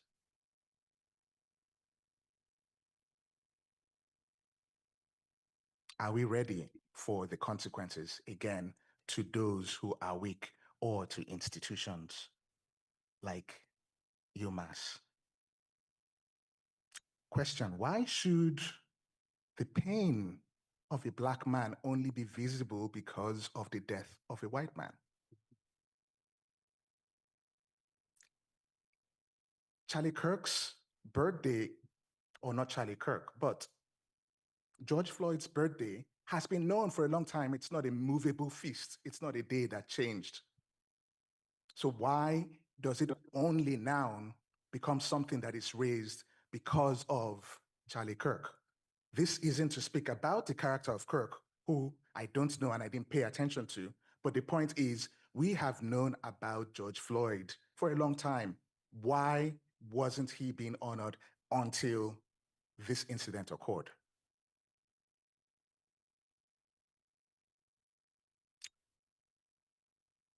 in several occasions, I've had to speak about resolutions. And one thing I have consistently emphasized is how to make resolutions local so that people understand how what we do in the council relates to what goes on in the town. And for the most part, I don't see that here. Because despite the references to the different resolutions, for example, the resolution affirming the town of Amherst's commitment to end structural racism and achieve racial equity for Black residents, it relates to just what it's written. It doesn't relate to what the town has done. And the town has done some things that we should be proud of. There's a road or much more to go. We have a DEI department that comes from that resolution. We have press. It might be hobbling, but at least that also comes. We have done several things that we could speak about, but we choose not to do that. Instead, we seem to be actively reacting only to what is happening on the national stage. Amherst is not the national stage. Amherst is Amherst, and we should be able to refer to things that happen here.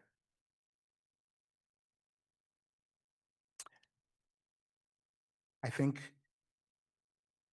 ultimately, however this vote goes, I want us to keep in mind several things. One being that we are a diverse town and we are a diverse country. And part of what that means is we are going to live with people who may not think like us, who will celebrate things that we may not like. We should leave room for that. The appropriate thing nationally and in Amherst would be we do not memorialize Charlie Kirk. And also we don't then use George Floyd as a foil to whatever is happening nationally. Thank you. Councillor Ryan. So this has me deeply conflicted. As was just mentioned, this does not follow the usual process, but we don't always follow the usual process. It does mean that the community, if they wish to weigh in, does no real opportunity to weigh in.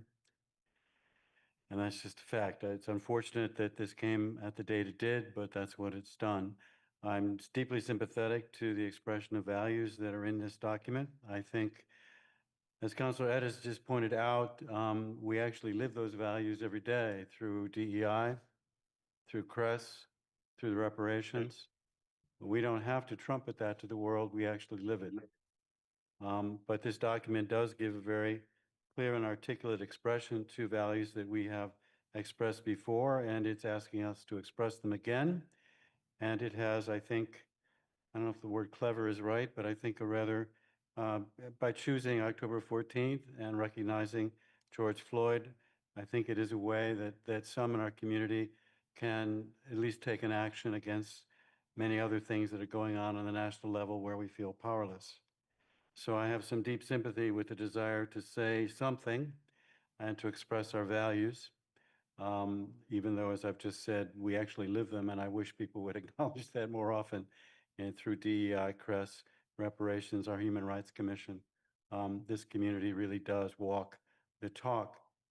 But talk has been made clear in other contexts where, in fact, I was not in the majority. Talk does matter, and I agree. So there's much in this that I have deep sympathy with. I also share Councillor Steinberg's very deep concern that by raising our profile and by particularly mentioning Mr. Kirk and the celebration of the National Day of Remembrance, actually I think both paragraph 4 and 5, we put a target on our back. And the people that will pay for this are not the sponsors of this resolution. They're not members of this council. They will be undocumented people who live in our community who will be seized up by ICE. They'll pay the price. or graduate students or postdocs at UMass who lose their funding and their jobs. They will pay the price. Because I think one thing we can agree upon is that we live in a time right now where is a national government that is vindictive, and it is always looking for the next place it can strike back against its perceived enemies. So, as I said, I'm conflicted. I respect and actually, well, I respect the desire to express our values at this particular moment in time, and the use of George Floyd. Councilor Etta makes an excellent point. He's really being used here in a larger political struggle, but it seems in some ways rather appropriate as a way to make a statement. But I cannot support this unless we remove, I would say, paragraph 4 and 5. I think we should not, well, I phrase it sometimes as poking the bear in the eye. I think there's a way we can affirm our values, but also do it in a way that would not draw the kind of attention that would, I think, bring potential real harm to people that I think we say we care about. So I would urge the sponsors to consider removing paragraphs 4 and 5, whereas number 4 and whereas number 5. But I would be willing, and then I'd be willing to support this as an expression of our values. But as it stands right now, there's no way I can support this, because I know that if this gets the attention of certain individuals or entities in our federal government, they will use it to hurt people in our community, and it won't be any of us that get hurt. Anna? Thank you. I'm going to try to take these one by one, and I apologize. Please speak more into the mic. I will try to take these one by one, and I apologize if I miss any. So you need to speak more into the mic. I don't know what to tell you, Lynn. I'm speaking the same. I'm trying my best here. I'm talking to my computer directly. Maybe increase your volume then. My volume only makes you louder. It doesn't make me louder. Okay. But I'll try to raise my own personal voice a little bit. So Andy mentioned that Andy and George mentioned concern that we're drawing attention to Amherst, and people that will feel harm are not the people pushing this through. I agree, and at some level, and I think it's really challenging to walk that line between advocating for what we feel is right and not pulling unnecessary and harmful attention. I think that there's often a lot of privilege in being able to draw attention and not face repercussions, which I believe is what you were saying, George. And it's critical at the end of the day to not do harm. That was my initial reason for not including the paragraph that was added in. And personally, I don't disagree that it would be safer to remove reference to Kirk from the resolution. I am not opposed to that.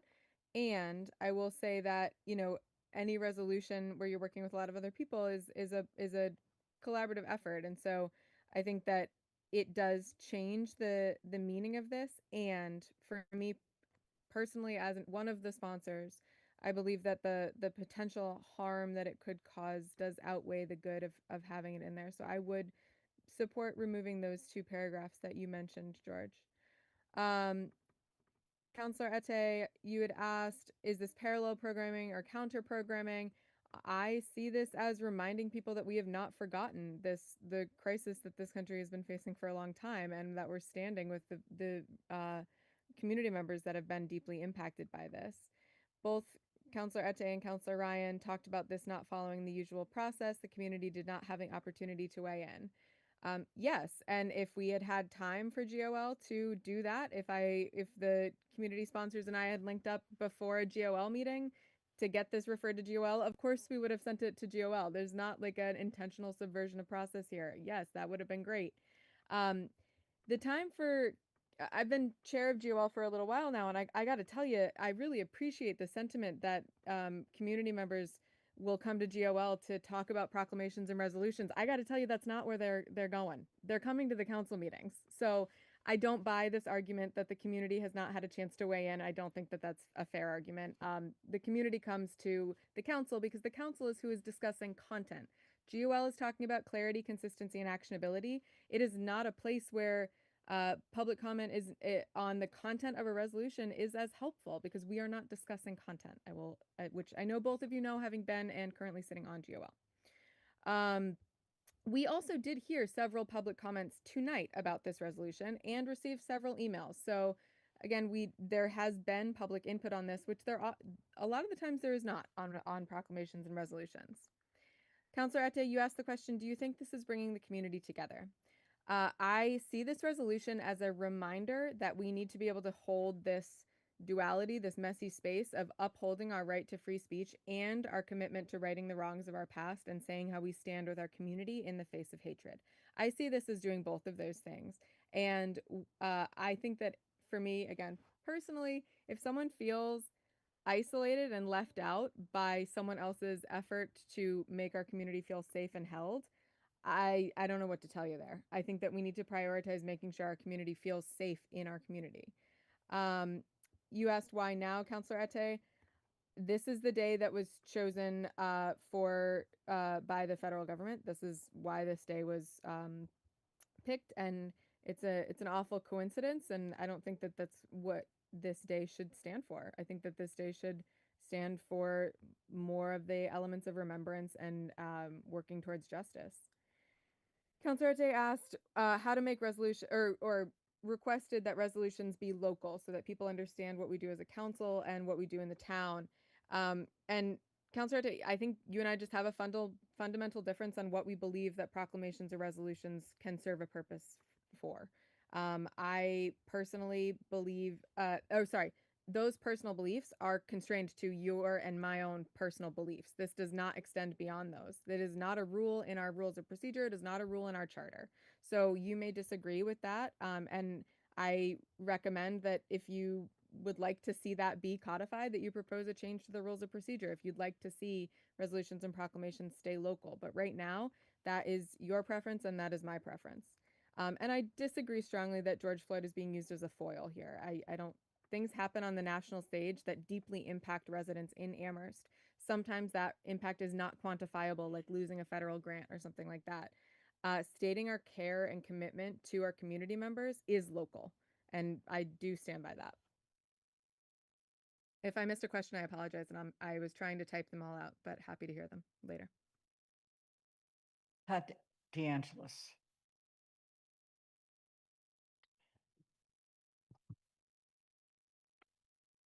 Don't obey in advance. Timothy Snyder's book, that's the first on tyranny. That's his first statement, don't obey in advance.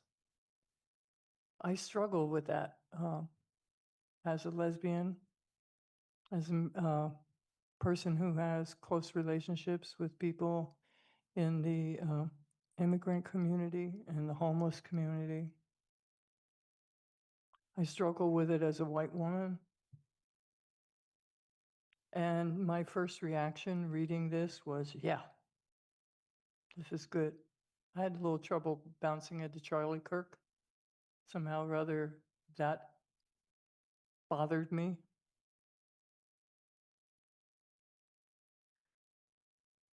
But it is from privilege that I can worry about other people. Until they start coming for the old lesbians who've had abortions, I'm okay. You know, I can hide. But people of color can't hide. And one of the things that Councillor Ette has made me think, which I was not seeing or understanding quite before, even though it's something I've struggled with. He's right. As white people, we're using the deaths of George Floyd and other murders of Black people. We're using them. We didn't care. We cared when we did the resolution. That was real. And we've cared enough to try to look at ourselves as a community over and over again. And some people will agree with that and some won't. We try. But as white people, we've consistently used people of color. And I think, honestly, after hearing this, I think that's what we're doing, and it's wrong. Nobody is going to, I don't think we care about George Floyd's birthday. I don't think we care about his death. We care about his murder. So I right now, I can't support this, which surprises me, particularly because the first rule, they get us scared, so we obey in advance instead of standing where we need to stand. So I don't know. I wish I had some profound thing to say, but I don't. But I think as white people, we need to begin to look at what are we doing with this proclamation at a different and deeper level. Can I respond to that? I really feel like we need to keep this to a council debate at this hour. I'm sorry. If the council feels otherwise, please speak up. I am okay with allowing Allegra to speak. Allegra, please go ahead. So I'm in a lot of online spaces with a lot of people Sorry, from. can you get closer to the mic so everyone can hear? Is this better? Oh, wait. Move it towards me. Okay. I am in a lot of online spaces where there's organizing going on with a lot of Black organizers, and this was actually an idea that had come out of one of those spaces, so it wasn't my brainchild. It was something that has been talked about in the communities that are impacted by this and that were really hurt by the federal proclamation, which again happened on the 19th of September, which was not enough time to go to GOL. And that was actually the first question I asked to Anna when I approached her with this proclamation was, is there a way to actually get this in front of the council in time for it to potentially be talked about so that it would be on October 14th? And I'll just say that it was a diverse group of people who signed on in the community as co-sponsors. And there were also a lot of people who said, I can't put my name on something like that because I am afraid. And so I do hear that I don't want to put anyone at risk of harm because of this proclamation. And I also think that Amherst is already a target, and this is already on our website as part of this meeting packet. So unfortunately, I think, the horse is kind of out of the barn on that one. That doesn't mean that we should approve it because of that, but I think that Amherst is always going to be in the crosshairs.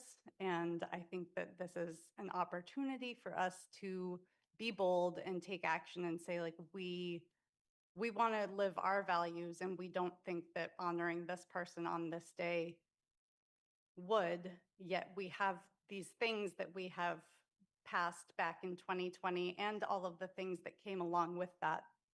And then again, our values that we identified during the Global Village celebration. And those are the things that we would choose to honor on this day. These two men happened to share a birthday. They both were tragically killed.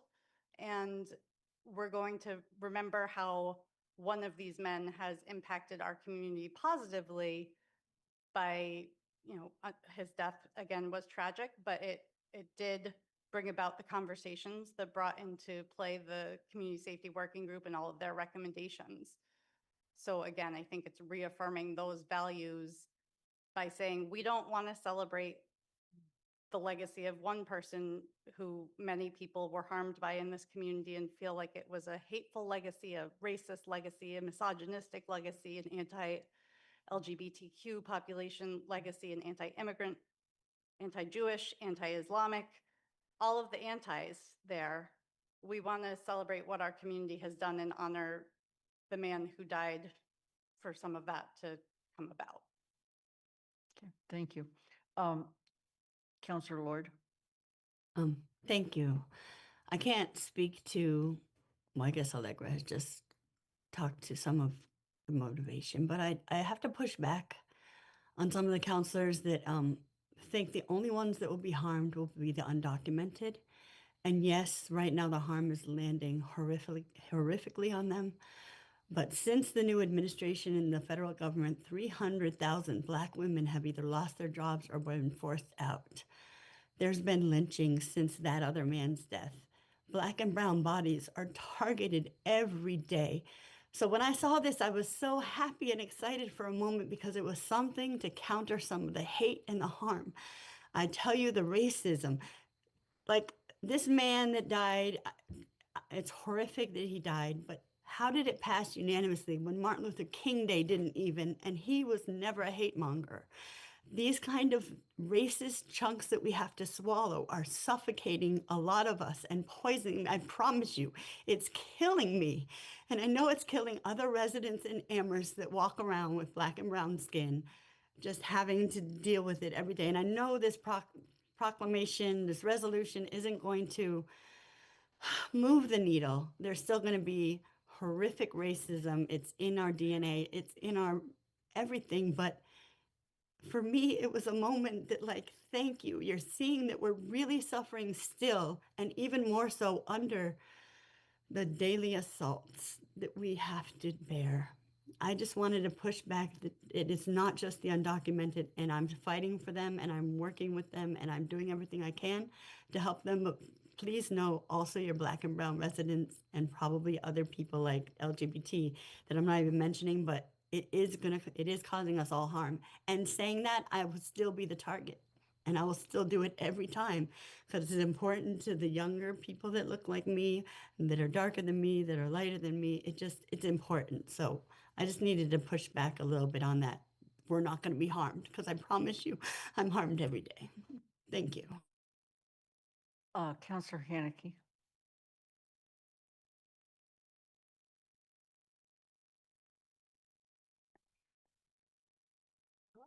I, like Counselor DeAngelis, initially read this and said, okay, this makes a lot of sense. And then I listened to my fellow counselors, and I also struggle with exactly everything Counselor DeAngelis said about not capitulating out of fear preemptively, in a sense. Yet, what Counselor Ete said about using a Black person's death in what could be considered a performative manner is exactly what all of our anti-racism training has told us we should not be doing. And so I'm sitting here not knowing what to do. And part of that is because what I'm hearing is this proclamation is to counter and to celebrate, to counter one thing, but to celebrate what we as a town have said our ideals are, inclusivity, diversity, not misogyny, not anti-LGBTQ, not racism, not, we are so much better than that. But then I read the now therefores, and it's not really bringing all of that in. And I think that's also where I'm struggling.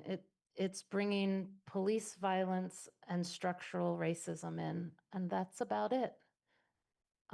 It's not bringing the rest of what our global village festival and our Pride Day proclamation and everything else we've done for all of our diverse communities, our Tibetan communities, our LGBTQ communities. It leaves a lot of the countering of Mr. Kirk's rhetoric completely out.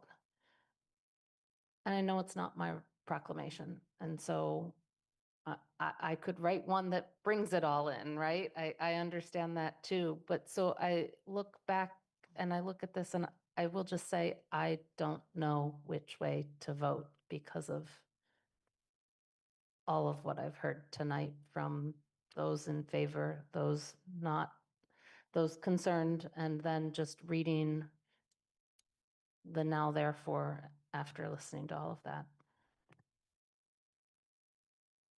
Counselor Let's see, I want to make sure everybody's had a chance to speak. Counselor Ryan, you've spoken. Counselor Ette, you've spoken. Anna, you've spoken.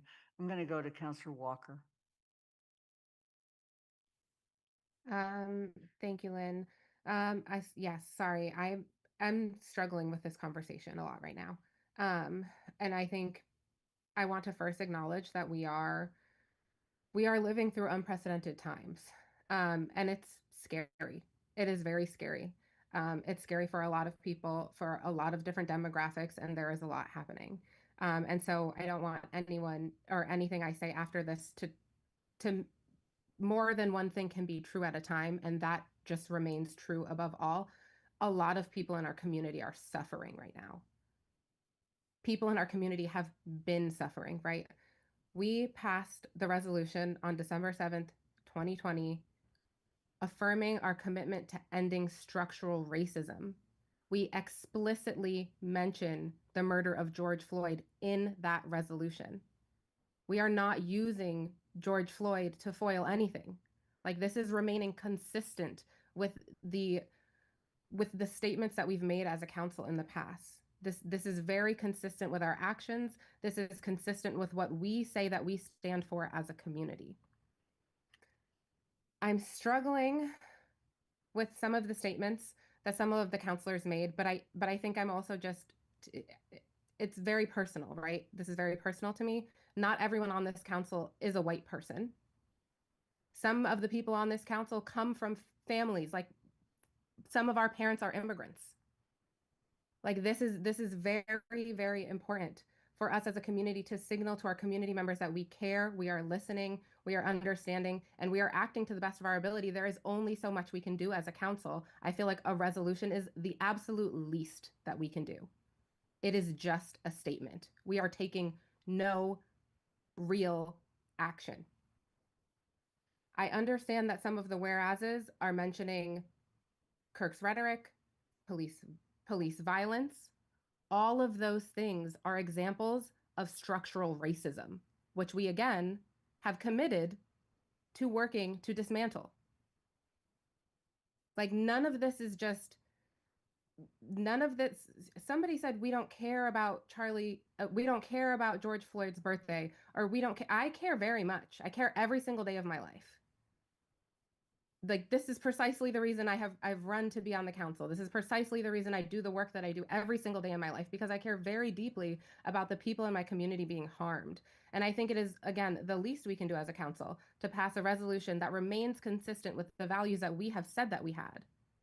The DEI department and the CREST department, those are pieces of things that have come out of the resolution that we passed, and we need to continue reaffirming. We need to continue funding the CREST department. We need to continue supporting the DEI department, continue supporting these staff members in the work that they're doing in our community. That is how we stand on the commitments that we have made as a council. It is only symbolic when we just talk about it. We have just voted as a council to literally freeze CREST positions. Like, I just need us to think about this more holistically as a picture. Yes, there is risk to everything, but we need to stand for something as a community. And I think that that's what makes our community safer, when we stand for our community, when we provide them with the resources and the programming that they need to remain safe, when we stick together. That is what makes our community safe. That is what makes our council accountable to the statements that we have made in our past. Kathy, I'm sorry, Pam Rooney, you've not spoken, and then I'm going to go back and get the other people who have their hands up. I appreciate what everybody has said tonight.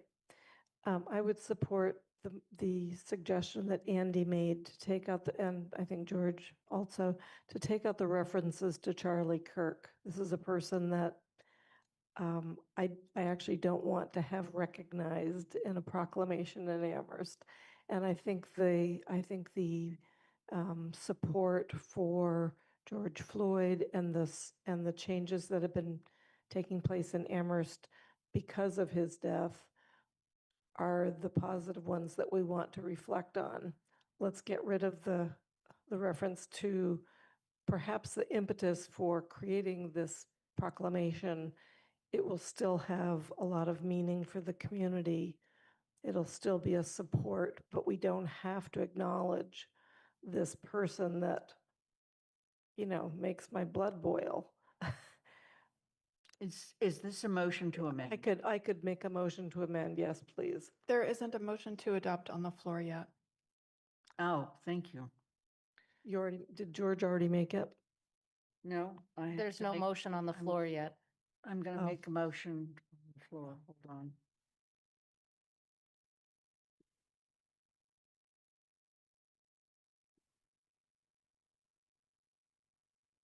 I have a question. Hold on. To adopt the proclamation recognizing October 14th, 2025 as George Floyd Day as presented. Second.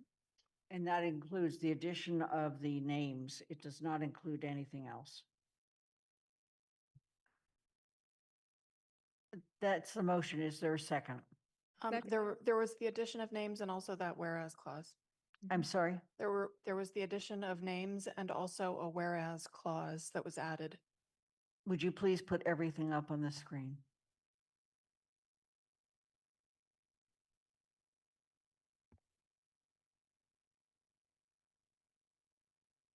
Okay, thank you. So that's the motion. Is there a second? Second. Okay, the motion's been made and second. Now, Pam, would you like to make any motion to amend? Okay, yes. I would like to remove the paragraph starting, whereas while the federal government has approved a resolution making October 14th, blah, blah, blah, I would like to remove that paragraph. And the paragraph that is highlighted in yellow. Is there a second? Is there a second? I will second. I would also offer a friendly amendment, but let me second, and then we'll go on from there. Okay, what's the friendly amendment? Well, I think we'll see what the council decides, but the fifth whereas clause really kind of hangs out in the wind there if you leave it in. So I would ask respectfully that the councilors amend this so that 4, 5, and 6 are removed.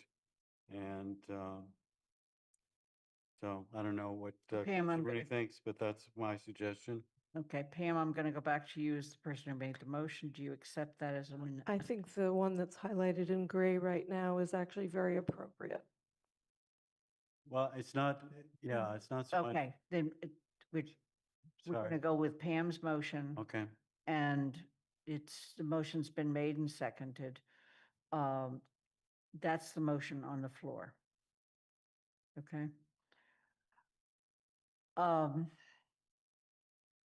If somebody wants to make an additional motion, they can do that, right? Or do we have to vote on this one? We have to vote on You need to this. vote this amendment. All right. You can amend an amendment. And but- could Athena just scroll down so I can see what it's going to look like without those two?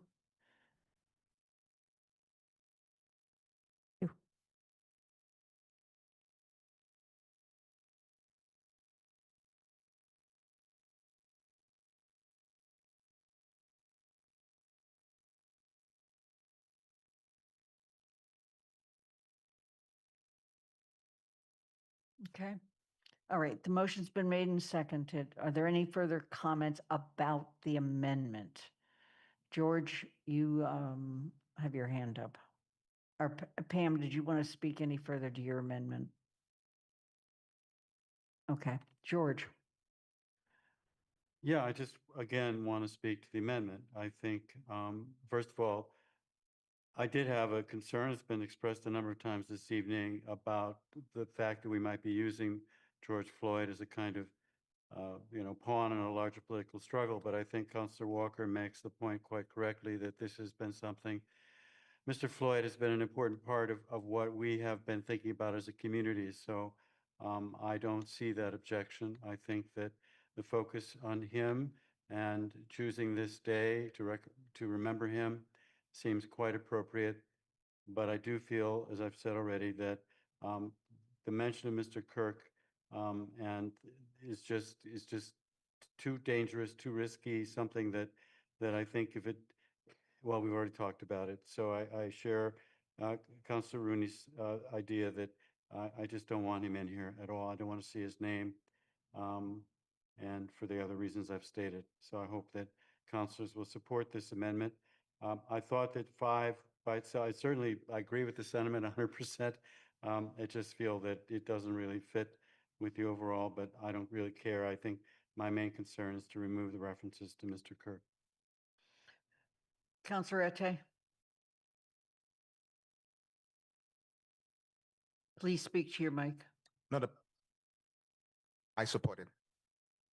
Thank you. Anna?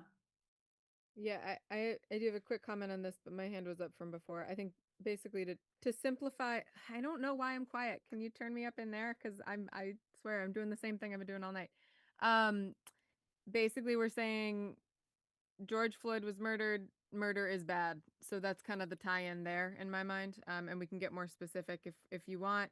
Basically, you know, we're talking about it makes sense in my mind because the paragraph before this is saying George Floyd was murdered, and the entire thing talks about the murder of Black men by police, and then the paragraph below says murder is bad. Especially, clearly my summarizing skills have left the building. For identities they hold. For the they call identities they free speech hold. Yes, Practice. that's the one. Thank you. In my mind, the linkage is there. I could have said that in one sentence. Sorry for taking 10. Okay. Jennifer? Yeah, I have a question. I might have been not in Amherst on that day. So I'm sorry for asking a question I should probably know the answer to. Did Amherst lower a flag? Yes. Okay, so I'm a little They were lowered on September 11th, not just for September 11th, but because of that proclamation. I believe they stayed lowered until they were. Right. So I don't support the amendment. Then I think if Amherst lowered the flag because maybe we were ordered to do that by the governor, that I am comfortable stating that we were not honoring the person for whom the flag was lowered. I mean, I think that I feel very comfortable making that statement. Because I think that didn't reflect my values, and it didn't reflect, I know I can't speak for everyone in Amherst, but I feel that it didn't probably feel quite comfortable the values of the vast majority of residents in Amherst. And I think if we leave that whereas, if we take out the 2 whereas clauses and leave the one in the middle, I mean, George Floyd was not killed for his political beliefs. He was killed, because he was Black. And so that's why so I don't support the amendment. I mean, that clause does not follow that whereas clause. I don't know which one it is, but without the reference to Charlie Kirk in the clauses above and after, that one sounds like it's pertaining to George Floyd, and it's not. The motion on the table is to amend by removing these 2 paragraphs. Please speak only to the motion at this time. Well, I am speaking to the motion. I don't support it. Yes, that's correct. You are. Pat, you have your hand up.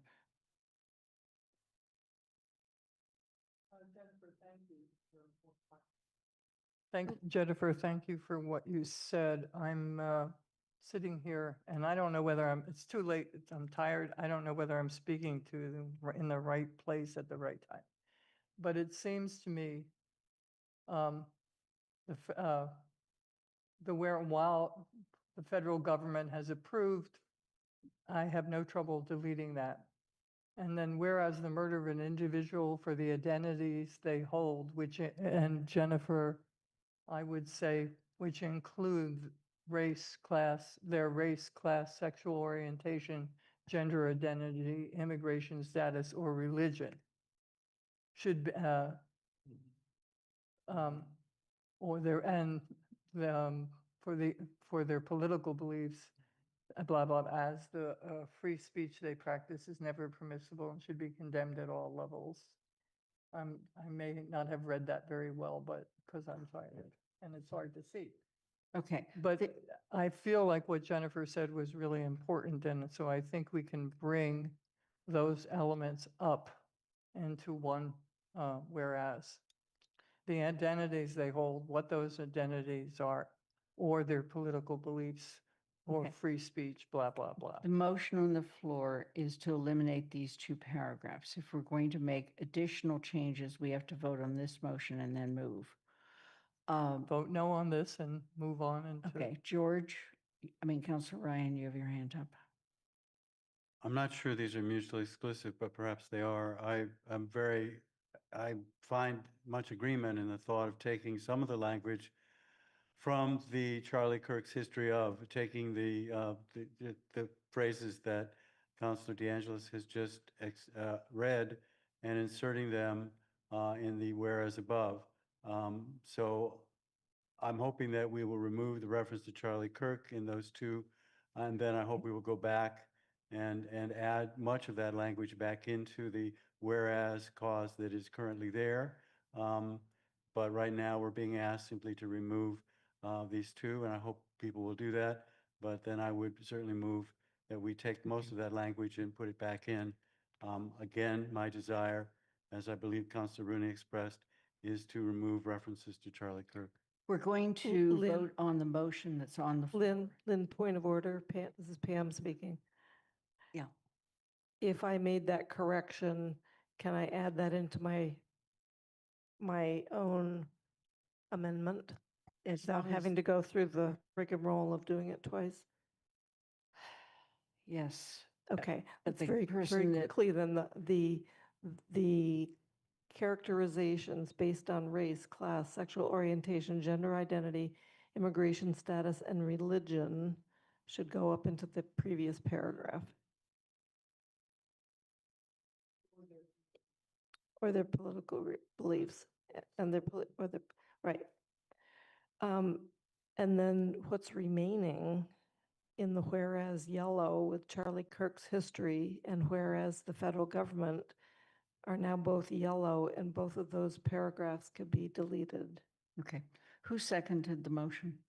George, do you agree with these? I do. I would need to see it on the screen, but yes, I do agree. Okay. It's here. This paragraph is edited now.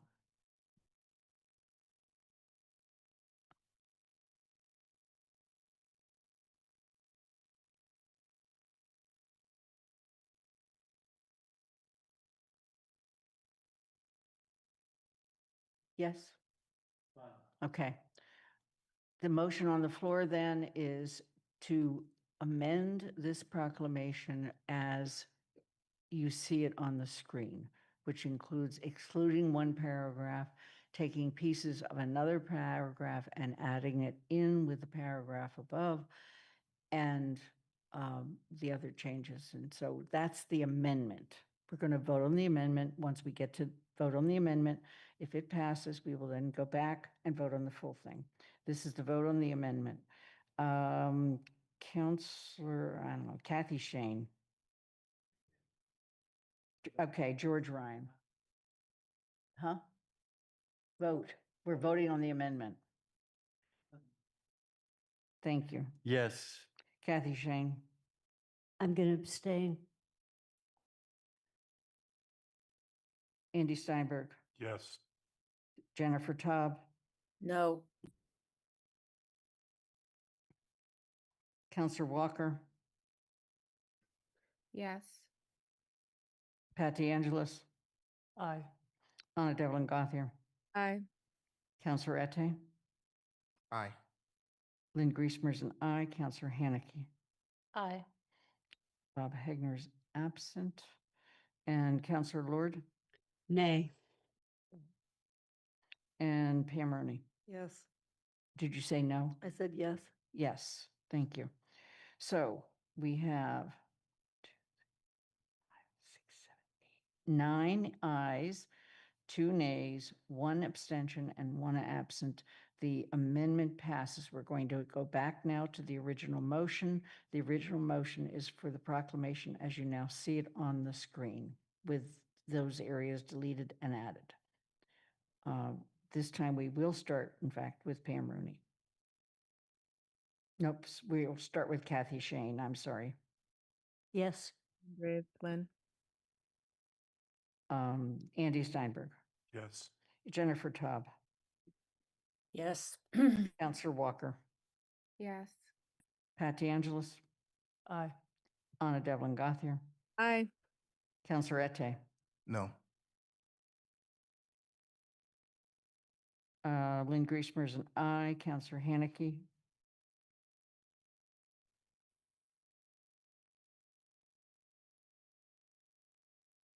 Aye. Counselor Lord, Aye. Pam Rooney, Yes. Counselor Ryan. Aye. The motion passes with, I guess, 11 in favor and 1 opposed and 1 absent. Did I get that correct? Huh, thank you. Thank you. You've now watched sausage being made. So I'm sorry, that was the actual motion to approve the proclamation, not the motion. That was the motion to approve. That was the motion to approve the proclamation. Thank you for hanging in with us, Allegra. Thank you. Thanks, Allegra. Okay. We've already approved the minutes. Let me just go back to the agenda. Can I just make a request? Yeah. Can we go directly to future agenda items so that then I can make a motion to adjourn and skip the rest? Yes. If, unless there's an objection. Okay. So this is the lineup, at least the way I hear it right now. October 20th. Eversource hearing on an underground duct for a bus EV charging station. Resolutions in support of DEI department grant. That's a grant that requires that the council pass a resolution in order to apply. We'll have a memo in relationship to what we have to commit to, if anything. There'll be 2 presentations. I'm sorry, there'll be 3 presentations. One is a long-range road and sidewalk plan. The second is the town manager's self-assessment. And the third is Hickory Ridge.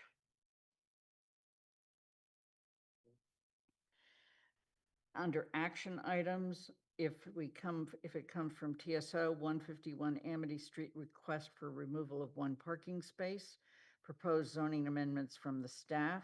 That'll be a referral. That's for referring to Main Street. We'll have memos with that. The public urination and defecation bylaw, first read. The second read for the inclusionary zoning that we heard tonight. The first read for ADU, as long as it comes out of GOL, and the second reading would be 2 weeks later. The first reading for the Transportation and Parking Commission charge and public ways policy, and that's 2 different things. Second reading would be the 2 weeks later. And then unknown at this point is whether I don't think we're going to be ready for free cash or anything like that, are we, Paul? No, okay. And there will be a library update. I will have a president's report. We will have a town manager's report. We don't vote on tax rates at this point, do we? I don't know why that's even there. Okay, that's 2 weeks from now. Bring your sleeping bags. That was, There's 1 agenda? yes. Oh. That's totally impossible. We just can't talk so much. November 3rd. This one gets worse. 6 o'clock, financial indicators, a joint meeting with the library trustees and the school committee, as well as 1 regional representative who has been named by the chair of who's been named by the regional school committee. Then we have a regular town council meeting. We should be doing a small business Saturday proclamation. We have presentations and discussions. We did an extension for the charter review, so that's not there. There will be an update on the 7 actions voted by the council on November 14th, 2022, and from CSWG, and a discussion with CSSJC. That's also the night we would look for the Human Rights Commission annual report and proposed change in their committee charge bylaw.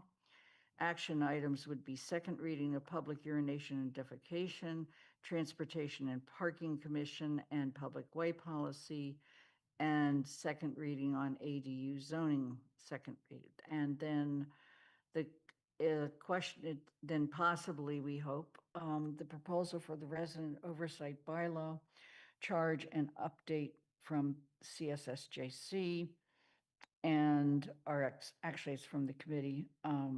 Whether or not there's any town council appointments, we don't know. And I guess I do another president's report. That's another meeting. That's November 3rd. Okay. Finally, November 17th, we start at 5 o'clock, town manager evaluation reading. Joe Comerford and Mindy Dom have requested, and we set it on a date a long time ago of November 17th for them to attend the council meeting. The approval of supplemental appropriations, or maybe even if there are any referrals. We don't know where we are on solar bylaw, and that should be the night we introduce the town manager goals. And that means GOL has to work on that and bring it forward. Having a good time? Yep. I might hand up for Andy? I'll be real quick on this, but one is Heatherstone. Where we left it is that that was already presented to the council with recommendation. We did not discuss it again and change the recommendation at TSO. Athena would have to tell us there was a motion to postpone or how that came about. But I think that it's actually before the council still. It's still before the council, but there was a plan that District 2 councilors, Pat and I, would hold a meeting with about Heatherstone, and then bring it back to the council. It's Okay. on our. Okay, and the other thing that I just wanted to say is that I've talked with one other counselor about this. I'll be real quick because I think it belongs to GOL to decide. But we, for years, had this reading period, which is the most awkward period of any council meeting whatsoever. And I think that, and I've said this before for many years, this is my last opportunity to say it again. And that is that there really ought to be a process that it's sometime in the afternoon that those become available to the council and if necessary to the public, and that people have the opportunity to just read it at home and then come in. And it would be a lot easier than doing it in that awkward situation that we've been doing it for the last 6 years. And pass up pizza night? That was a joke. I will explore with the town manager and then the clerk of the town council whether we can adjust that. George? Just echoing that, I really, really would appreciate it. To the point where I probably won't even come at 5 o'clock if we end up doing it the usual way, because I find I cannot read the comments and get anything out of them sitting there for an hour and a half. And so please, if we get them in advance, we can at least read them and think about them. I will get back to you. I do also want to mention that we will have a come up with an acronym in a moment. We will have a BCG meeting on November 13th at noon, and I have notified the school committee members and the regional members and the Jones Library members as well. So I make a motion to adjourn. Is there a second? Second. Okay, we have to do roll call votes, sorry.